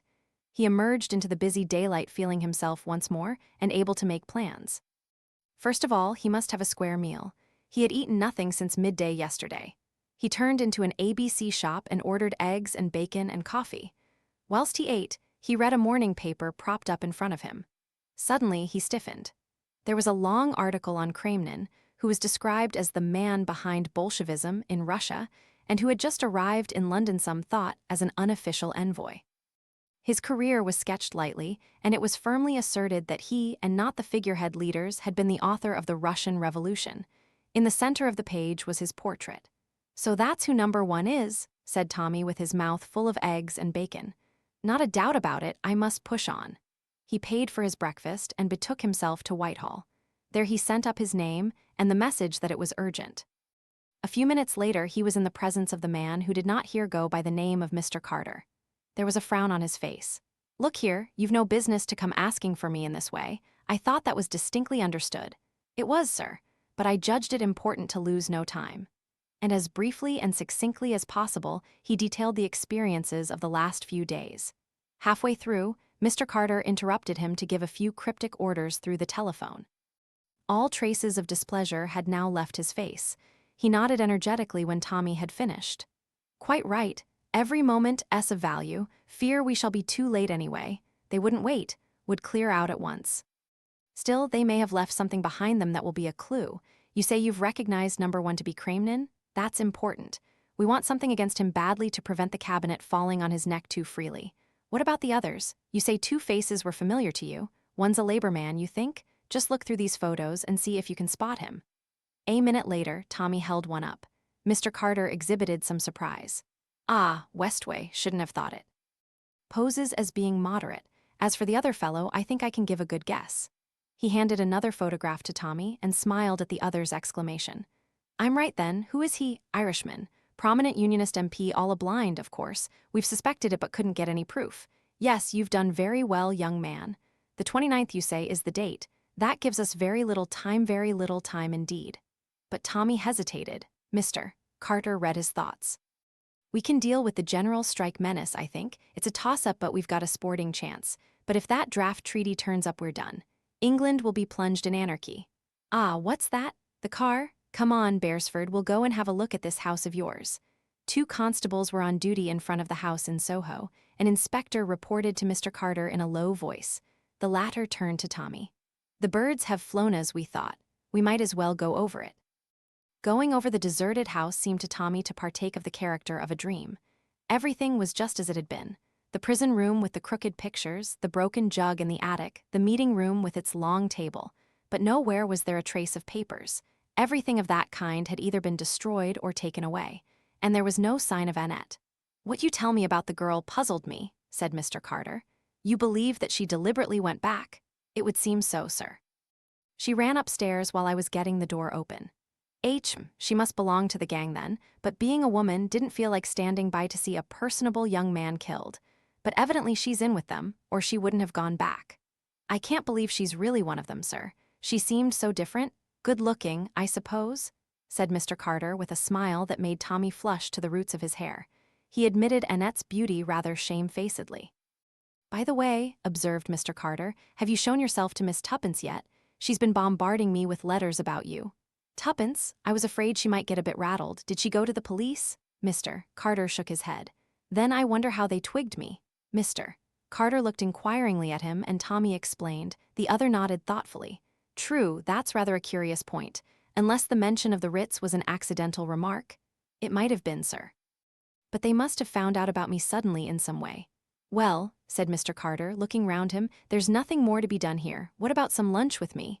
"Thanks awfully, sir, but I think I'd better get back and rout out Tuppence." "Of course. Give her my kind regards and tell her not to believe you're killed too readily next time." Tommy grinned. "I take a lot of killing, sir." "So I perceive," said Mr. Carter dryly. "Well, goodbye. Remember you're a marked man now, and take reasonable care of yourself." "Thank you, sir." Hailing a taxi briskly, Tommy stepped in, and was swiftly borne to the Ritz, dwelling the while on the pleasurable anticipation of startling Tuppence. "Wonder what she's been up to. Dogging Rita, most likely. By the way, I suppose that's who Annette meant by Marguerite. I didn't get it at the time." The thought saddened him a little, for it seemed to prove that Mrs. Vandemeyer and the girl were on intimate terms. The taxi drew up at the Ritz. Tommy burst into its sacred portals eagerly, but his enthusiasm received a check. He was informed that Miss Cowley had gone out a quarter of an hour ago. Chapter 18. The telegram baffled for the moment, Tommy strolled into the restaurant and ordered a meal of surpassing excellence. His 4 days' imprisonment had taught him anew to value good food. He was in the middle of conveying a particularly choice morsel of sole à la Jeanette to his mouth when he caught sight of Julius entering the room. Tommy waved a menu cheerfully and succeeded in attracting the other's attention. At the sight of Tommy, Julius's eyes seemed as though they would pop out of his head.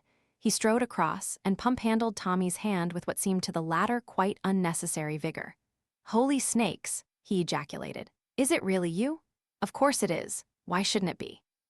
"Why shouldn't it be? Say, man, don't you know you've been given up for dead? I guess we'd have had a solemn requiem for you in another few days." "Who thought I was dead?" demanded Tommy. "Tuppence." She remembered the proverb about the good dying young, I suppose. There must be a certain amount of original sin in me to have survived. Where is Tuppence, by the way? Isn't she here? "No, the fellows at the office said she'd just gone out." "Gone shopping, I guess. I dropped her here in the car about an hour ago." "But say, can't you shed that British calm of yours and get down to it? What on God's earth have you been doing all this time?" "If you're feeding here," replied Tommy, "order now, it's going to be a long story." Julius drew up a chair to the opposite side of the table, summoned a hovering waiter and dictated his wishes. Then he turned to Tommy. "Fire ahead. I guess you've had some few adventures." "1 or 2, replied Tommy modestly and plunged into his recital. Julius listened spellbound. Half the dishes that were placed before him he forgot to eat. At the end he heaved a long sigh. "Bully for you, reads like a dime novel. And now for the home front," said Tommy, stretching out his hand for a peach. "Well," drawled Julius, "I don't mind admitting we've had some adventures too." He, in his turn, assumed the role of narrator. Beginning with his unsuccessful reconnoitering at Bournemouth, he passed on to his return to London, the buying of the car, the growing anxieties of Tuppence, the call upon Sir James, and the sensational occurrences of the previous night. "But who killed her?" asked Tommy. "I don't quite understand." "The doctor kidded himself she took it herself," replied Julius dryly. "And Sir James, what did he think?" "Being a legal luminary, he is likewise a human oyster," replied Julius. "I should say he reserved judgment." He went on to detail the events of the morning. "Lost her memory, eh?" said Tommy with interest. "By Jove, that explains why they looked at me so queerly when I spoke of questioning her. Bit of a slip on my part, that, but it wasn't the sort of thing a fellow would be likely to guess." "They didn't give you any sort of hint as to where Jane was?" Tommy shook his head regretfully. "Not a word. I'm a bit of an ass, as you know. I ought to have got more out of them somehow." I guess you're lucky to be here at all. That bluff of yours was the goods all right. How you ever came to think of it all so pat beats me to a frazzle. I was in such a funk I had to think of something, said Tommy simply. There was a moment's pause, and then Tommy reverted to Mrs. Vandemeyer's death. There's no doubt it was chloral? I believe not. At least they call it heart failure induced by an overdose or some such claptrap. It's all right. You don't want to be worried with an inquest, but I guess Tuppence and I and even the highbrow Sir James have all got the same idea. Mr. Brown? Hazarded Tommy. Sure thing, Tommy nodded. All the same, he said thoughtfully, Mr. Brown hasn't got wings. I don't see how he got in and out. How about some high-class thought transference stunt? Some magnetic influence that irresistibly impelled Mrs. Vandemeyer to commit suicide? Tommy looked at him with respect. Good, Julius. Distinctly good. Especially the phraseology. But it leaves me cold. I yearn for a real Mr. Brown of flesh and blood. I think the gifted young detectives must get to work, study the entrances and exits, and tap the bumps on their foreheads until the solution of the mystery dawns on them. Let's go round to the scene of the crime. I wish we could get hold of Tuppence. The Ritz would enjoy the spectacle of the glad reunion. Inquiry at the office revealed the fact that Tuppence had not yet returned. All the same, I guess I'll have a look round upstairs, said Julius. She might be in my sitting room.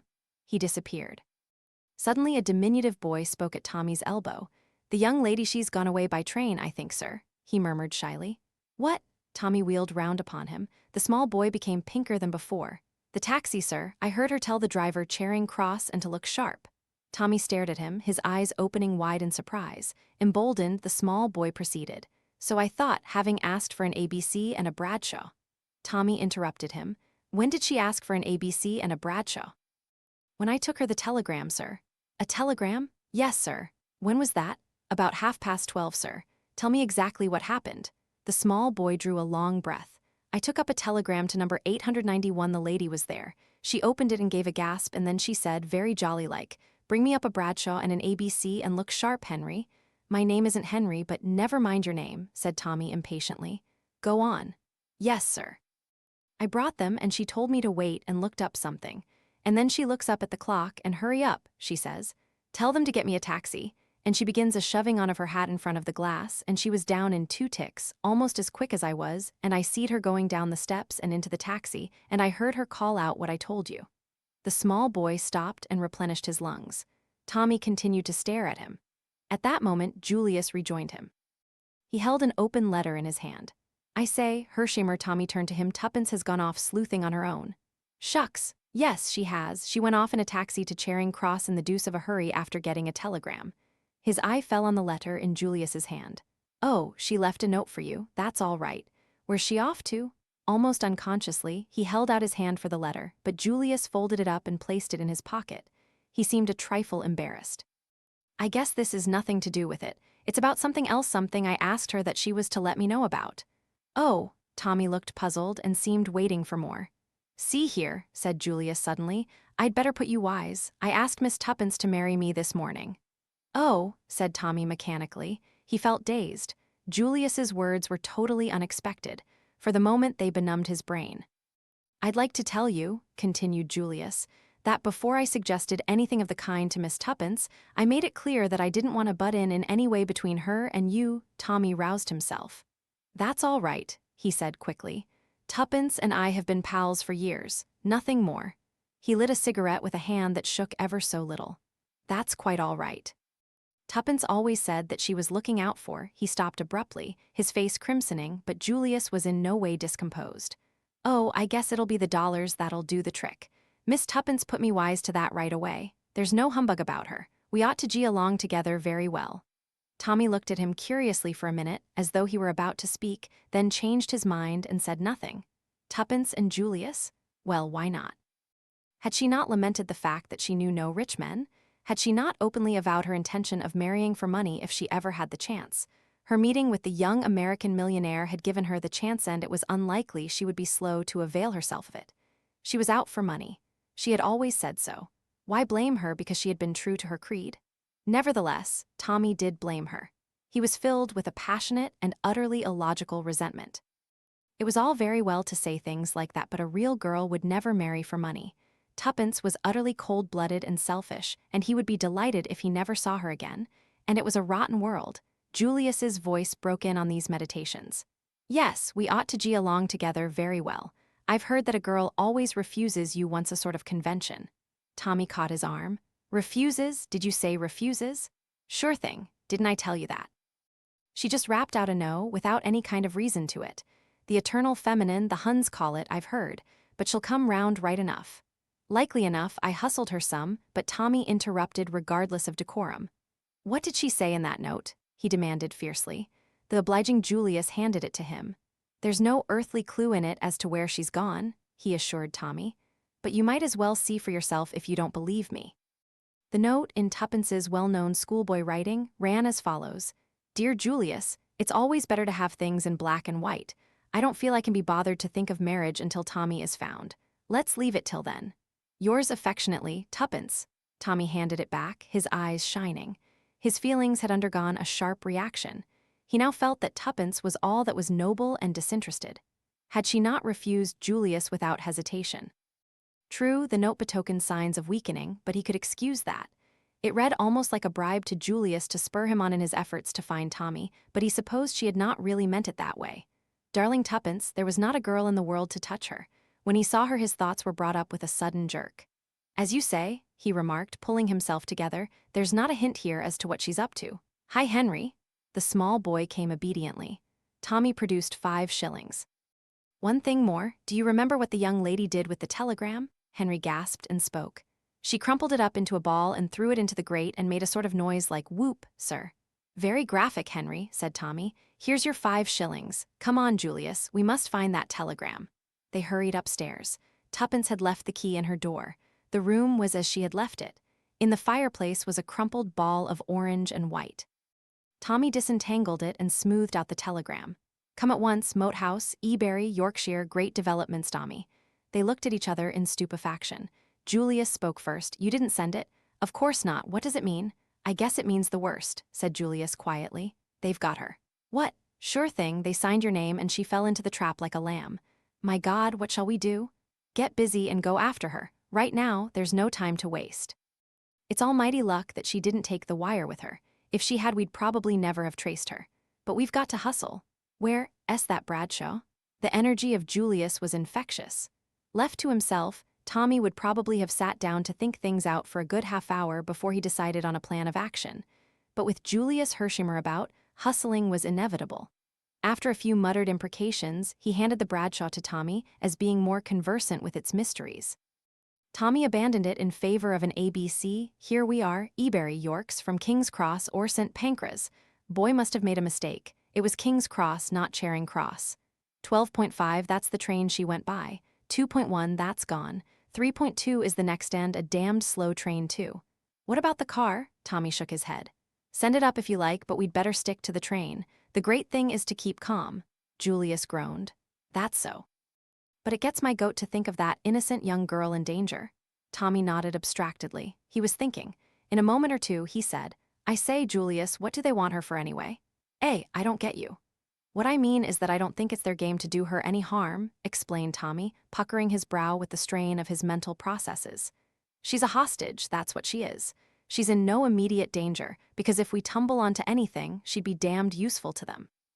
As long as they've got her, they've got the whip hand of us. See? Sure thing, said Julius thoughtfully. That's so. Besides, added Tommy as an afterthought, I've great faith in Tuppence. The journey was wearisome with many stops and crowded carriages. They had to change twice, once at Doncaster, once at a small junction. Ebury was a deserted station with a solitary porter to whom Tommy addressed himself. Can you tell me the way to the Moat House? The Moat House. Tidy step from here. The big house near the sea, you mean? Tommy assented brazenly. After listening to the porter's meticulous but perplexing directions, they prepared to leave the station. It was beginning to rain, and they turned up the collars of their coats as they trudged through the slush of the road. Suddenly Tommy halted. Wait a moment. He ran back to the station and tackled the porter anew. Look here, do you remember a young lady who arrived by an earlier train, the 12.5 from London? She'd probably ask you the way to the Moat House. He described Tuppence as well as he could, but the porter shook his head.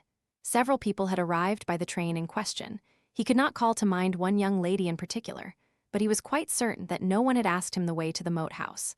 Tommy rejoined Julius and explained. Depression was settling on him like a leaden weight. He felt convinced that their quest was going to be unsuccessful. The enemy had over 3 hours start. 3 hours was more than enough for Mr. Brown. He would not ignore the possibility of the telegram having been found. The way seemed endless. Once they took the wrong turning and went nearly half a mile out of their direction. It was past 7 o'clock when a small boy told them that T. Moat House was just past the next corner. A rusty iron gate swinging dismally on its hinges, an overgrown drive thick with leaves. There was something about the place that struck a chill to both their hearts. They went up the deserted drive. The leaves deadened their footsteps. The daylight was almost gone. It was like walking in a world of ghosts. Overhead, the branches flapped and creaked with a mournful note. Occasionally, a sodden leaf drifted silently down, startling them with its cold touch on their cheek. A turn of the drive brought them in sight of the house. That, too, seemed empty and deserted. The shutters were closed, the steps up to the door overgrown with moss. Was it indeed to this desolate spot that Tuppence had been decoyed? It seemed hard to believe that a human footstep had passed this way for months. Julius jerked the rusty bell handle. A jangling peal rang discordantly, echoing through the emptiness within.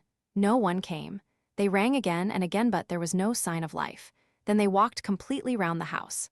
Everywhere silence and shuttered windows. If they could believe the evidence of their eyes, the place was empty. "Nothing doing," said Julius. They retraced their steps slowly to the gate. "There must be a village handy," continued the young American. "We'd better make inquiries there. They'll know something about the place and whether there's been anyone there lately." Yes, that's not a bad idea. Proceeding up the road, they soon came to a little hamlet. On the outskirts of it, they met a workman swinging his bag of tools, and Tommy stopped him with a question. "The Moat House? It's empty. Been empty for years. Mrs. Sweeney's got the key if you want to go over it next to the post office." Tommy thanked him. They soon found the post office, which was also a sweet and general fancy shop, and knocked at the door of the cottage next to it. A clean, wholesome-looking woman opened it. She readily produced the key of the Moat House.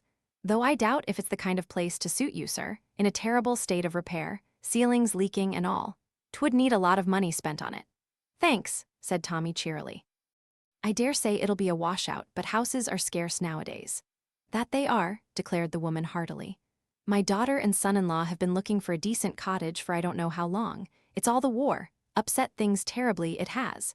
But excuse me, sir, it'll be too dark for you to see much of the house. Hadn't you better wait until tomorrow?" "That's all right. We'll have a look around this evening anyway. We'd have been here before only we lost our way." "What's the best place to stay at for the night round here, Mrs.?" Sweeney looked doubtful. "There's the Yorkshire Arms, but it's not much of a place for gentlemen like you." "Oh, it will do very well. Thanks. By the way, you've not had a young lady here asking for this key today?" The woman shook her head. "No one's been over the place for a long time. Thanks very much." They retraced their steps to the Moat House. As the front door swung back on its hinges, protesting loudly, Julius struck a match and examined the floor carefully. Then he shook his head. "I'd swear no one's passed this way. Look at the dust. Thick, not a sign of a footmark." They wandered round the deserted house. Everywhere the same tale. Thick layers of dust apparently undisturbed. "This gets me," said Julius. "I don't believe Tuppence was ever in this house." "She must have been." Julius shook his head without replying. "We'll go over it again tomorrow," said Tommy. "Perhaps we'll see more in the daylight." On the morrow, they took up the search once more, and were reluctantly forced to the conclusion that the house had not been invaded for some considerable time. They might have left the village altogether, but for a fortunate discovery of Tommy S. As they were retracing their steps to the gate, he gave a sudden cry and, stooping, picked something up from among the leaves and held it out to Julius. It was a small gold brooch. "That's Tuppence S. Are you sure?" "Absolutely. I've often seen her wear it." Julius drew a deep breath. "I guess that settles it. She came as far as here anyway. We'll make that pub our headquarters and raise hell round here until we find her. Somebody must have seen her." Forthwith, the campaign began. Tommy and Julius worked separately and together, but the result was the same. Nobody answering to Tuppence's description had been seen in the vicinity. They were baffled but not discouraged. Finally, they altered their tactics. Tuppence had certainly not remained long in the neighborhood of the Moat House. That pointed to her having been overcome and carried away in a car. They renewed inquiries. Had anyone seen a car standing somewhere near the Moat House that day? Again, they met with no success. Julius wired to town for his own car, and they scoured the neighborhood daily with unflagging zeal. A gray limousine on which they had set high hopes was traced to Harrogate and turned out to be the property of a highly respectable maiden lady. Each day saw them set out on a new quest. Julius was like a hound on the leash. He followed up the slenderest clue. Every car that had passed through the village on the fateful day was tracked down. He forced his way into country properties and submitted the owners of the motors to a searching cross-examination. His apologies were as thorough as his methods, and seldom failed in disarming the indignation of his victims. But, as day succeeded day, they were no nearer to discovering Tuppence's whereabouts. So well had the abduction been planned that the girl seemed literally to have vanished into thin air, and another preoccupation was weighing on Tommy's mind. "Do you know how long we've been here?" he asked one morning as they sat facing each other at breakfast. "A week. We're no nearer to finding Tuppence, and next Sunday is the 29th. "Shucks," said Julius thoughtfully. "I'd almost forgotten about the 29th. I've been thinking of nothing but Tuppence." "So have I, at least. I hadn't forgotten about the 29th, but it didn't seem to matter a damn in comparison to finding Tuppence. But today's the 23rd, and time's getting short. If we're ever going to get hold of her at all, we must do it before the 29th. Her life won't be worth an hour's purchase afterwards. The hostage game will be played out by then. I'm beginning to feel that we've made a big mistake in the way we've set about this. We've wasted time and we're no 4-8er. I'm with you there. We've been a couple of mutts who have bitten off a bigger bit than they can chew. I'm going to quit fooling right away." "What do you mean?" "I'll tell you. I'm going to do what we ought to have done a week ago. I'm going right back to London to put the case in the hands of your British police. We fancied ourselves as sleuths. Sleuths? It was a piece of damn foolishness. I'm through. I've had enough of it. Scotland Yard for me." "You're right," said Tommy slowly. "I wish to God we'd gone there right away. Better late than never. We've been like a couple of babes playing, here we go round the mulberry bush. Now I'm going right along to Scotland Yard to ask them to take me by the hand and show me the way I should go. I guess the professional always scores over the amateur in the end. Are you coming along with me?" Tommy shook his head. "What's the good? One of us is enough. I might as well stay here and nose round a bit longer. Something might turn up. One never knows." "Sure thing. Well, so long. I'll be back in a couple of shakes with a few inspectors along. I shall tell them to pick out their brightest and best." But the course of events was not to follow the plan Julius had laid down. Later in the day, Tommy received a wire. "Join me, Manchester Midland Hotel. Important news, Julius." At 7:3 that night, Tommy alighted from a slow cross-country train. Julius was on the platform. "Thought you'd come by this train if you weren't out when my wire arrived." Tommy grasped him by the arm. "What is it? Is Tuppence found?" Julius shook his head. "No, but I found this waiting in London, just arrived." He handed the telegraph form to the other.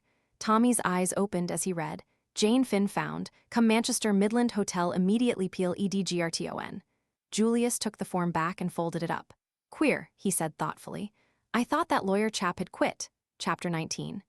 "Jane Finn, my train got in half an hour ago," explained Julius as he led the way out of the station. "I reckon you'd come by this before I left London and wired accordingly to Sir James. He's booked rooms for us and will be round to dine at 8. "What made you think he'd cease to take any interest in the case?" asked Tommy curiously. "What he said," replied Julius dryly. "The old bird's as close as an oyster. Like all the darned lot of them, he wasn't going to commit himself till he was sure he could deliver the goods." "I wonder," said Tommy thoughtfully. Julius turned on him. "You wonder what? Whether that was his real reason?" "Sure, you bet your life it was." Tommy shook his head unconvinced. Sir James arrived punctually at 8 o'clock and Julius introduced Tommy. Sir James shook hands with him warmly. "I am delighted to make your acquaintance, Mr. Beresford. I have heard so much about you from Miss Tuppence." He smiled involuntarily, "that it really seems as though I already know you quite well." "Thank you, sir," said Tommy with his cheerful grin. He scanned the great lawyer eagerly. Like Tuppence, he felt the magnetism of the other's personality. He was reminded of Mr. Carter. The two men, totally unlike so far as physical resemblance went, produced a similar effect. Beneath the weary manner of the one and the professional reserve of the other lay the same quality of mind, keen-edged like a rapier. In the meantime, he was conscious of Sir James's close scrutiny. When the lawyer dropped his eyes, the young man had the feeling that the other had read him through and through like an open book. He could not but wonder what the final judgment was, but there was little chance of learning that. Sir James took in everything, but gave out only what he chose. A proof of that occurred almost at once. Immediately the first greetings were over, Julius broke out into a flood of eager questions. How had Sir James managed to track the girl? Why had he not let them know that he was still working on the case? And so on. Sir James stroked his chin and smiled. At last he said, just so, just so. Well, she's found. And that's the great thing, isn't it? Come now, that's the great thing. Sure it is. But just how did you strike her trail? Miss Tuppence and I thought you'd quit for good and all. Ah, the lawyer shot a lightning glance at him, then resumed operations on his chin. You thought that, did you? Did you really? Dear me. But I guess I can take it we were wrong, pursued Julius. Well, I don't know that I should go so far as to say that, but it's certainly fortunate for all parties that we've managed to find the young lady. But where is she? Demanded Julius, his thoughts flying off on another tack. I thought you'd be sure to bring her along? That would hardly be possible, said Sir James gravely. Why? Because the young lady was knocked down in a street accident and has sustained slight injuries to the head. She was taken to the infirmary, and on recovering consciousness gave her name as Jane Finn. When I heard that, I arranged for her to be removed to the house of a doctor, a friend of mine, and wired at once for you. She relapsed into unconsciousness and has not spoken since. She's not seriously hurt. Oh, a bruise and a cut or two. Really, from a medical point of view, absurdly slight injuries to have produced such a condition. Her state is probably to be attributed to the mental shock consequent on recovering her memory. It's come back, cried Julius excitedly. Sir James tapped the table rather impatiently. Undoubtedly, Mr. Hershimer, since she was able to give her real name, I thought you had appreciated that point. And you just happened to be on the spot, said Tommy. Seems quite like a fairy tale. But Sir James was far too wary to be drawn. Coincidences are curious things, he said dryly. Nevertheless, Tommy was now certain of what he had before only suspected. Sir James's presence in Manchester was not accidental. Far from abandoning the case, as Julius supposed, he had by some means of his own successfully run the missing girl to earth. The only thing that puzzled Tommy was the reason for all the secrecy. He concluded that it was a foible of the legal mind. Julius was speaking. After dinner, he announced, I shall go right away and see Jane. That will be impossible, I fear, said Sir James. It is very unlikely they would allow her to see visitors at this time of night. I should suggest tomorrow morning about 10 o'clock. Julius flushed. There was something in Sir James which always stirred him to antagonism. It was a conflict of two masterful personalities. All the same, I reckon I'll go round there tonight and see if I can't ginger them up to break through their silly rules. It will be quite useless, Mr. Hershimer. The words came out like the crack of a pistol, and Tommy looked up with a start. Julius was nervous and excited. The hand with which he raised his glass to his lips shook slightly, but his eyes held Sir James's defiantly. For a moment the hostility between the two seemed likely to burst into flame, but in the end Julius lowered his eyes, defeated. For the moment, I reckon you're the boss. Thank you, said the other. We will say 10 o'clock then? With consummate ease of manner, he turned to Tommy. I must confess, Mr. Beresford, that it was something of a surprise to me to see you here this evening. The last I heard of you was that your friends were in grave anxiety on your behalf. Nothing had been heard of you for some days, and Miss Tuppence was inclined to think you had got into difficulties. I had, sir, Tommy grinned reminiscently. I was never in a tighter place in my life. Helped out by questions from Sir James, he gave an abbreviated account of his adventures. The lawyer looked at him with renewed interest as he brought the tale to a close. You got yourself out of a tight place very well, he said gravely. I congratulate you. You displayed a great deal of ingenuity and carried your part through well. Tommy blushed, his face assuming a prawn-like hue at the praise. I couldn't have got away but for the girl, sir. No, Sir James smiled a little. It was lucky for you she happened to take a fancy to you. Tommy appeared about to protest, but Sir James went on. There's no doubt about her being one of the gang, I suppose? I'm afraid not, sir. I thought perhaps they were keeping her there by force, but the way she acted didn't fit in with that. You see, she went back to them when she could have got away. Sir James nodded thoughtfully. What did she say? Something about wanting to be taken to Marguerite? Yes, sir. I suppose she meant Mrs. Vandemeyer. She always signed herself Rita Vandemeyer. All her friends spoke of her as Rita. Still, I suppose the girl must have been in the habit of calling her by her full name. And at the moment she was crying out to her, Mrs. Vandemeyer was either dead or dying. Curious. There are one or two points that strike me as being obscure. Their sudden change of attitude towards yourself, for instance. By the way, the house was raided, of course? Yes, sir, but they'd all cleared out. Naturally, said Sir James dryly. And not a clue left behind. I wonder, the lawyer tapped the table thoughtfully. Something in his voice made Tommy look up. Would this man's eyes have seen something where theirs had been blind? He spoke impulsively. I wish you'd been there, sir, to go over the house. I wish I had, said Sir James quietly. He sat for a moment in silence. Then he looked up. And since then, what have you been doing? For a moment, Tommy stared at him. Then it dawned on him that of course the lawyer did not know. I forgot that you didn't know about Tuppence, he said slowly. The sickening anxiety, forgotten for a while in the excitement of knowing Jane Finn was found at last, swept over him again. The lawyer laid down his knife and fork sharply. Has anything happened to Miss Tuppence? His voice was keen-edged. She's disappeared, said Julius. When? A week ago. How? Sir James's questions fairly shot out. Between them, Tommy and Julius gave the history of the last week and their futile search. Sir James went at once to the root of the matter. A wire signed with your name? They knew enough of you both for that. They weren't sure of how much you had learnt in that house. Their kidnapping of Miss Tuppence is the countermove to your escape. If necessary, they could seal your lips with a threat of what might happen to her. Tommy nodded. That's just what I thought, sir. Sir James looked at him keenly. You had worked that out, had you? Not bad, not at all bad. The curious thing is that they certainly did not know anything about you when they first held you prisoner. You are sure that you did not in any way disclose your identity? Tommy shook his head. That's so, said Julius with a nod. Therefore I reckon someone put them wise and not earlier than Sunday afternoon. Yes, but who? That almighty omniscient Mr. Brown, of course. There was a faint note of derision in the American's voice, which made Sir James look up sharply. You don't believe in Mr. Brown, Mr. Hershimer? No, sir, I do not, returned the young American with emphasis. Not as such, that is to say. I reckon it out that he's a figurehead, just a bogey name to frighten the children with. The real head of this business is that Russian chap Kramnin. I guess he's quite capable of running revolutions in 3 countries at once if he chose. The man Whittington is probably the head of the English branch. I disagree with you, said Sir James shortly. Mr. Brown exists. He turned to Tommy.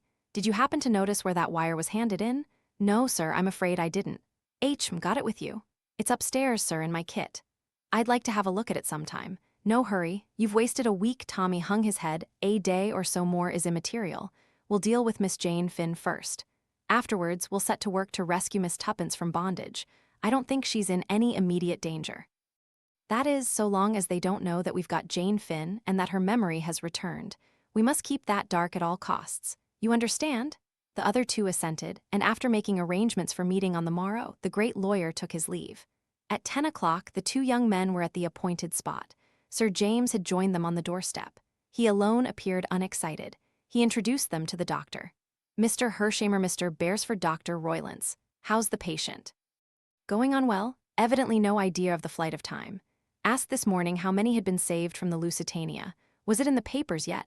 That, of course, was only what was to be expected. She seems to have something on her mind, though. I think we can relieve her anxiety. May we go up? Certainly. Tommy's heart beat sensibly faster as they followed the doctor upstairs. Jane Finn at last. The long-sought, the mysterious, the elusive Jane Finn. How wildly improbable success had seemed. And here in this house, her memory almost miraculously restored, lay the girl who held the future of England in her hands. A half-groan broke from Tommy's lips. If only Tuppence could have been at his side to share in the triumphant conclusion of their joint venture. Then he put the thought of Tuppence resolutely aside. His confidence in Sir James was growing. There was a man who would unerringly ferret out Tuppence's whereabouts. In the meantime, Jane Finn, and suddenly a dread clutched at his heart. It seemed too easy. Suppose they should find her dead, stricken down by the hand of Mr. Brown. In another minute he was laughing at these melodramatic fancies. The doctor held open the door of a room and they passed in. On the white bed, bandages round her head, lay the girl. Somehow the whole scene seemed unreal. It was so exactly what one expected that it gave the effect of being beautifully staged. The girl looked from one to the other of them with large, wondering eyes. Sir James spoke first. Miss Finn, he said, this is your cousin, Mr. Julius P. Hershimer. A faint flush flitted over the girl's face as Julius stepped forward and took her hand. How do, Cousin Jane? He said lightly, but Tommy caught the tremor in his voice. Are you really Uncle Hiram's son? She asked wonderingly. Her voice, with the slight warmth of the Western accent, had an almost thrilling quality. It seemed vaguely familiar to Tommy, but he thrust the impression aside as impossible. Sure thing. We used to read about Uncle Hiram in the papers, continued the girl in her low, soft tones, but I never thought I'd meet you one day. Mother figured it out that Uncle Hiram would never get over being mad with her. The old man was like that, admitted Julius, but I guess the new generation's sort of different. Got no use for the family feud business. First thing I thought about, soon as the war was over, was to come along and hunt you up." A shadow passed over the girl's face. "They've been telling me things, dreadful things, that my memory went, and that there are years I shall never know about, years lost out of my life." "You didn't realize that yourself?" The girl's eyes opened wide. "Why no, it seems to me as though it were no time since we were being hustled into those boats. I can see it all now." She closed her eyes with a shudder. Julius looked across at Sir James, who nodded. "Don't worry, Annie. It isn't worth it. Now see here, Jane, there's something we want to know about. There was a man aboard that boat with some mighty important papers on him, and the big guns in this country have got a notion that he passed on the goods to you. Is that so?" The girl hesitated, her glance shifting to the other two. Julius understood. "Mr. Beresford is commissioned by the British government to get those papers back. Sir James Peel Egerton is an English member of Parliament and might be a big gun in the cabinet if he liked. It's owing to him that we've ferreted you out at last. So you can go right ahead and tell us the whole story. Did Danvers give you the papers?" "Yes. He said they'd have a better chance with me because they would save the women and children first." "Just as we thought," said Sir James. "He said they were very important, that they might make all the difference to the Allies. But if it's all so long ago and the war's over, what does it matter now? I guess history repeats itself, Jane. First there was a great hue and cry over those papers, then it all died down, and now the whole caboodle started all over again for rather different reasons. Then you can hand them over to us right away?" "But I can't." "What? I haven't got them." "You haven't got them?" Julius punctuated the words with little pauses. "No, I hid them." "You hid them?" "Yes, I got uneasy. People seemed to be watching me. It scared me badly." She put her hand to her head.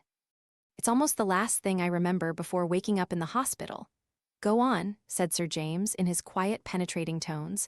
"What do you remember?" She turned to him obediently. "It was at Holyhead. I came that way, I don't remember why." "That doesn't matter, go on." "In the confusion on the quay, I slipped away. Nobody saw me. I took a car, told the man to drive me out of the town. I watched when we got on the open road. No other car was following us.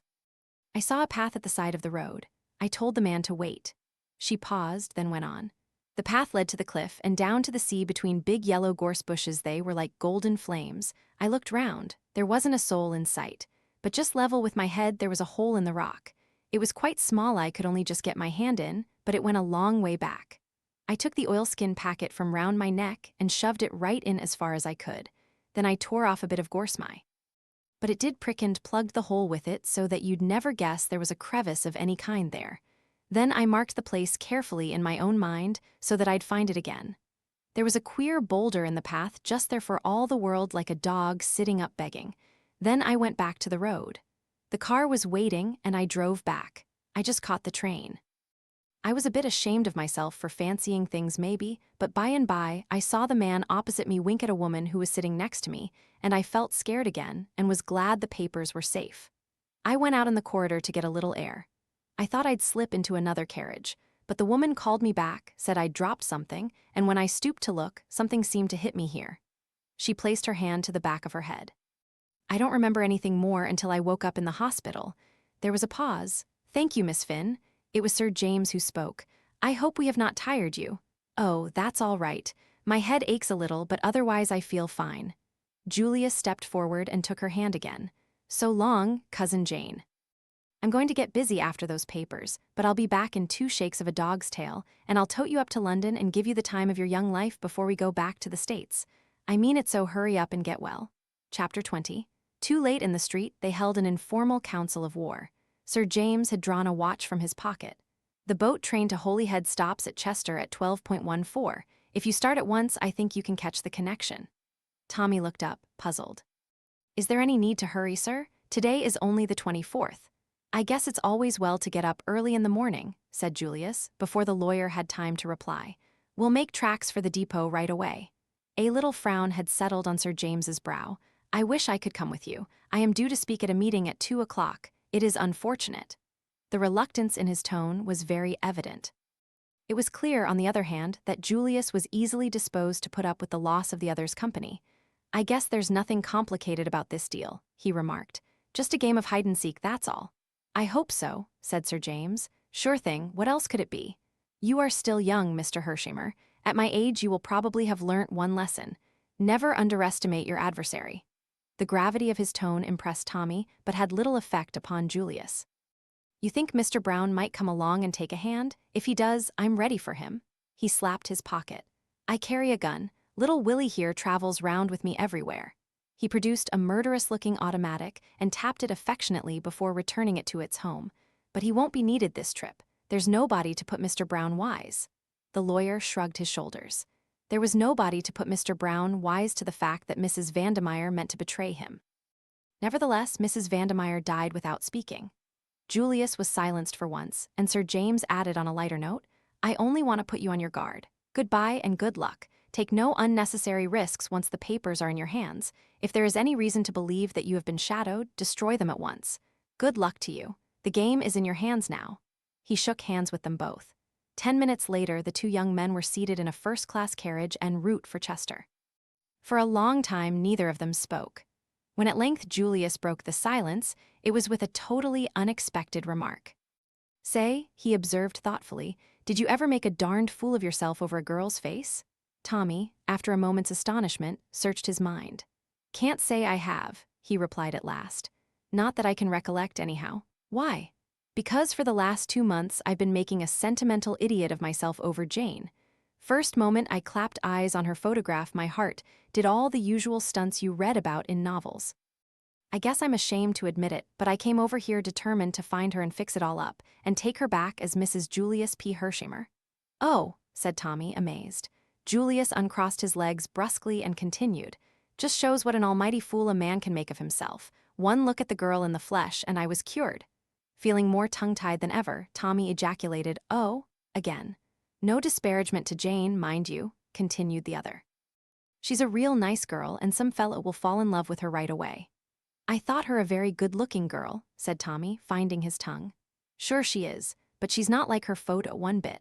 At least I suppose she is in a way must be because I recognized her right off. If I'd seen her in a crowd, I'd have said, there's a girl whose face I know right away without any hesitation. But there was something about that photo. Julius shook his head and heaved a sigh. I guess romance is a mighty queer thing. It must be, said Tommy coldly, if you can come over here in love with one girl and propose to another within a fortnight. Julius had the grace to look discomposed. Well, you see, I got a sort of tired feeling that I'd never find Jane in, that it was all plumb foolishness anyway. And then well, the French, for instance, are much more sensible in the way they look at things. They keep romance and marriage apart. Tommy flushed. Well, I'm damned. If that's, Julius hastened to interrupt. Say now, don't be hasty. I don't mean what you mean. I take it Americans have a higher opinion of morality than you have even. What I meant was that the French set about marriage in a businesslike way, find two people who are suited to one another, look after the money affairs and see the whole thing practically and in a businesslike spirit. If you ask me, said Tommy, we're all too damned businesslike nowadays. We're always saying, will it pay? The men are bad enough and the girls are worse. Cool down, son, don't get so heated. I feel heated, said Tommy. Julius looked at him and judged it wise to say no more. However, Tommy had plenty of time to cool down before they reached Holyhead, and the cheerful grin had returned to his countenance as they alighted at their destination. After consultation, and with the aid of a road map, they were fairly well agreed as to direction, so were able to hire a taxi without more ado and drive out on the road leading to Tredyor Bay. They instructed the man to go slowly and watched narrowly so as not to miss the path.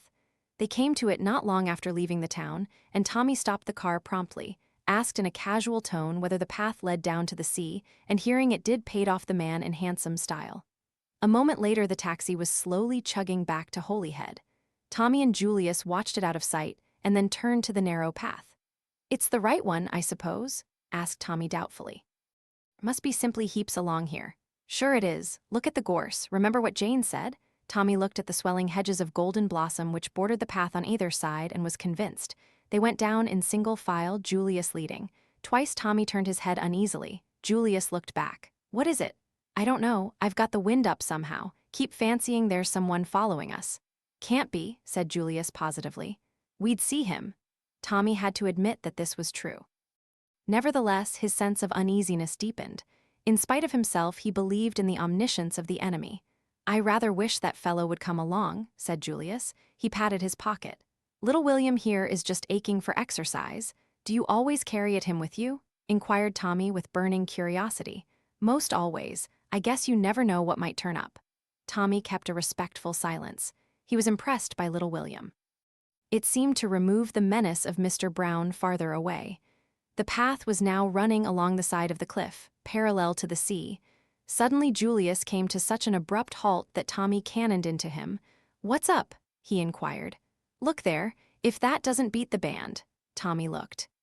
Standing out half obstructing the path was a huge boulder which certainly bore a fanciful resemblance to a begging terrier. "Well," said Tommy, refusing to share Julius's emotion, "it's what we expected to see, isn't it?" Julius looked at him sadly and shook his head. "British phlegm. Sure we expected it, but it kind of rattles me, all the same, to see it sitting there just where we expected to find it." Tommy, whose calm was, perhaps, more assumed than natural, moved his feet impatiently. "Push on." "What about the hole?" They scanned the cliffside narrowly. Tommy heard himself saying idiotically, "The gorse won't be there after all these years." And Julius replied solemnly, "I guess you're right." Tommy suddenly pointed with a shaking hand. "What about that crevice there?" Julius replied in an Austrican voice, "That's it for sure." They looked at each other.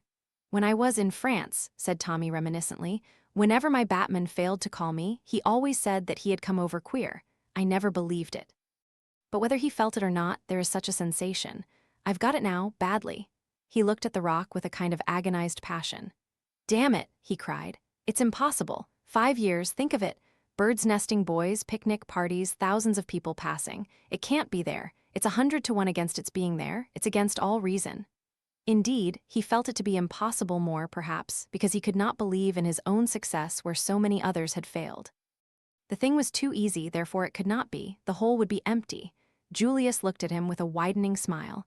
"I guess you're rattled now, all right," he drawled with some enjoyment. "Well, here goes." He thrust his hand into the crevice and made a slight grimace. "It's a tight fit. Jane's hand must be a few sizes smaller than mine. I don't feel anything no say. What's this, gee whiz?" And with a flourish he waved aloft a small discolored packet. "It's the goods all right, sewn up in oilskin. Hold it while I get my penknife." The unbelievable had happened. Tommy held the precious packet tenderly between his hands. They had succeeded. "It's queer," he murmured idly. "You'd think the stitches would have rotted. They look just as good as new." They cut them carefully and ripped away the oilskin. Inside was a small folded sheet of paper. With trembling fingers they unfolded it. The sheet was blank. They stared at each other, puzzled. "A dummy?" hazarded Julius. Was Danvers just a decoy? Tommy shook his head. That solution did not satisfy him. Suddenly his face cleared. "I've got it, sympathetic ink." "You think so? Worth trying anyhow. Heat usually does the trick. Get some sticks, we'll make a fire." In a few minutes the little fire of twigs and leaves was blazing merrily. Tommy held the sheet of paper near the glow. The paper curled a little with the heat. Nothing more. Suddenly Julius grasped his arm and pointed to where characters were appearing in a faint brown color. "Gee whiz, you've got it. Say, that idea of yours was great. It never occurred to me." Tommy held the paper in position some minutes longer until he judged the heat had done its work. Then he withdrew it. A moment later he uttered a cry. Across the sheet in neat brown printing ran the words, "With the compliments of Mr. Brown." Chapter 21. Tommy makes a discovery. For a moment or two they stood staring at each other stupidly, dazed with the shock. Somehow, inexplicably, Mr. Brown had forestalled them. Tommy accepted defeat quietly, not so Julius. "How in tarnation did he get ahead of us? That's what beats me," he ended up.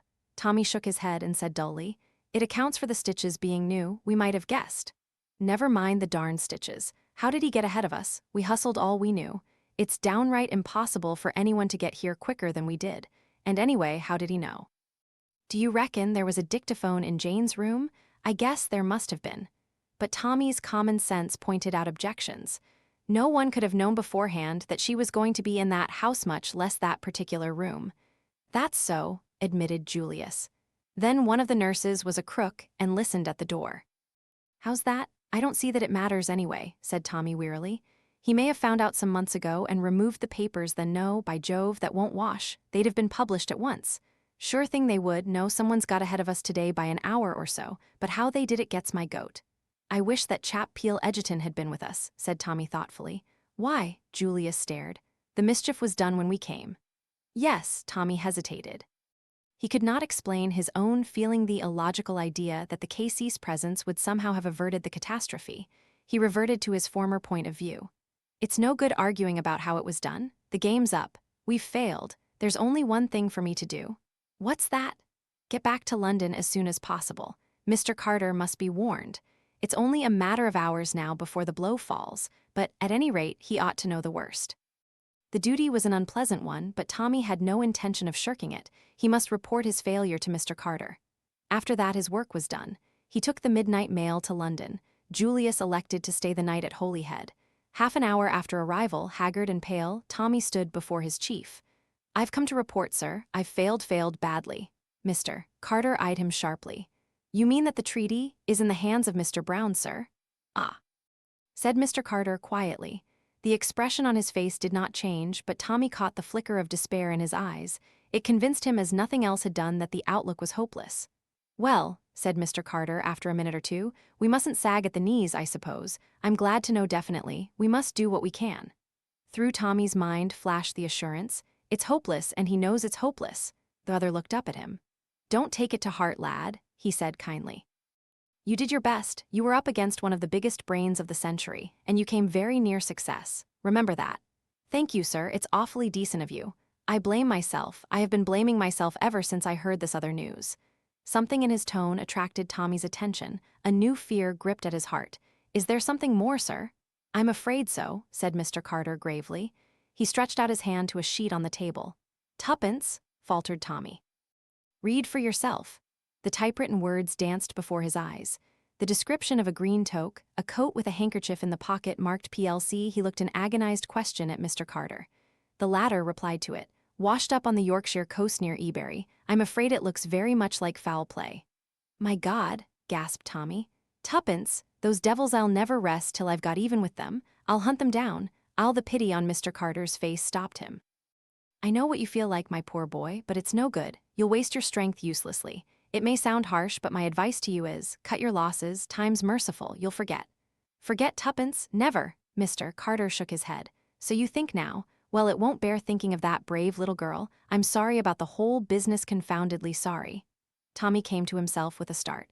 "I'm taking up your time, sir," he said with an effort. "There's no need for you to blame yourself. I dare say we were a couple of young fools to take on such a job. You warned us all right, but I wish to God I'd been the one to get it in the neck. Goodbye, sir." Back at the Ritz, Tommy packed up his few belongings mechanically, his thoughts far away. He was still bewildered by the introduction of tragedy into his cheerful, commonplace existence. What fun they had had together, he and Tuppence. And now, he couldn't believe it couldn't be true. Tuppence dead. Little Tuppence brimming over with life. It was a dream, a horrible dream, nothing more. They brought him a note, a few kind words of sympathy from Peel Egerton, who had read the news in the paper. There had been a large headline, XVAD FEARED DROWNED. The letter ended with the offer of a post on a ranch in the Argentine, where Sir James had considerable interests. "Kind old beggar," muttered Tommy as he flung it aside. The door opened and Julius burst in with his usual violence. He held an open newspaper in his hand. "Say, what's all this? They seem to have got some fool idea about Tuppence." "It's true," said Tommy quietly. "You mean they've done her in?" Tommy nodded. "I suppose when they got the treaty she wasn't any good to them any longer, and they were afraid to let her go." "Well, I'm darned," said Julius. "Little Tuppence. She sure was the pluckiest little girl," but suddenly something seemed to crack in Tommy's brain. He rose to his feet. "Oh, get out. You don't really care, damn you. You asked her to marry you in your rotten, cold-blooded way, but I loved her. I'd have given the soul out of my body to save her from harm. I'd have stood by without a word and let her marry you, because you could have given her the sort of time she ought to have had, and I was only a poor devil without a penny to bless himself with. But it wouldn't have been because I didn't care." "See here," began Julius temperately. "Oh, go to the devil. I can't stand your coming here and talking about little Tuppence. Go and look after your cousin. Tuppence is my girl. I've always loved her, from the time we played together as kids. We grew up and it was just the same. I shall never forget when I was in hospital and she came in that ridiculous cap and apron. It was like a miracle to see the girl I loved turn up in a nurse's kit, but Julius interrupted him. "A nurse's kit? Gee whiz, I must be going to Colney Hatch. I could swear I've seen Jane in a nurse's cap too. And that's plumb impossible. No, by gum, I've got it. It was her I saw talking to Whittington at that nursing home in Bournemouth. She wasn't a patient there, she was a nurse." "I dare say," said Tommy angrily. "She's probably been in with them from the start. I shouldn't wonder if she stole those papers from Danvers to begin with." "I'm darned if she did," shouted Julius. She's my cousin and as patriotic a girl as ever stepped. I don't care a damn what she is, but get out of here, retorted Tommy, also at the top of his voice. The young men were on the point of coming to blows. But suddenly, with an almost magical abruptness, Julius's anger abated. All right, son, he said quietly. I'm going. I don't blame you any for what you've been saying. It's mighty lucky you did say it. I've been the most almighty blithering darned idiot that it's possible to imagine. Calm down, Tommy had made an impatient gesture. I'm going right away now, going to the London and Northwestern Railway Depot, if you want to know. I don't care a damn where you're going, growled Tommy. As the door closed behind Julius, he returned to his suitcase. That's the lot, he murmured and rang the bell. Take my luggage down. Yes, sir, going away, sir. I'm going to the devil, said Tommy, regardless of the menial's feelings. That functionary, however, merely replied respectfully. Yes, sir, shall I call a taxi? Tommy nodded. Where was he going? He hadn't the faintest idea. Beyond a fixed determination to get even with Mr. Brown, he had no plans. He reread Sir James's letter and shook his head. Tuppence must be avenged. Still, it was kind of the old fellow. Better answer it, I suppose. He went across to the writing table. With the usual perversity of bedroom stationery, there were innumerable envelopes and no paper. He rang. No one came. Tommy fumed at the delay. Then he remembered that there was a good supply in Julius's sitting room. The American had announced his immediate departure. There would be no fear of running up against him. Besides, he wouldn't mind if he did. He was beginning to be rather ashamed of the things he had said. Old Julius had taken them jolly well. He'd apologize if he found him there. But the room was deserted. Tommy walked across to the writing table and opened the middle drawer. A photograph, carelessly thrust in face upwards, caught his eye. For a moment he stood rooted to the ground. Then he took it out, shut the drawer, walked slowly over to an armchair, and sat down, still staring at the photograph in his hand. What on earth was a photograph of the French girl Annette doing in Julius Hershamer's writing table? Chapter 22. In DOWNING Street, the Prime Minister tapped the desk in front of him with nervous fingers. His face was worn and harassed. He took up his conversation with Mr. Carter at the point it had broken off. I don't understand, he said. Do you really mean that things are not so desperate after all? So this lad seems to think. Let us have a look at his letter again. Mr. Carter handed it over. It was written in a sprawling, boyish hand. Dear Mr. Carter, something S turned up that has given me a jar. Of course, I may be simply making an awful ass of myself, but I don't think so. If my conclusions are right, that girl at Manchester was just a plant. The whole thing was prearranged, sham packet and all, with the object of making us think the game was up. Therefore, I fancy that we must have been pretty hot on the scent. I think I know who the real Jane Finn is, and I've even got an idea where the papers are. That last's only a guess, of course, but I've a sort of feeling it'll turn out right. Anyhow, I enclose it in a sealed envelope for what it's worth. I'm going to ask you not to open it until the very last moment, midnight on the 28th, in fact. You'll understand why in a minute. You see, I've figured it out that those things of Tuppence's are a plant too, and she's no more drowned than I am. The way I reason is this. As a last chance, they'll let Jane Finn escape in the hope that she's been shamming this memory stunt, and that once she thinks she's free, she'll go right away to the cash. Of course, it's an awful risk for them to take, because she knows all about them, but they're pretty desperate to get hold of that treaty. But if they know that the papers have been recovered by us, neither of those two girls' lives will be worth an hour's purchase. I must try and get hold of Tuppence before Jane escapes. I want a repeat of that telegram that was sent to Tuppence at the Ritz. Sir James Peel Egerton said you would be able to manage that for me. He's frightfully clever. One last thing, please have that house in Soho watched day and night. Yours, etc., Thomas B. RSFORD. The Prime Minister looked up. The enclosure, Mr. Carter smiled dryly. In the vaults of the bank, I am taking no chances. You do think, the Prime Minister hesitated a minute, that it would be better to open it now? Surely we ought to secure the document, that is, provided the young man's guess turns out to be correct at once. We can keep the fact of having done so quite secret. Can we? I'm not so sure. There are spies all round us. Once it's known, I wouldn't give that. He snapped his fingers for the life of those two girls. No, the boy trusted me, and I shan't let him down. Well, we must leave it at that then. What's he like, this lad? Outwardly, he's an ordinary, clean-limbed, rather block-headed young Englishman, slow in his mental processes. On the other hand, it's quite impossible to lead him astray through his imagination. He hasn't got any, so he's difficult to deceive. He worries things out slowly, and once he's got hold of anything, he doesn't let go. The little lady's quite different, more intuition and less common sense. They make a pretty pair working together, pace and stamina. He seems confident, mused the Prime Minister. Yes, and that's what gives me hope. He's the kind of diffident youth who would have to be very sure before he ventured an opinion at all. A half-smile came to the other's lips. And it is this boy who will defeat the master criminal of our time. This boy, as you say, but I sometimes fancy I see a shadow behind. You mean Peel Egerton? Peel Egerton? Said the Prime Minister in astonishment. Yes, I see his hand in this. He struck the open letter. He's there working in the dark, silently, unobtrusively. I've always felt that if anyone was to run Mr. Brown to earth, Peel Egerton would be the man. I tell you he's on the case now, but doesn't want it known. By the way, I got rather an odd request from him the other day. Yes, he sent me a cutting from some American paper. It referred to a man's body found near the docks in New York about 3 weeks ago. He asked me to collect any information on the subject I could. Well, Carter shrugged his shoulders, I couldn't get much. Young fellow about 35, poorly dressed face, very badly disfigured. He was never identified. And you fancy that the two matters are connected in some way? Somehow I do. I may be wrong, of course. There was a pause, then Mr. Carter continued. I asked him to come round here. Not that we'll get anything out of him he doesn't want to tell. His legal instincts are too strong, but there's no doubt he can throw light on one or two obscure points in young Beresford's letter. Ah, here he is. The two men rose to greet the newcomer. A half-whimsical thought flashed across the Premier's mind. My successor, perhaps? We've had a letter from young Beresford, said Mr. Carter, coming to the point at once. You've seen him, I suppose? You suppose wrong, said the lawyer.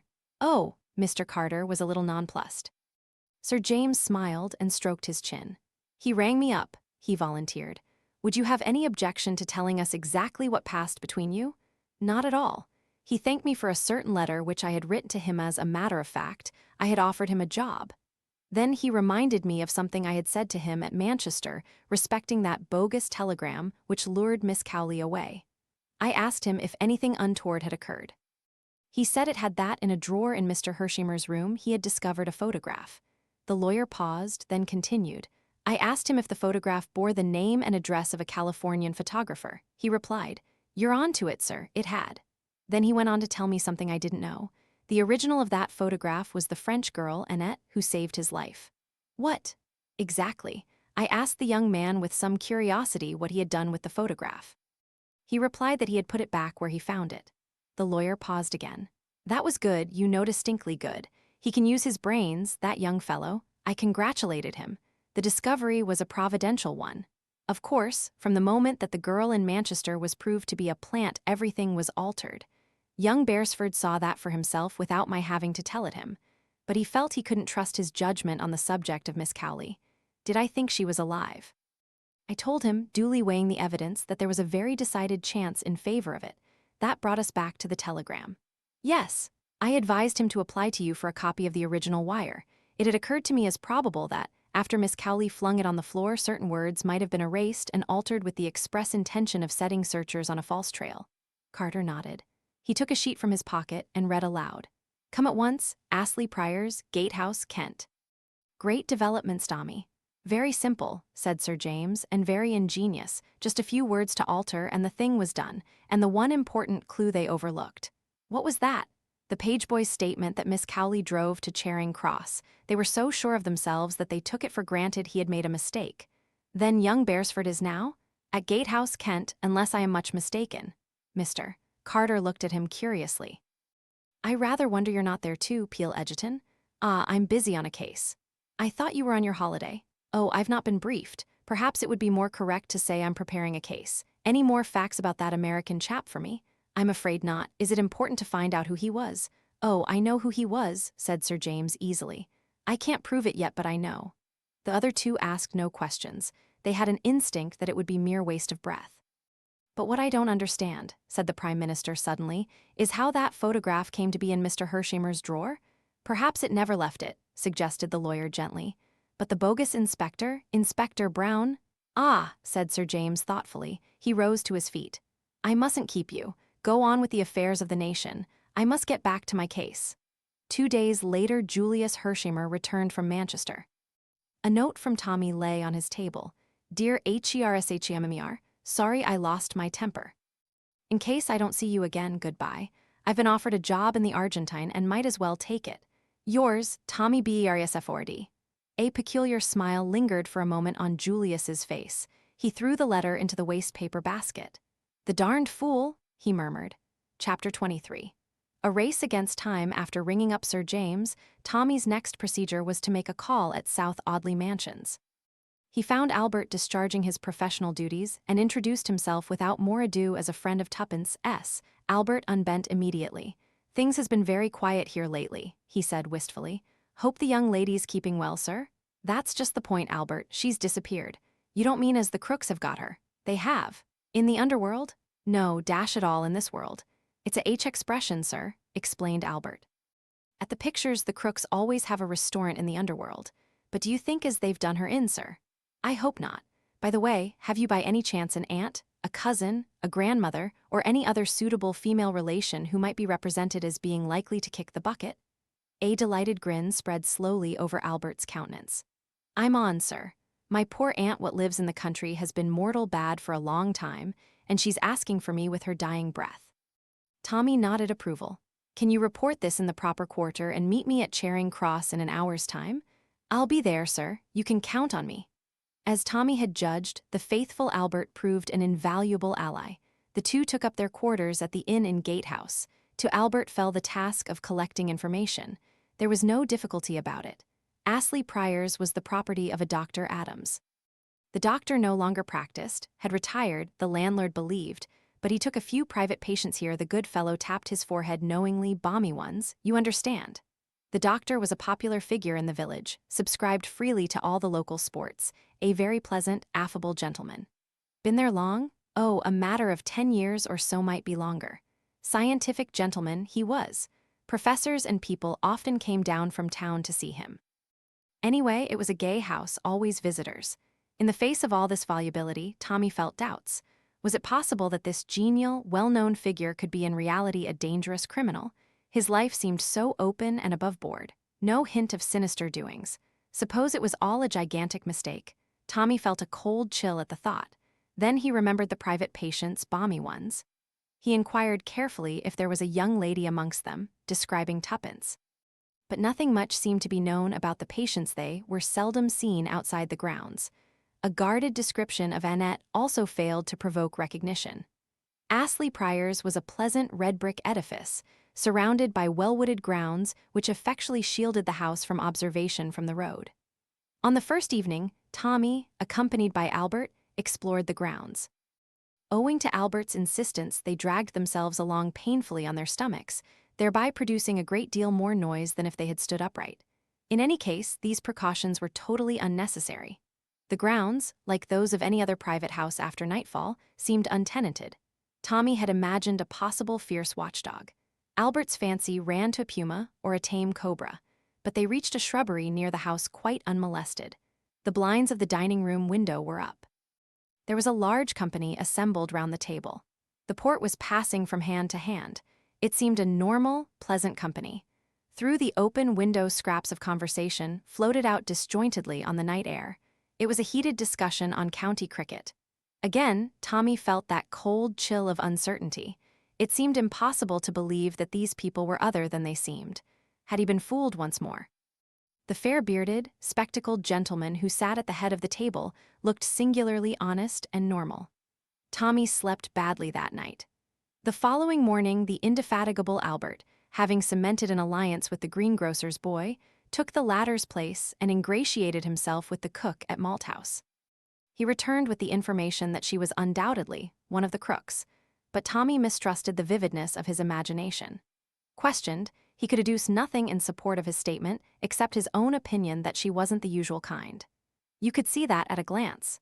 The substitution being repeated, much to the pecuniary advantage of the real greengrocer's boy, on the following day, Albert brought back the first piece of hopeful news.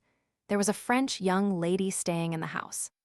Tommy put his doubts aside. Here was confirmation of his theory, but time pressed. Today was the 27th. The 29th was the much-talked-of Labor Day, about which all sorts of rumors were running riot. Newspapers were getting agitated. Sensational hints of a labor coup d'etat were freely reported. The government said nothing. It knew and was prepared. There were rumors of dissension among the labor leaders. They were not of one mind. The more far-seeing among them realized that what they proposed might well be a death blow to the England that at heart they loved. They shrank from the starvation and misery a general strike would entail, and were willing to meet the government halfway. But behind them were subtle, insistent forces at work, urging the memories of old wrongs, deprecating the weakness of half-and-half measures, fomenting misunderstandings. Tommy felt that, thanks to Mr. Carter, he understood the position fairly accurately.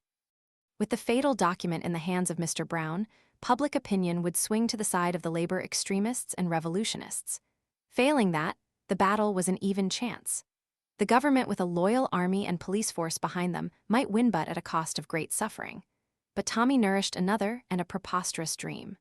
With Mr. Brown unmasked and captured, he believed, rightly or wrongly, that the whole organization would crumble ignominiously and instantaneously. The strange, permeating influence of the unseen chief held it together. Without him, Tommy believed an instant panic would set in, and the honest men left to themselves, an 11th-hour reconciliation would be possible. "This is a one-man show," said Tommy to himself. "The thing to do is to get hold of the man." It was partly in furtherance of this ambitious design that he had requested Mr. Carter not to open the sealed envelope. The draft treaty was Tommy's bait. Every now and then he was aghast at his own presumption. How dared he think that he had discovered what so many wiser and clever men had overlooked? Nevertheless, he stuck tenaciously to his idea. That evening he and Albert once more penetrated the grounds of Astley Priors. Tommy's ambition was somehow or other to gain admission to the house itself. As they approached cautiously, Tommy gave a sudden gasp. On the second-floor window, someone standing between the window and the light in the room threw a silhouette on the blind. It was one Tommy would have recognized anywhere. Tuppence was in that house. He clutched Albert by the shoulder. "Stay here. When I begin to sing, watch that window."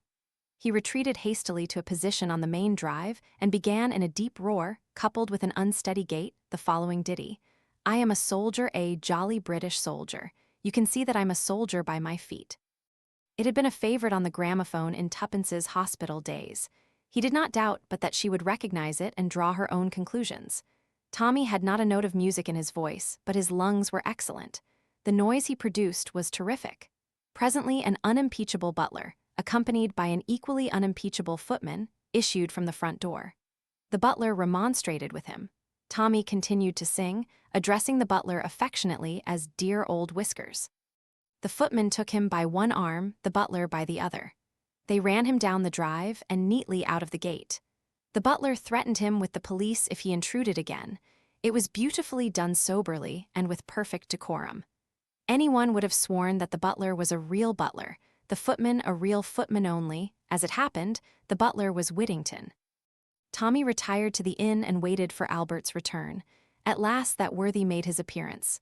"Well," cried Tommy eagerly, "it's all right. While they was a running of you out, the window opened and something was chucked out." He handed a scrap of paper to Tommy. It was wrapped round a letter weight. On the paper were scrawled 3 words, "Tomorrow same time." "Good egg," cried Tommy. "We're getting going." "I wrote a message on a piece of paper, wrapped it round a stone, and chucked it through the window," continued Albert breathlessly. Tommy groaned. "Your zeal will be the undoing of us, Albert. What did you say?" "Said we was a-staying at the inn. If she could get away, to come there and croak like a frog." "She'll know that's you," said Tommy with a sigh of relief. "Your imagination runs away with you, you know, Albert. Why, you wouldn't recognize a frog croaking if you heard it." Albert looked rather crestfallen. "Cheer up," said Tommy. "No harm done. That butler's an old friend of mine. I bet he knew who I was, though he didn't let on. It's not their game to show suspicion. That's why we've found it fairly plain sailing. They don't want to discourage me altogether. On the other hand, they don't want to make it too easy.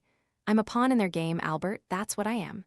You see, if the spider lets the fly walk out too easily, the fly might suspect it was a put-up job.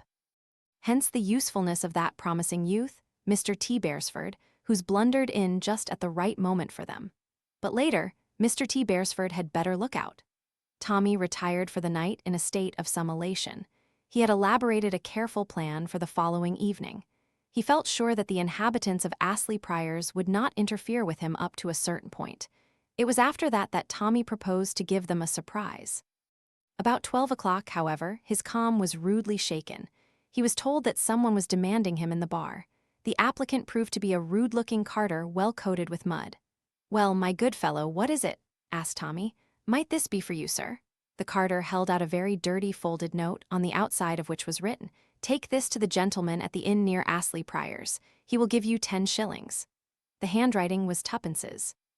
Tommy appreciated her quick-wittedness in realizing that he might be staying at the inn under an assumed name. He snatched at it. "That's all right." The man withheld it. "What about my 10 shillings?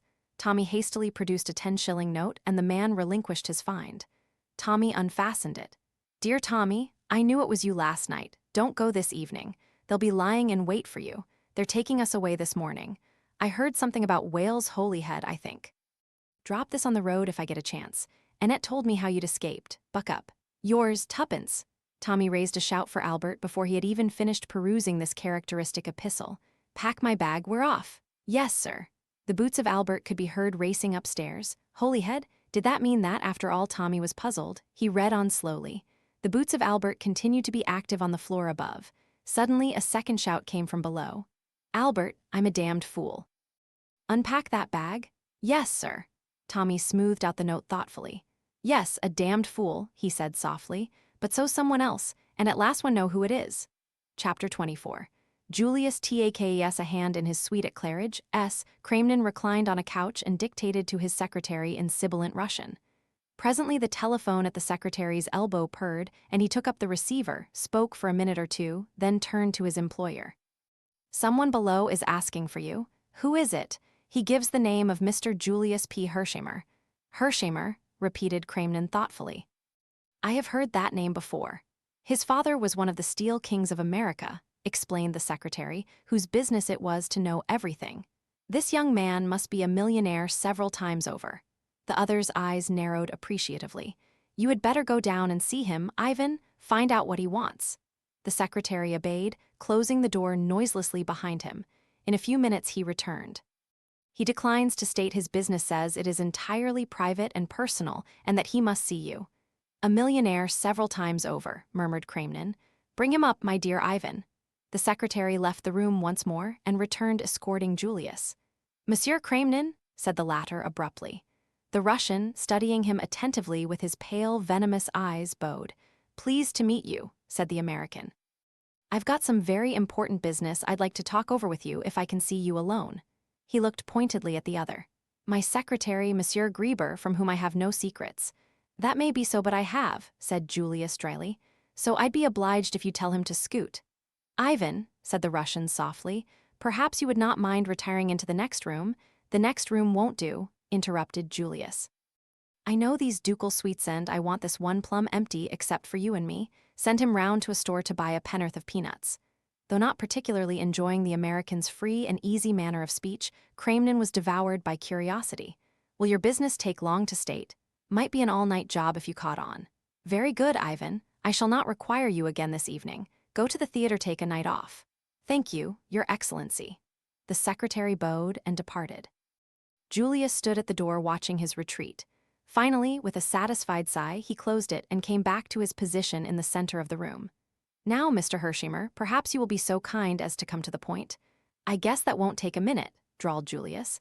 Then, with an abrupt change of manner, "Hands up or I shoot." For a moment Cramden stared blindly into the big automatic, then, with almost comical haste, he flung up his hands above his head. In that instant Julius had taken his measure. The man he had to deal with was an abject physical coward. The rest would be easy.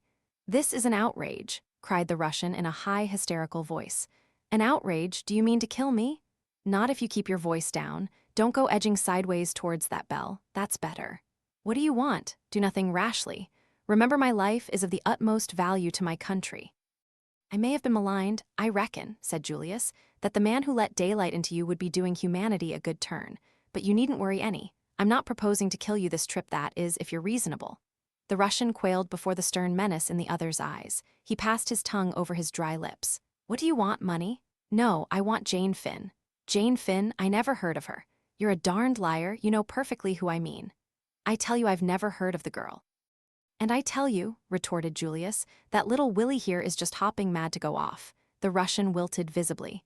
You wouldn't dare? Oh, yes, I would, son. Cramnin must have recognized something in the voice that carried conviction, for he said sullenly, Well, granted I do know who you mean. What of it? You will tell me now right here where she is to be found. Cramnin shook his head. I daren't. Why not? I dare, you ask an impossibility. Afraid, eh? Of whom? Mr. Brown. Ah, that tickles you up. There is such a person, then? I doubted it. And the mere mention of him scares you stiff. I have seen him, said the Russian slowly.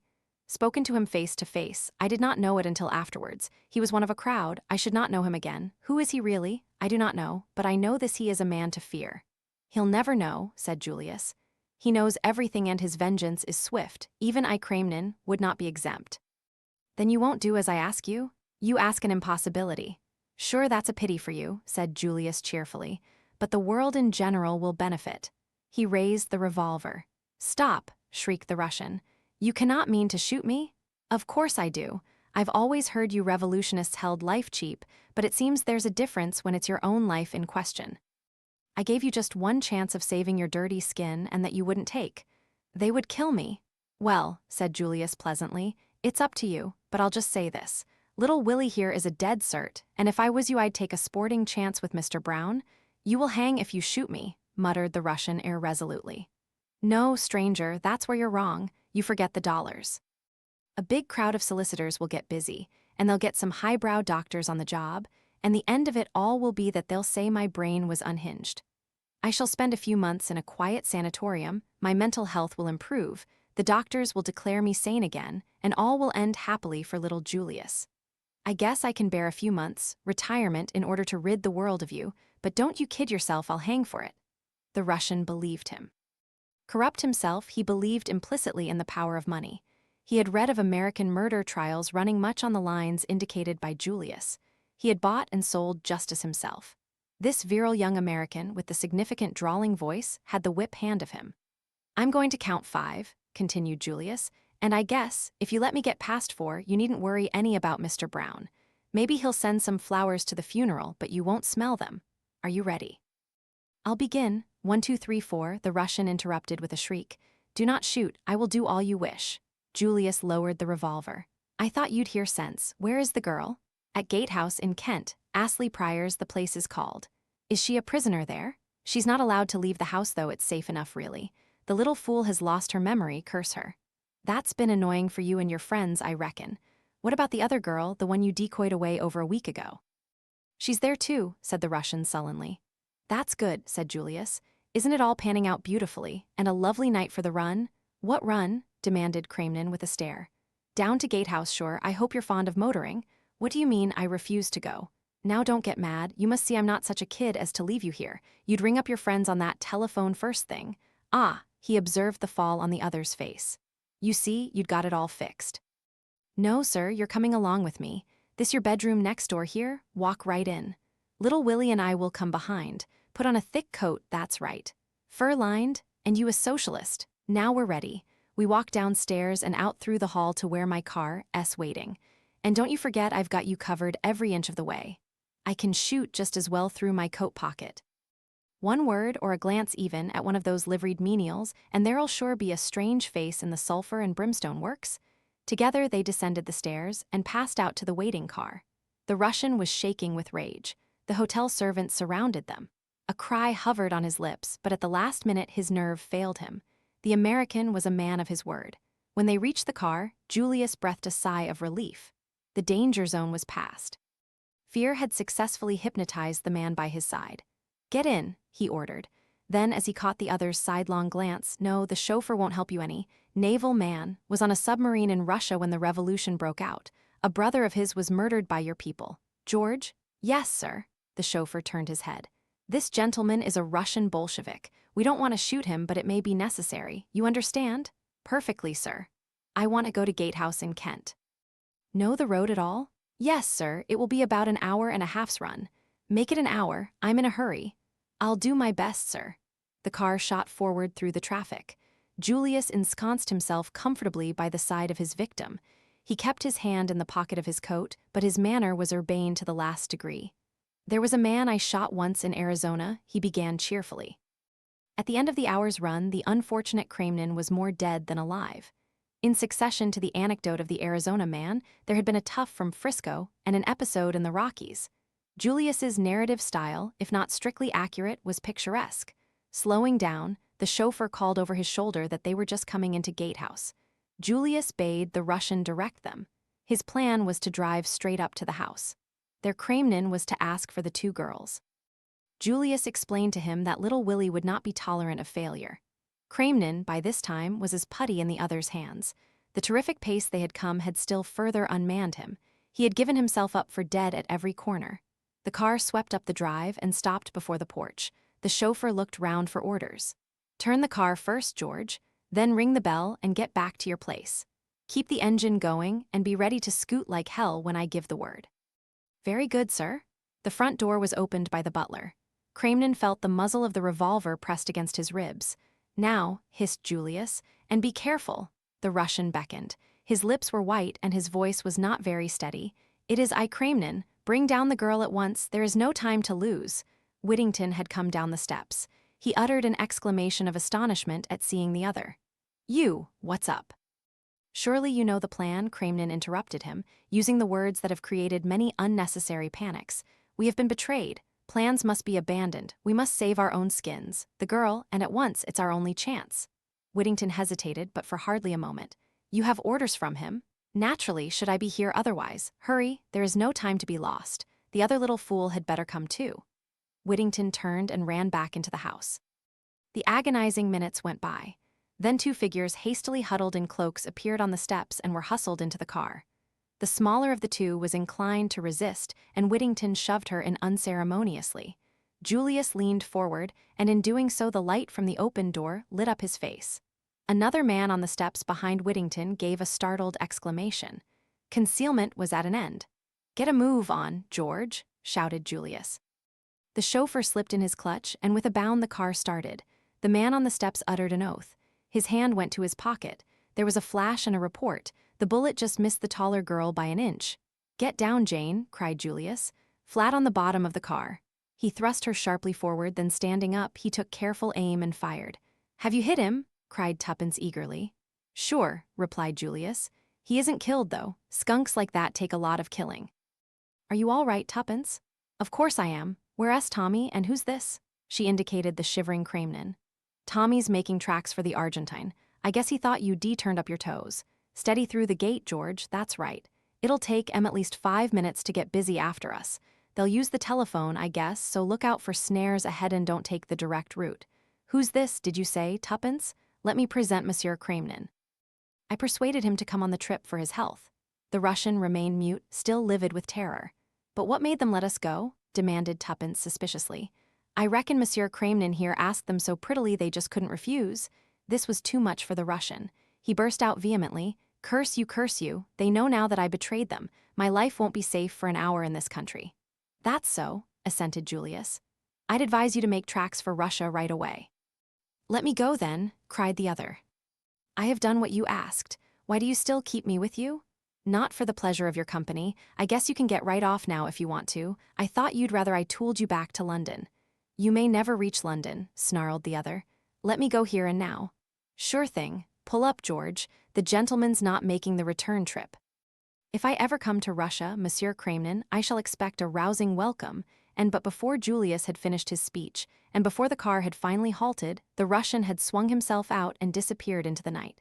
"Just a mite impatient to leave us," commented Julius, as the car gathered way again. "And no idea of saying goodbye politely to the ladies. Say, Jane, you can get up on the seat now." For the first time the girl spoke. "How did you persuade him?" she asked. Julius tapped his revolver. "Little Willie here takes the credit." "Splendid," cried the girl. The color surged into her face, her eyes looked admiringly at Julius. "Annette and I didn't know what was going to happen to us," said Tuppence. "Old Whittington hurried us off. We thought it was lambs to the slaughter." "Annette," said Julius. "Is that what you call her?" His mind seemed to be trying to adjust itself to a new idea.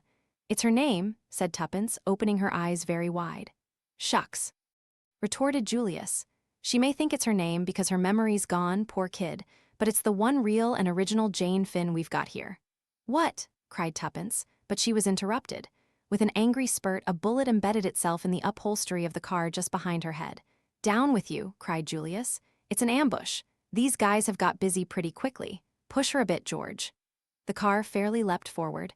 3 more shots rang out but went happily wide. Julius, upright, leant over the back of the car. Nothing to shoot at, he announced gloomily, but I guess there'll be another little picnic soon. Ah, he raised his hand to his cheek. You are hurt, said Annette quickly. Only a scratch. The girl sprang to her feet. Let me out, I say. Stop the car. It is me they're after. I'm the one they want. You shall not lose your lives because of me. Let me go. She was fumbling with the fastenings of the door. Julius took her by both arms and looked at her. She had spoken with no trace of foreign accent. Sit down, kid, he said gently. I guess there's nothing wrong with your memory. Been fooling them all the time, eh? The girl looked at him, nodded, and then suddenly burst into tears. Julius patted her on the shoulder. There, just you sit tight. We're not going to let you quit. Through her sobs, the girl said indistinctly, You're from home. I can tell by your voice. It makes me homesick. Sure, I'm from home. I'm your cousin Julius Hershimer. I came over to Europe on purpose to find you and a pretty dance you've led me. The car slackened speed. George spoke over his shoulder. Crossroads here, sir. I'm not sure of the way. The car slowed down till it hardly moved. As it did so, a figure climbed suddenly over the back and plunged head first into the midst of them. Sorry, said Tommy, extricating himself. A mass of confused exclamations greeted him. He replied to them severally. Was in the bushes by the drive, hung on behind, couldn't let you know before at the pace you were going. It was all I could do to hang on. Now then, you girls, get out. Get out. Yes, there's a station just up that road. Train due in 3 minutes. You'll catch it if you hurry. What the devil are you driving at? Demanded Julius. Do you think you can fool them by leaving the car? You and I aren't going to leave the car, only the girls. You're crazed, Beresford. Stark staring mad? You can't let those girls go off alone. It'll be the end of it if you do. Tommy turned to Tuppence. Get out at once, Tuppence. Take her with you and do just as I say. No one will do you any harm. You're safe. Take the train to London. Go straight to Sir James Peel Egerton. Mr. Carter lives out of town, but you'll be safe with him. Darn you, cried Julius. You're mad, Jane. You stay where you are. With a sudden, swift movement, Tommy snatched the revolver from Julius's hand and leveled it at him. Now will you believe I'm in earnest? Get out, both of you, and do as I say or I'll shoot. Tuppence sprang out, dragging the unwilling Jane after her. Come on, it's all right. If Tommy's sure he's sure, be quick, we'll miss the train. They started running. Julius's pent-up rage burst forth. What the hell, Tommy interrupted him. Dry up, I want a few words with you, Mr. Julius Hershimer. Chapter 25. Jane's story, her arm through Jane's, dragging her along, Tuppence reached the station. Her quick ears caught the sound of the approaching train. Hurry up, she panted, or we'll miss it. They arrived on the platform just as the train came to a standstill. Tuppence opened the door of an empty first-class compartment, and the 2 girls sank down breathless on the padded seats. A man looked in, then passed on to the next carriage. Jane started nervously, her eyes dilated with terror. She looked questioningly at Tuppence. Is he one of them, do you think? She breathed. Tuppence shook her head. No, it's all right. She took Jane's hand in hers. Tommy wouldn't have told us to do this unless he was sure we'd be all right. But he doesn't know them as I do, the girl shivered. You can't understand. 5 years, 5 long years, sometimes I thought I should go mad. Never mind, it's all over. Is it? The train was moving now, speeding through the night at a gradually increasing rate. Suddenly Jane Finn started up. What was that? I thought I saw a face looking in through the window. No, there's nothing, see. Tuppence went to the window and lifting the strap let the pane down. You're sure? Quite sure. The other seemed to feel some excuse was necessary. I guess I'm acting like a frightened rabbit, but I can't help it. If they caught me now her eyes opened wide and staring.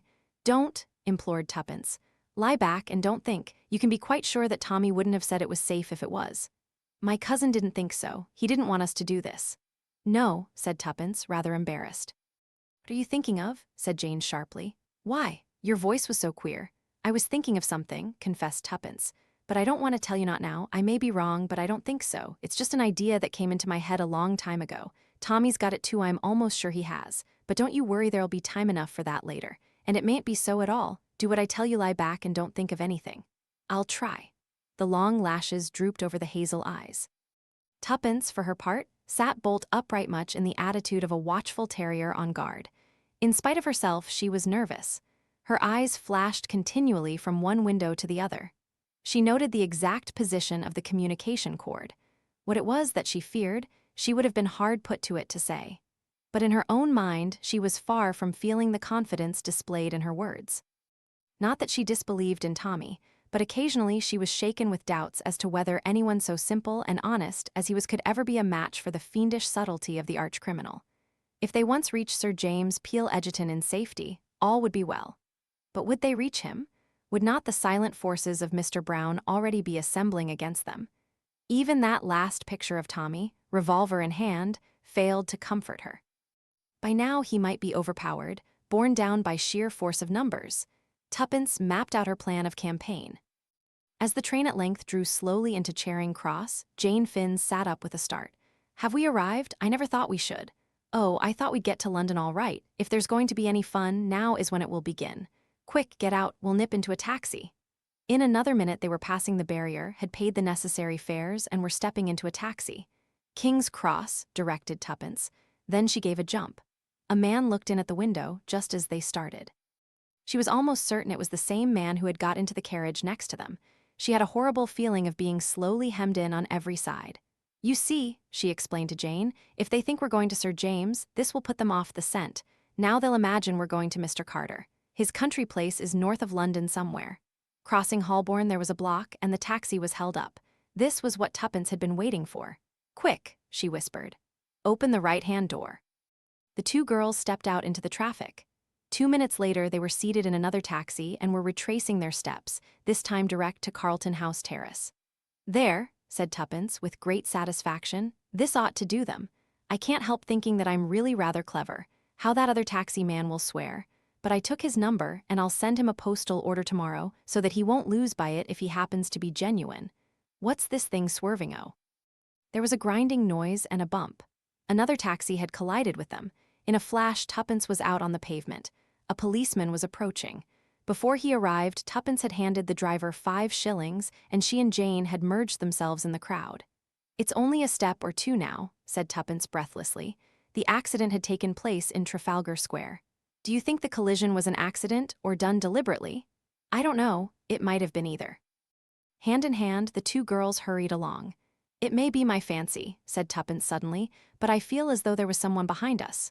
"Hurry," murmured the other. "Oh, hurry." They were now at the corner of Carlton House Terrace, and their spirits lightened. Suddenly, a large and apparently intoxicated man barred their way. "Good evening, ladies," he hiccuped. "Whither away so fast? Let us pass, please," said Tuppence imperiously. "Just a word with your pretty friend here." He stretched out an unsteady hand and clutched Jane by the shoulder. Tuppence heard other footsteps behind. She did not pause to ascertain whether they were friends or foes. Lowering her head, she repeated a maneuver of childish days and buted their aggressor full in the capacious middle. The success of these unsportsmanlike tactics was immediate. The man sat down abruptly on the pavement. Tuppence and Jane took to their heels. The house they sought was some way down. Other footsteps echoed behind them. Their breath was coming in choking gasps as they reached Sir James's door. Tuppence seized the bell and Jane the knocker. The man who had stopped them reached the foot of the steps. For a moment he hesitated, and as he did so the door opened. They fell into the hall together. Sir James came forward from the library door. "Hullo, what's this?" He stepped forward and put his arm round Jane as she swayed uncertainly. He half carried her into the library and laid her on the leather couch. From a tantalus on the table he poured out a few drops of brandy and forced her to drink them. With a sigh she sat up, her eyes still wild and frightened. "It's all right. Don't be afraid, my child. You're quite safe." Her breath came more normally, and the color was returning to her cheeks. Sir James looked at Tuppence quizzically. "So you're not dead, Miss Tuppence, any more than that Tommy boy of yours was." "The young adventurers take a lot of killing," boasted Tuppence. "So it seems," said Sir James dryly. "Am I right in thinking that the joint venture has ended in success, and that this," he turned to the girl on the couch, "is Miss Jane Finn?" Jane sat up. "Yes," she said quietly, "I am Jane Finn. I have a lot to tell you. When you are stronger, no now," her voice rose a little. "I shall feel safer when I have told everything." "As you please," said the lawyer. He sat down in one of the big armchairs facing the couch. In a low voice Jane began her story. "I came over on the Lusitania to take up a post in Paris. I was fearfully keen about the war and just dying to help somehow or other. I had been studying French, and my teacher said they were wanting help in a hospital in Paris, so I wrote and offered my services, and they were accepted. I hadn't got any folk of my own, so it made it easy to arrange things."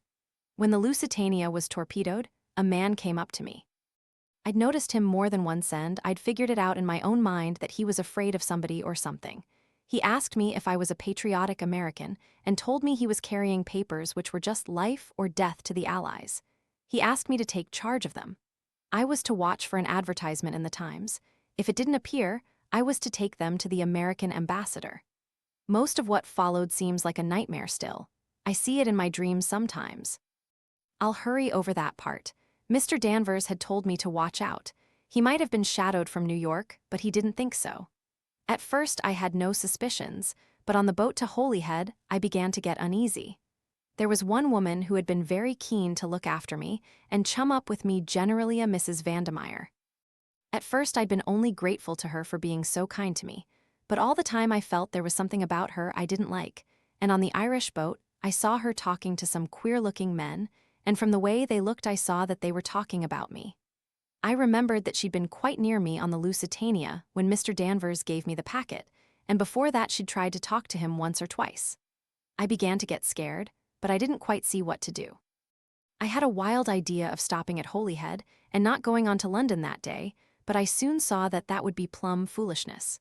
The only thing was to act as though I'd noticed nothing and hope for the best. I couldn't see how they could get me if I was on my guard. One thing I'd done already as a precaution: ripped open the oilskin packet and substituted blank paper, and then sewn it up again. So, if anyone did manage to rob me of it, it wouldn't matter. What to do with the real thing worried me no end. Finally, I opened it out flat. There were only 2 sheets and laid it between 2 of the advertisement pages of a magazine. I stuck the 2 pages together round the edge with some gum off an envelope. I carried the magazine carelessly stuffed into the pocket of my ulster. At Holyhead, I tried to get into a carriage with people that looked all right, but in a queer way there seemed always to be a crowd round me, shoving and pushing me just the way I didn't want to go. There was something uncanny and frightening about it.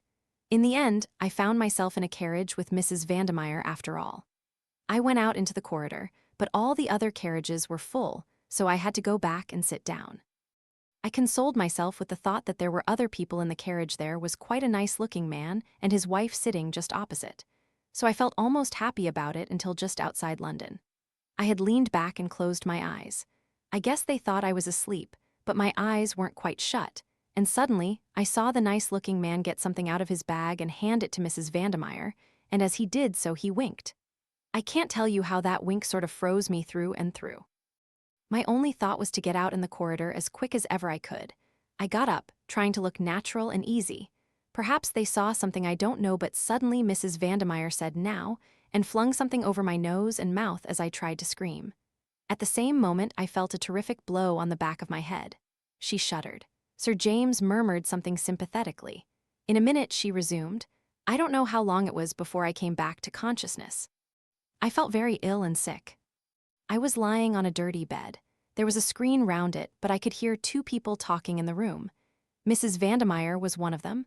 I tried to listen, but at first I couldn't take much in. When at last I did begin to grasp what was going on, I was just terrified. I wonder I didn't scream right out there and then. They hadn't found the papers. They'd got the oilskin packet with the blanks, and they were just mad. They didn't know whether I'd changed the papers, or whether Danvers had been carrying a dummy message, while the real one was sent another way. They spoke of, she closed her eyes, torturing me to find out. I'd never known what fear, really sickening fear, was before. Once they came to look at me. I shut my eyes and pretended to be still unconscious, but I was afraid they'd hear the beating of my heart. However, they went away again. I began thinking madly, what could I do? I knew I wouldn't be able to stand up against torture very long. Suddenly, something put the thought of loss of memory into my head. The subject had always interested me, and I'd read an awful lot about it. I had the whole thing at my fingertips. If only I could succeed in carrying the bluff through, it might save me. I said a prayer and drew a long breath. Then I opened my eyes and started babbling in French. Mrs. Vandemeyer came round the screen at once. Her face was so wicked I nearly died, but I smiled up at her doubtfully and asked her in French where I was. It puzzled her, I could see. She called the man she had been talking to. He stood by the screen with his face in shadow. He spoke to me in French. His voice was very ordinary and quiet, but somehow, I don't know why, he scared me worse than the woman. I felt he'd seen right through me, but I went on playing my part. I asked again where I was, and then went on that there was something I must remember only for the moment it was all gone. I worked myself up to be more and more distressed. He asked me my name. I said I didn't know that I couldn't remember anything at all. Suddenly he caught my wrist and began twisting it. The pain was awful. I screamed. He went on. I screamed and screamed, but I managed to shriek out things in French. I don't know how long I could have gone on, but luckily I fainted. The last thing I heard was his voice saying, "That's not bluff. Anyway, a kid of her age wouldn't know enough." I guess he forgot American girls are older for their age than English ones and take more interest in scientific subjects. When I came to, Mrs. Vandemeyer was sweet as honey to me. She'd had her orders, I guess. She spoke to me in French, told me I'd had a shock and been very ill. I should be better soon. I pretended to be rather dazed, murmured something about the doctor having hurt my wrist. She looked relieved when I said that. By and by, she went out of the room altogether. I was suspicious still and lay quite quiet for some time. In the end, however, I got up and walked round the room, examining it. I thought that even if anyone was watching me from somewhere, it would seem natural enough under the circumstances. It was a squalid, dirty place. There were no windows, which seemed queer. I guessed the door would be locked, but I didn't try it. There were some battered old pictures on the walls, representing scenes from Faust. Jane's two listeners gave a simultaneous, "Ah," the girl nodded. Yes, it was the place in Soho where Mr. Beresford was imprisoned. Of course, at the time I didn't even know if I was in London. One thing was worrying me dreadfully, but my heart gave a great throb of relief when I saw my ulster lying carelessly over the back of a chair. And the magazine was still rolled up in the pocket. If only I could be certain that I was not being overlooked. I looked carefully round the walls. There didn't seem to be a peephole of any kind. Nevertheless, I felt kind of sure there must be. All of a sudden, I sat down on the edge of the table and put my face in my hands, sobbing out a "Mon Dieu, mon Dieu." I've got very sharp ears. I distinctly heard the rustle of a dress and slight creak. That was enough for me. I was being watched. I lay down on the bed again, and by Mrs. Vandemeyer brought me some supper. She was still sweet as they make them. I guess she'd been told to win my confidence. Presently she produced the oilskin packet and asked me if I recognized it, watching me like a lynx all the time. I took it and turned it over in a puzzled sort of way. Then I shook my head. I said that I felt I ought to remember something about it, that it was just as though it was all coming back, and then, before I could get hold of it, it went again. Then she told me that I was her niece and that I was to call her Aunt Rita. I did obediently, and she told me not to worry, my memory would soon come back. That was an awful night. I'd made my plan whilst I was waiting for her. The papers were safe so far, but I couldn't take the risk of leaving them there any longer. They might throw that magazine away any minute.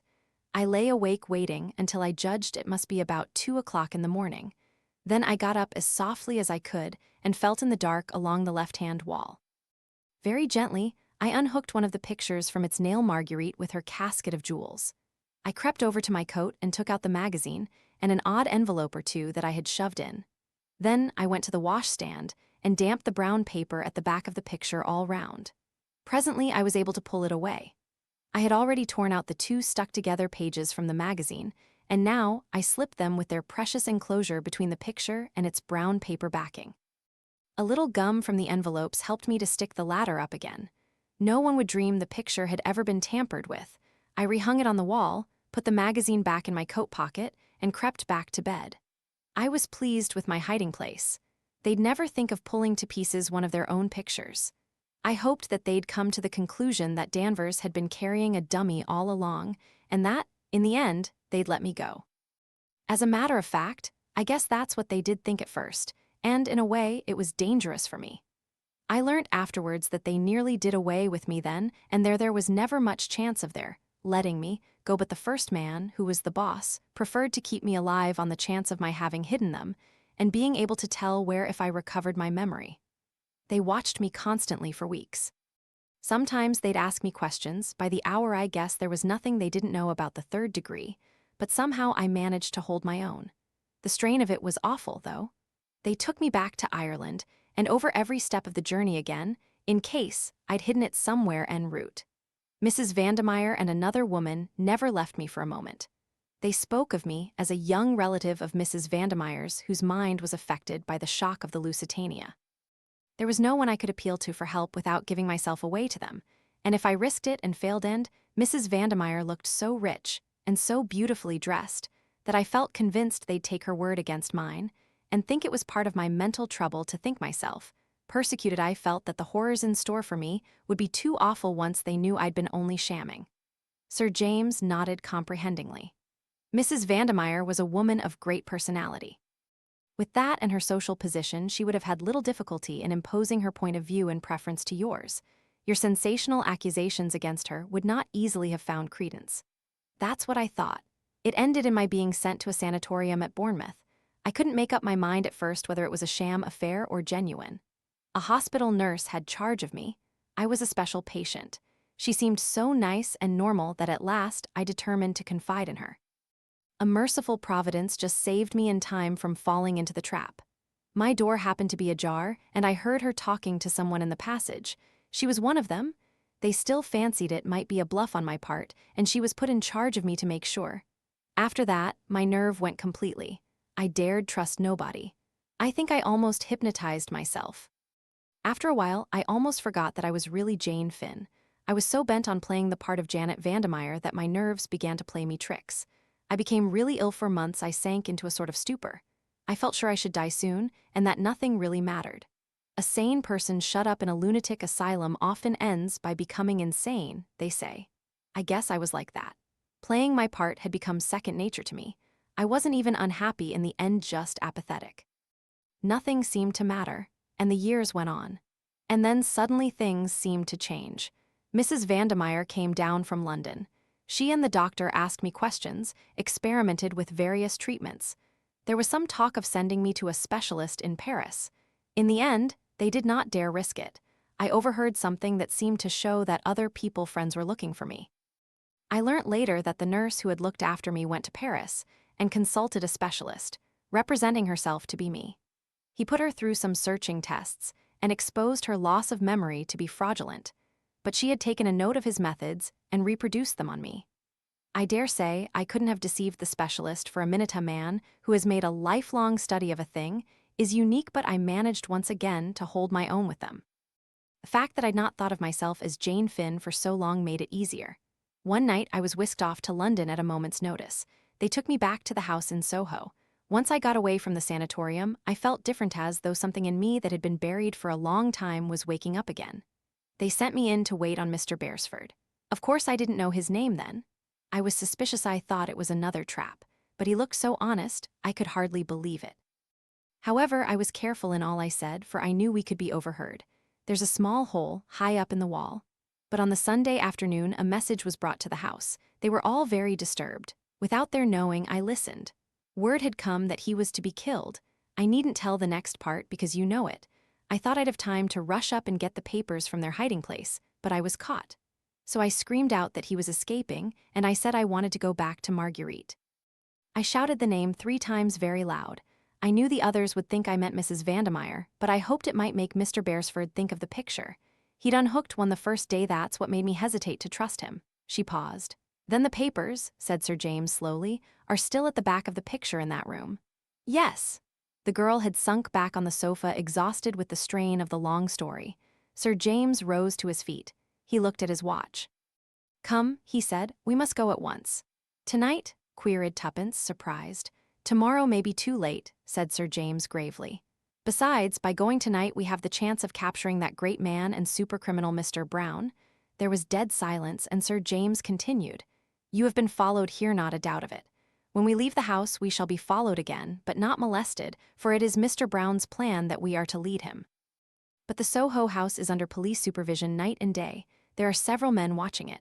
When we enter that house, Mr. Brown will not draw back. He will risk all, on the chance of obtaining the spark to fire his mine. And he fancies the risk not great, since he will enter in the guise of a friend? Tuppence flushed, then opened her mouth impulsively. But there's something you don't know that we haven't told you. Her eyes dwelt on Jane in perplexity. What is that? Asked the other sharply. No hesitations, Miss Tuppence. We need to be sure of our going. But Tuppence, for once, seemed tongue-tied. It's so difficult, you see. If I'm wrong, oh, it would be dreadful. She made a grimace at the unconscious Jane. Never forgive me, she observed cryptically. You want me to help you out, eh? Yes, please. You know who Mr. Brown is, don't you? Yes, said Sir James gravely. At last I do.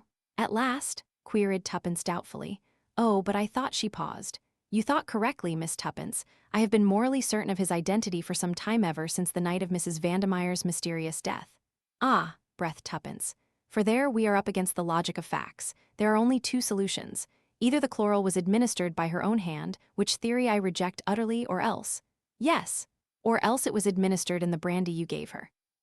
Only 3 people touched that brandy, you, Miss Tuppence, I myself, and one other Mr. Julius Hershemer. Jane Finn stirred and sat up, regarding the speaker with wide, astonished eyes. At first, the thing seemed utterly impossible. Mr. Hershemer, as the son of a prominent millionaire, was a well-known figure in America. It seemed utterly impossible that he and Mr. Brown could be one and the same, but you cannot escape from the logic of facts. Since the thing was so, it must be accepted. Remember Mrs. Vandemeyer's sudden and inexplicable agitation. Another proof, if proof was needed. I took an early opportunity of giving you a hint. From some words of Mr. Hershemer's at Manchester, I gathered that you had understood and acted on that hint. Then I set to work to prove the impossible possible. Mr. Beresford rang me up and told me, what I had already suspected, that the photograph of Miss Jane Finn had never really been out of Mr. Hershemer's possession, but the girl interrupted. Springing to her feet, she cried out angrily, "What do you mean? What are you trying to suggest? That Mr. Brown is Julius? Julius, my own cousin?" "No, Miss Finn," said Sir James unexpectedly. "Not your cousin. The man who calls himself Julius Hershemer is no relation to you whatsoever." Chapter 26. Mr. Brown. Sir James's words came like a bombshell. Both girls looked equally puzzled. The lawyer went across to his desk and returned with a small newspaper cutting, which he handed to Jane. Tuppence read it over her shoulder. Mr. Carter would have recognized it. It referred to the mysterious man found dead in New York. "As I was saying to Miss Tuppence," resumed the lawyer, "I set to work to prove the impossible possible. The great stumbling block was the undeniable fact that Julius Hershemer was not an assumed name. When I came across this paragraph, my problem was solved. Julius Hershemer set out to discover what had become of his cousin. He went out west, where he obtained news of her and her photograph to aid him in his search. On the eve of his departure from New York, he was set upon and murdered. His body was dressed in shabby clothes, and the face disfigured to prevent identification. Mr. Brown took his place. He sailed immediately for England. None of the real Hershemer's friends or intimates saw him before he sailed, though indeed it would hardly have mattered if they had.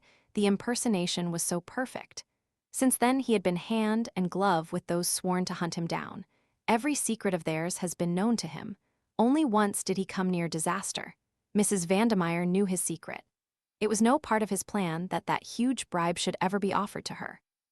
But for Miss Tuppence's fortunate change of plan, she would have been far away from the flat when we arrived there. Exposure stared him in the face.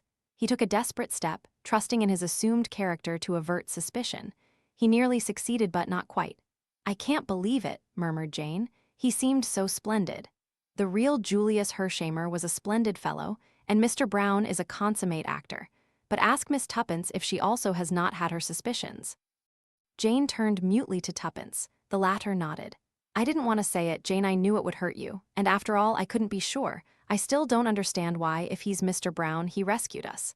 "Was it Julius Hershemer who helped you to escape?" Tuppence recounted to Sir James the exciting events of the evening, ending up, "But I can't see why." "Can't you? I can. So can young Beresford by his actions." As a last hope, Jane Finn was to be allowed to escape, and the escape must be managed so that she harbors no suspicions of its being a put-up job. They're not averse to young Beresford's being in the neighborhood and, if necessary, communicating with you. They'll take care to get him out of the way at the right minute. Then Julius Hershemer dashes up and rescues you in true melodramatic style. Bullets fly but don't hit anybody. What would have happened next? You would have driven straight to the house in Soho and secured the document which Miss Finn would probably have entrusted to her cousin's keeping. Or, if he conducted the search, he would have pretended to find the hiding place already rifled. He would have had a dozen ways of dealing with the situation, but the result would have been the same. And I rather fancy some accident would have happened to both of you. You see, you know rather an inconvenient amount. That's a rough outline. I admit I was caught napping, but somebody else was. "Tommy," said Tuppence softly. "Yes, evidently when the right moment came to get rid of him he was too sharp for them. All the same, I'm not too easy in my mind about him."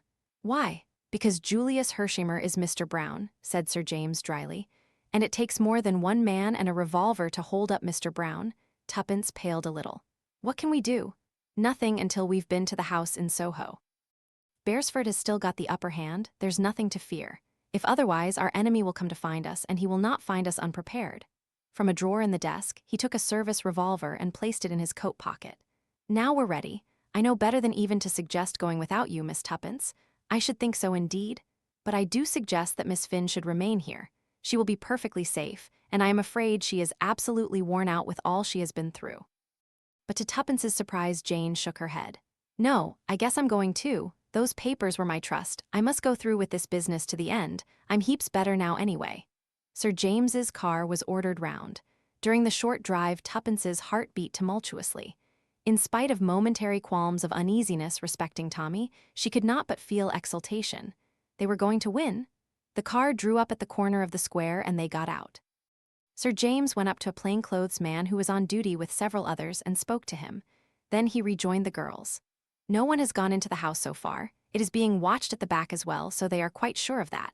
Anyone who attempts to enter after we have done so will be arrested immediately. Shall we go in? A policeman produced a key. They all knew Sir James well. They had also had orders respecting Tuppence. Only the third member of the party was unknown to them. The three entered the house, pulling the door to behind them. Slowly they mounted the rickety stairs. At the top was the ragged curtain hiding the recess where Tommy had hidden that day. Tuppence had heard the story from Jane in her character of Annette. She looked at the tattered velvet with interest. Even now, she could almost swear it moved as though someone was behind it. So strong was the illusion that she almost fancied she could make out the outline of a form, supposing Mr. Brown Julius was there waiting. Impossible, of course, yet she almost went back to put the curtain aside and make sure. Now they were entering the prison room. No place for anyone to hide here, thought Tuppence with a sigh of relief, then chided herself indignantly. She must not give way to this foolish fancying, this curious, insistent feeling that Mr. Brown was in the house. Hark! What was that? A stealthy footstep on the stairs? There was someone in the house. Absurd. She was becoming hysterical. Jane had gone straight to the picture of Marguerite. She unhooked it with a steady hand. The dust lay thick upon it, and festoons of cobwebs lay between it and the wall. Sir James handed her a pocket knife, and she ripped away the brown paper from the back. The advertisement page of a magazine fell out. Jane picked it up. Holding apart the frayed inner edges, she extracted 2 thin sheets covered with writing. No dummy this time, the real thing. We've got it, said Tuppence. At last. The moment was almost breathless in its emotion. Forgotten the faint creakings, the imagined noises of a minute ago. None of them had eyes for anything but what Jane held in her hand. Sir James took it and scrutinized it attentively. Yes, he said quietly, this is the ill-fated draft treaty. We've succeeded, said Tuppence. There was awe and an almost wondering unbelief in her voice. Sir James echoed her words as he folded the paper carefully and put it away in his pocketbook. Then he looked curiously round the dingy room. It was here that our young friend was confined for so long, was it not? He said. A truly sinister room. You noticed the absence of windows and the thickness of the close-fitting door. Whatever took place here would never be heard by the outside world. Tuppence shivered. His words woke a vague alarm in her. What if there was someone concealed in the house?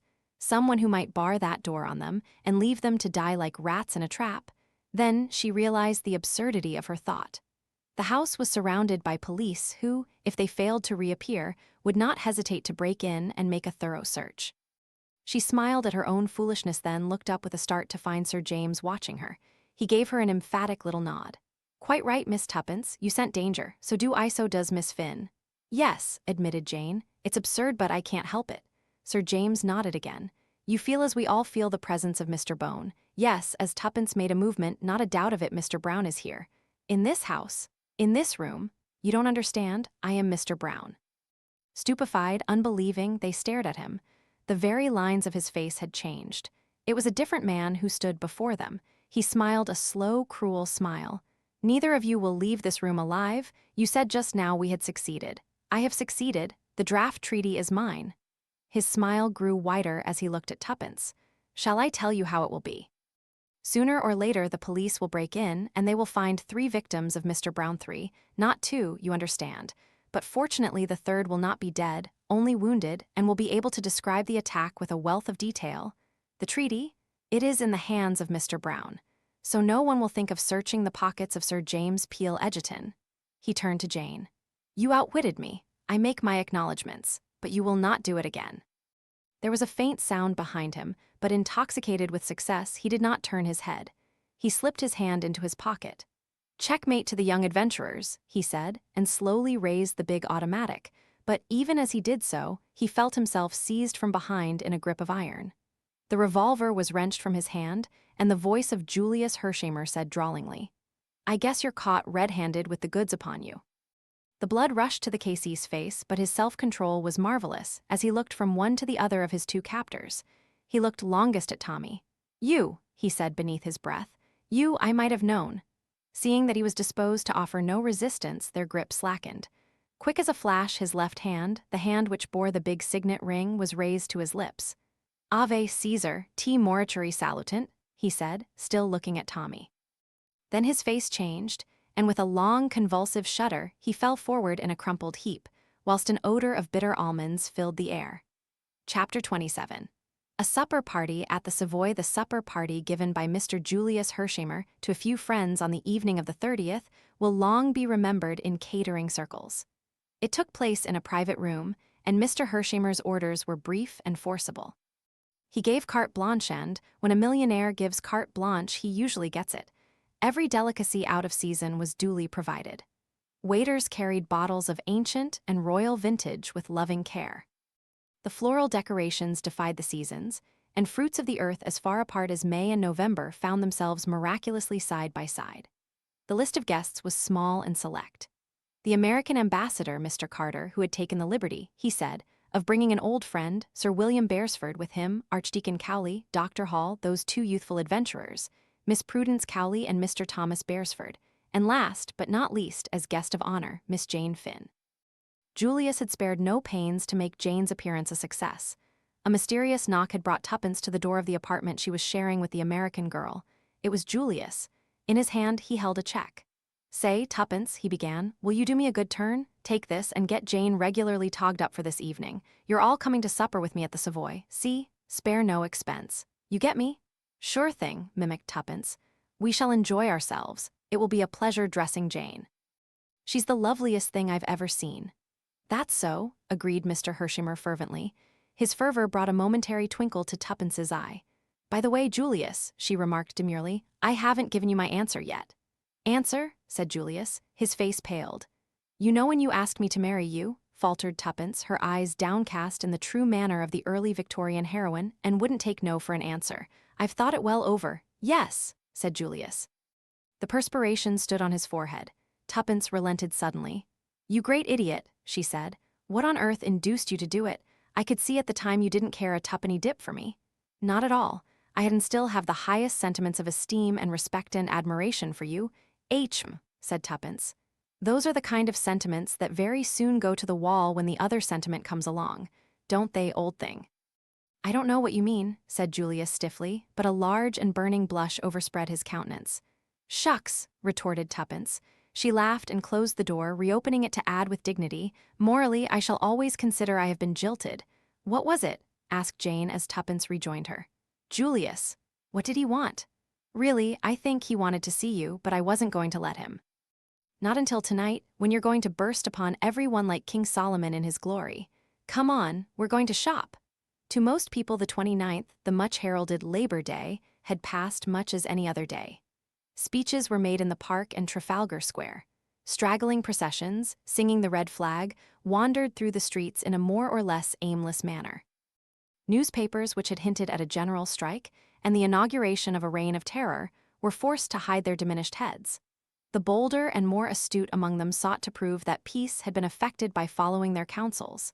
In the Sunday papers, a brief notice of the sudden death of Sir James Peel Egerton, the famous K.C., had appeared. Monday's paper dealt appreciatively with the dead man's career.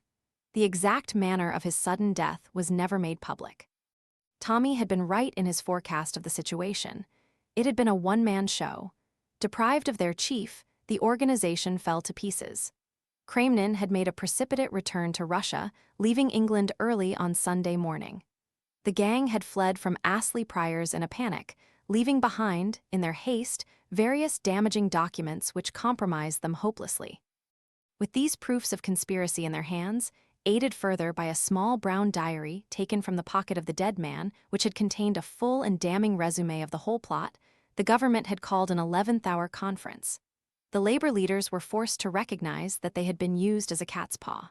Certain concessions were made by the government and were eagerly accepted. It was to be peace, not war. But the cabinet knew by how narrow a margin they had escaped utter disaster.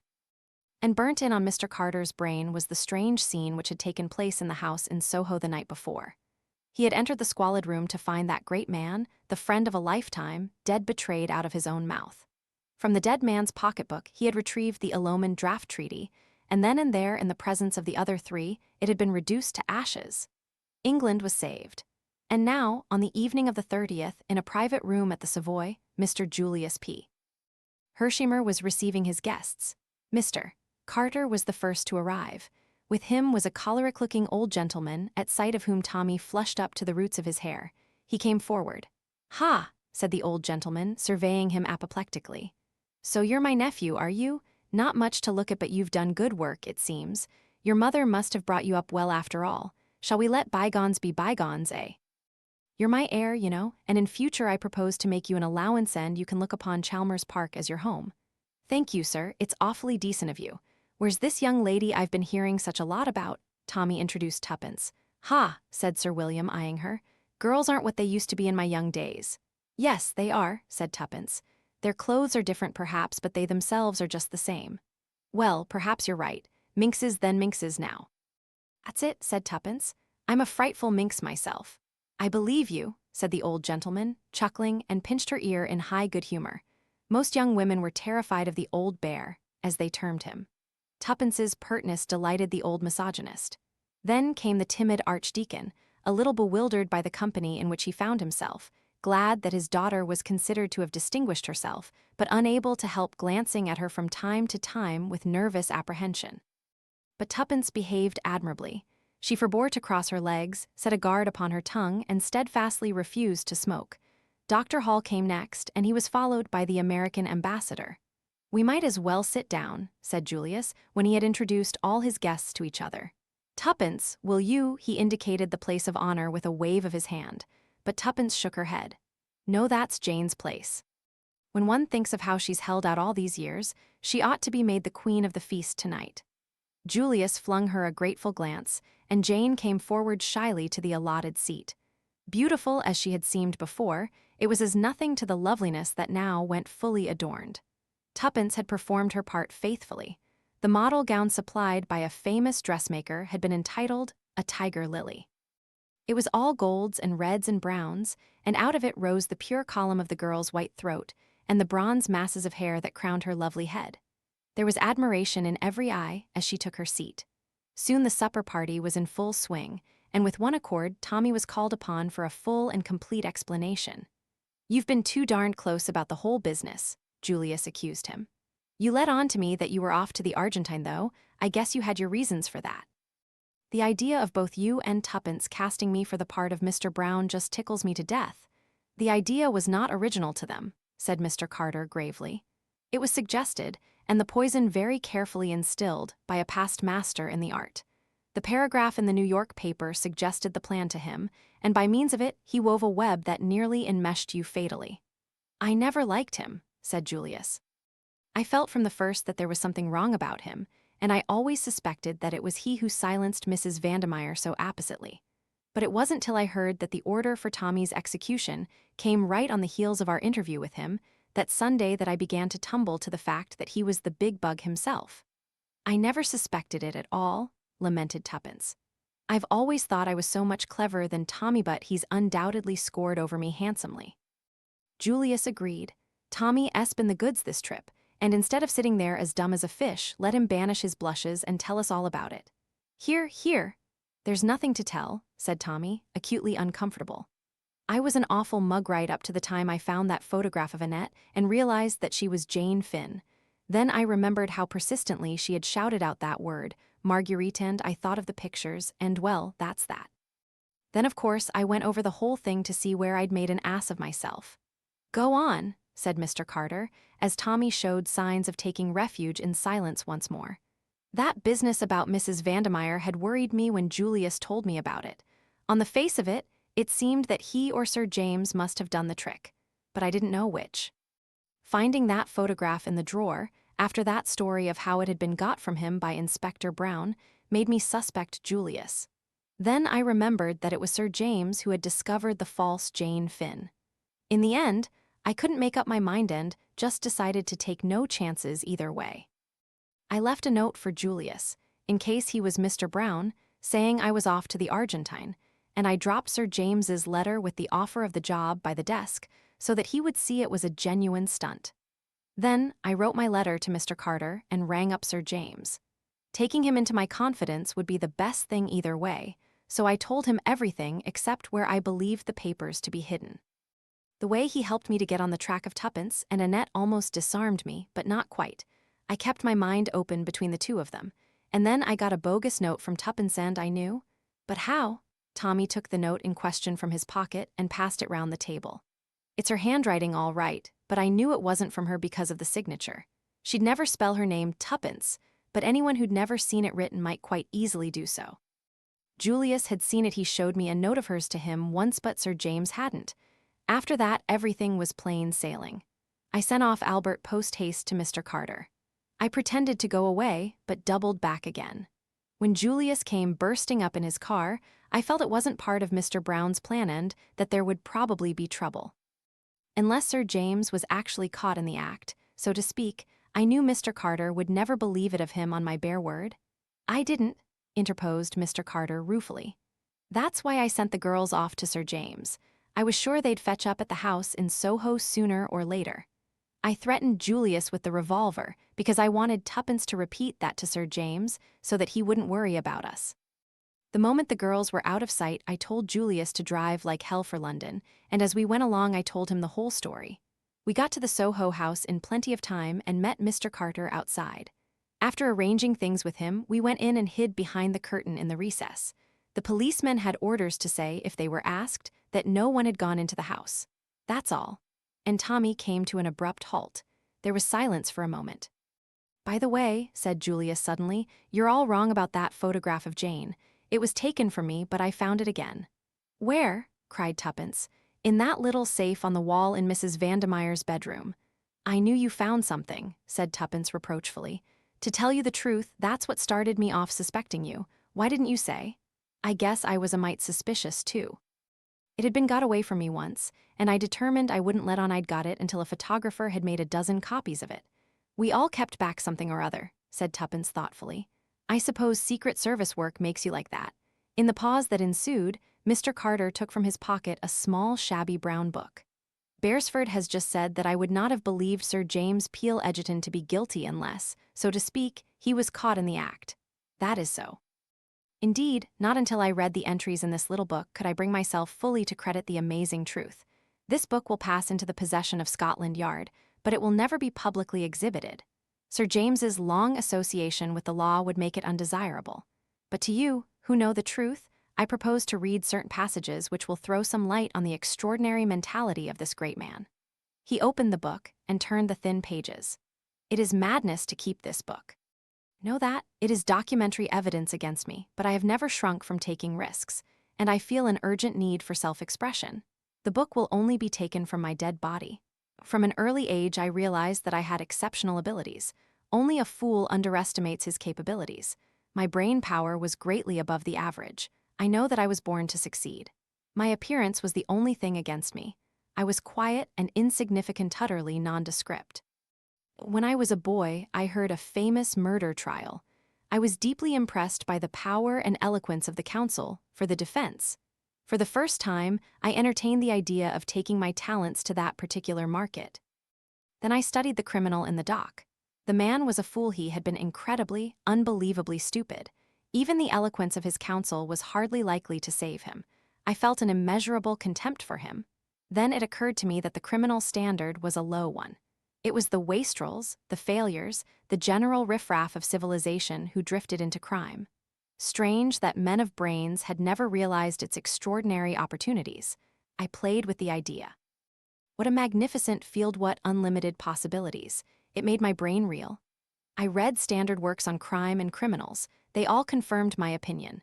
Degeneracy, disease, never the deliberate embracing of a career by a farseeing man. Then I considered. Supposing my utmost ambitions were realized, that I was called to the bar and rose to the height of my profession, that I entered politics, say, even that I became Prime Minister of England. What then? Was that power? Hampered at every turn by my colleagues, fettered by the democratic system of which I should be the mere figurehead. No, the power I dreamed of was absolute, an autocrat, a dictator, and such power could only be obtained by working outside the law. To play on the weaknesses of human nature, then on the weaknesses of nations, to get together and control a vast organization, and finally to overthrow the existing order and rule, the thought intoxicated me. I saw that I must lead two lives. Man like myself is bound to attract notice. I must have a successful career which would mask my true activities. Also, I must cultivate a personality. I modeled myself upon famous KCS. I reproduced their mannerisms, their magnetism. If I had chosen to be an actor, I should have been the greatest actor living. No disguises, no grease paint, no false beards. Personality. I put it on like a glove. When I shed it, I was myself, quiet, unobtrusive, a man like every other man. I called myself Mr. Brown. There are hundreds of men called Brown. There are hundreds of men looking just like me. I succeeded in my false career. I was bound to succeed. I shall succeed in the other. A man like me cannot fail. I have been reading a life of Napoleon. He and I have much in common. I make a practice of defending criminals. A man should look after his own people. Once or twice I have felt afraid. The first time was in Italy. There was a dinner given. Professor D, the great alienist, was present. The talk fell on insanity. He said, "A great many men are mad and no one knows it. They do not know it themselves." I do not understand why he looked at me when he said that. His glance was strange. I did not like it. The war has disturbed me. I thought it would further my plans. The Germans are so efficient. Their spy system, too, was excellent. The streets are full of these boys in khaki, all empty-headed young fools. Yet I do not know. They won the war. It disturbs me. My plans are going well. A girl beauted, and I do not think she really knew anything. But we must give up the Esthonia. No risks now. All goes well. The loss of memory is vexing. It cannot be a fake. No girl could deceive me. The 29th, that is very soon. Mr. Carter paused. I will not read the details of the coup that was planned. But there are just two small entries that refer to the three of you. In the light of what happened, they are interesting. By inducing the girl to come to me of her own accord, I have succeeded in disarming her, but she has intuitive flashes that might be dangerous. She must be got out of the way. I can do nothing with the American. He suspects and dislikes me, but he cannot know. I fancy my armor is impregnable. Sometimes I fear I have underestimated the other boy. He is not clever, but it is hard to blind his eyes to facts. Mr. Carter shut the book. A great man, he said.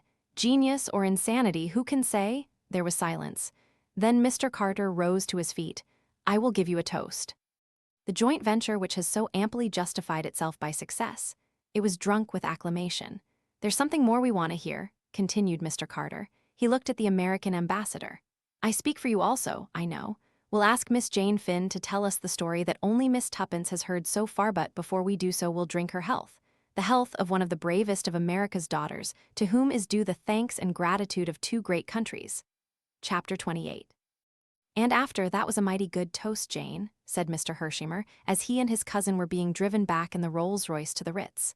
The one to the joint venture? No, the one to you. There isn't another girl in the world who could have carried it through as you did. You were just wonderful. Jane shook her head. I don't feel wonderful. At heart I'm just tired and lonesome and longing for my own country. That brings me to something I wanted to say. I heard the ambassador telling you his wife hoped you would come to them at the embassy right away. That's good enough, but I've got another plan.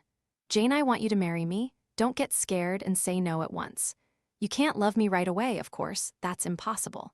But I've loved you from the very moment I set eyes on your photo, and now I've seen you, I'm simply crazy about you. If you'll only marry me, I won't worry you any. You shall take your own time. Maybe you'll never come to love me, and if that's the case I'll manage to set you free, but I want the right to look after you and take care of you. That's what I want, said the girl wistfully. Someone who'll be good to me. Oh, you don't know how lonesome I feel? Sure thing I do. Then I guess that's all fixed up, and I'll see the Archbishop about a special license tomorrow morning. Oh, Julius? Well, I don't want to hustle you any, Jane, but there's no sense in waiting about. Don't be scared, I shan't expect you to love me all at once. But a small hand was slipped into his. I love you now, Julius, said Jane Finn. I loved you that first moment in the car when the bullet grazed your cheek. 5 minutes later, Jane murmured softly, I don't know London very well, Julius, but is it such a very long way from the Savoy to the Ritz? It depends how you go, explained Julius unblushingly. We're going by way of Regent's Park. Oh, Julius, what will the chauffeur think? At the wages I pay him, he knows better than to do any independent thinking. Why, Jane, the only reason I had the supper at the Savoy was so that I could drive you home. I didn't see how I was ever going to get hold of you alone. You and Tuppence have been sticking together like Siamese twins. I guess another day of it would have driven me and Beresford stark staring mad. Oh, is he? Of course he is, head over ears. I thought so, said Jane thoughtfully. Why? From all the things Tuppence didn't say? There you have me beat, said Mr. Hershimer, but Jane only laughed. In the meantime, the young adventurers were sitting bolt upright, very stiff and ill at ease, in a taxi which, with a singular lack of originality, was also returning to the Ritz via Regent's Park. A terrible constraint seemed to have settled down between them. Without quite knowing what had happened, everything seemed changed. They were tongue-tied, paralyzed. All the old camaraderie was gone. Tuppence could think of nothing to say. Tommy was equally afflicted. They sat very straight and forbore to look at each other. At last, Tuppence made a desperate effort. Rather fun, wasn't it? Rather. Another silence. I like Julius, essayed Tuppence again. Tommy was suddenly galvanized into life. You're not going to marry him, do you hear? He said dictatorially. I forbid it. Oh, said Tuppence meekly. Absolutely, you understand. He doesn't want to marry me, he really only asked me out of kindness. That's not very likely, scoffed Tommy. It's quite true. He's head over ears in love with Jane. I expect he's proposing to her now. She'll do for him very nicely, said Tommy condescendingly. Don't you think she's the most lovely creature you've ever seen? Oh, I dare say. But I suppose you prefer Sterling Worth, said Tuppence demurely. Dash it all, Tuppence, you know. I like your uncle, Tommy, said Tuppence, hastily creating a diversion. The way, what are you going to do, accept Mr. Carter's offer of a government job, or accept Julius's invitation and take a richly remunerated post in America on his ranch? I shall stick to the old ship, I think, though it's awfully good of Hershimer, but I feel you'd be more at home in London. I don't see where I come in. I do, said Tommy positively. Tuppence stole a glance at him sideways. There's the money, too, she observed thoughtfully. What money? We're going to get a check each. Mr. Carter told me so. Did you ask how much? Inquired Tommy sarcastically. Yes, said Tuppence triumphantly, but I shan't tell you. Tuppence, you are the limit. It has been fun, hasn't it, Tommy? I do hope we shall have lots more adventures. You're insatiable, Tuppence. I've had quite enough adventures for the present. Well, shopping is almost as good, said Tuppence dreamily. Think of buying old furniture and bright carpets and futurist silk curtains and a polished dining table and a divan with lots of cushions. Hold hard, said Tommy. What's all this for? Possibly a house, but I think a flat. Whose flat? You think I mind saying it, but I don't in the least. Ours, so there. You darling, cried Tommy, his arms tightly round her. I was determined to make you say it. I owe you something for the relentless way you've squashed me whenever I've tried to be sentimental. Tuppence raised her face to his. The taxi proceeded on its course round the north side of Regent's Park. You haven't really proposed now, pointed out Tuppence. Not what our grandmothers would call a proposal, but after listening to a rotten one like Julius's, I'm inclined to let you off. You won't be able to get out of marrying me, so don't you think it. What fun it will be, responded Tuppence. Marriage is called all sorts of things, a haven and a refuge and a crowning glory and a state of bondage and lots more. But do you know what I think it is? What? A sport. And a damned good sport, too, said Tommy.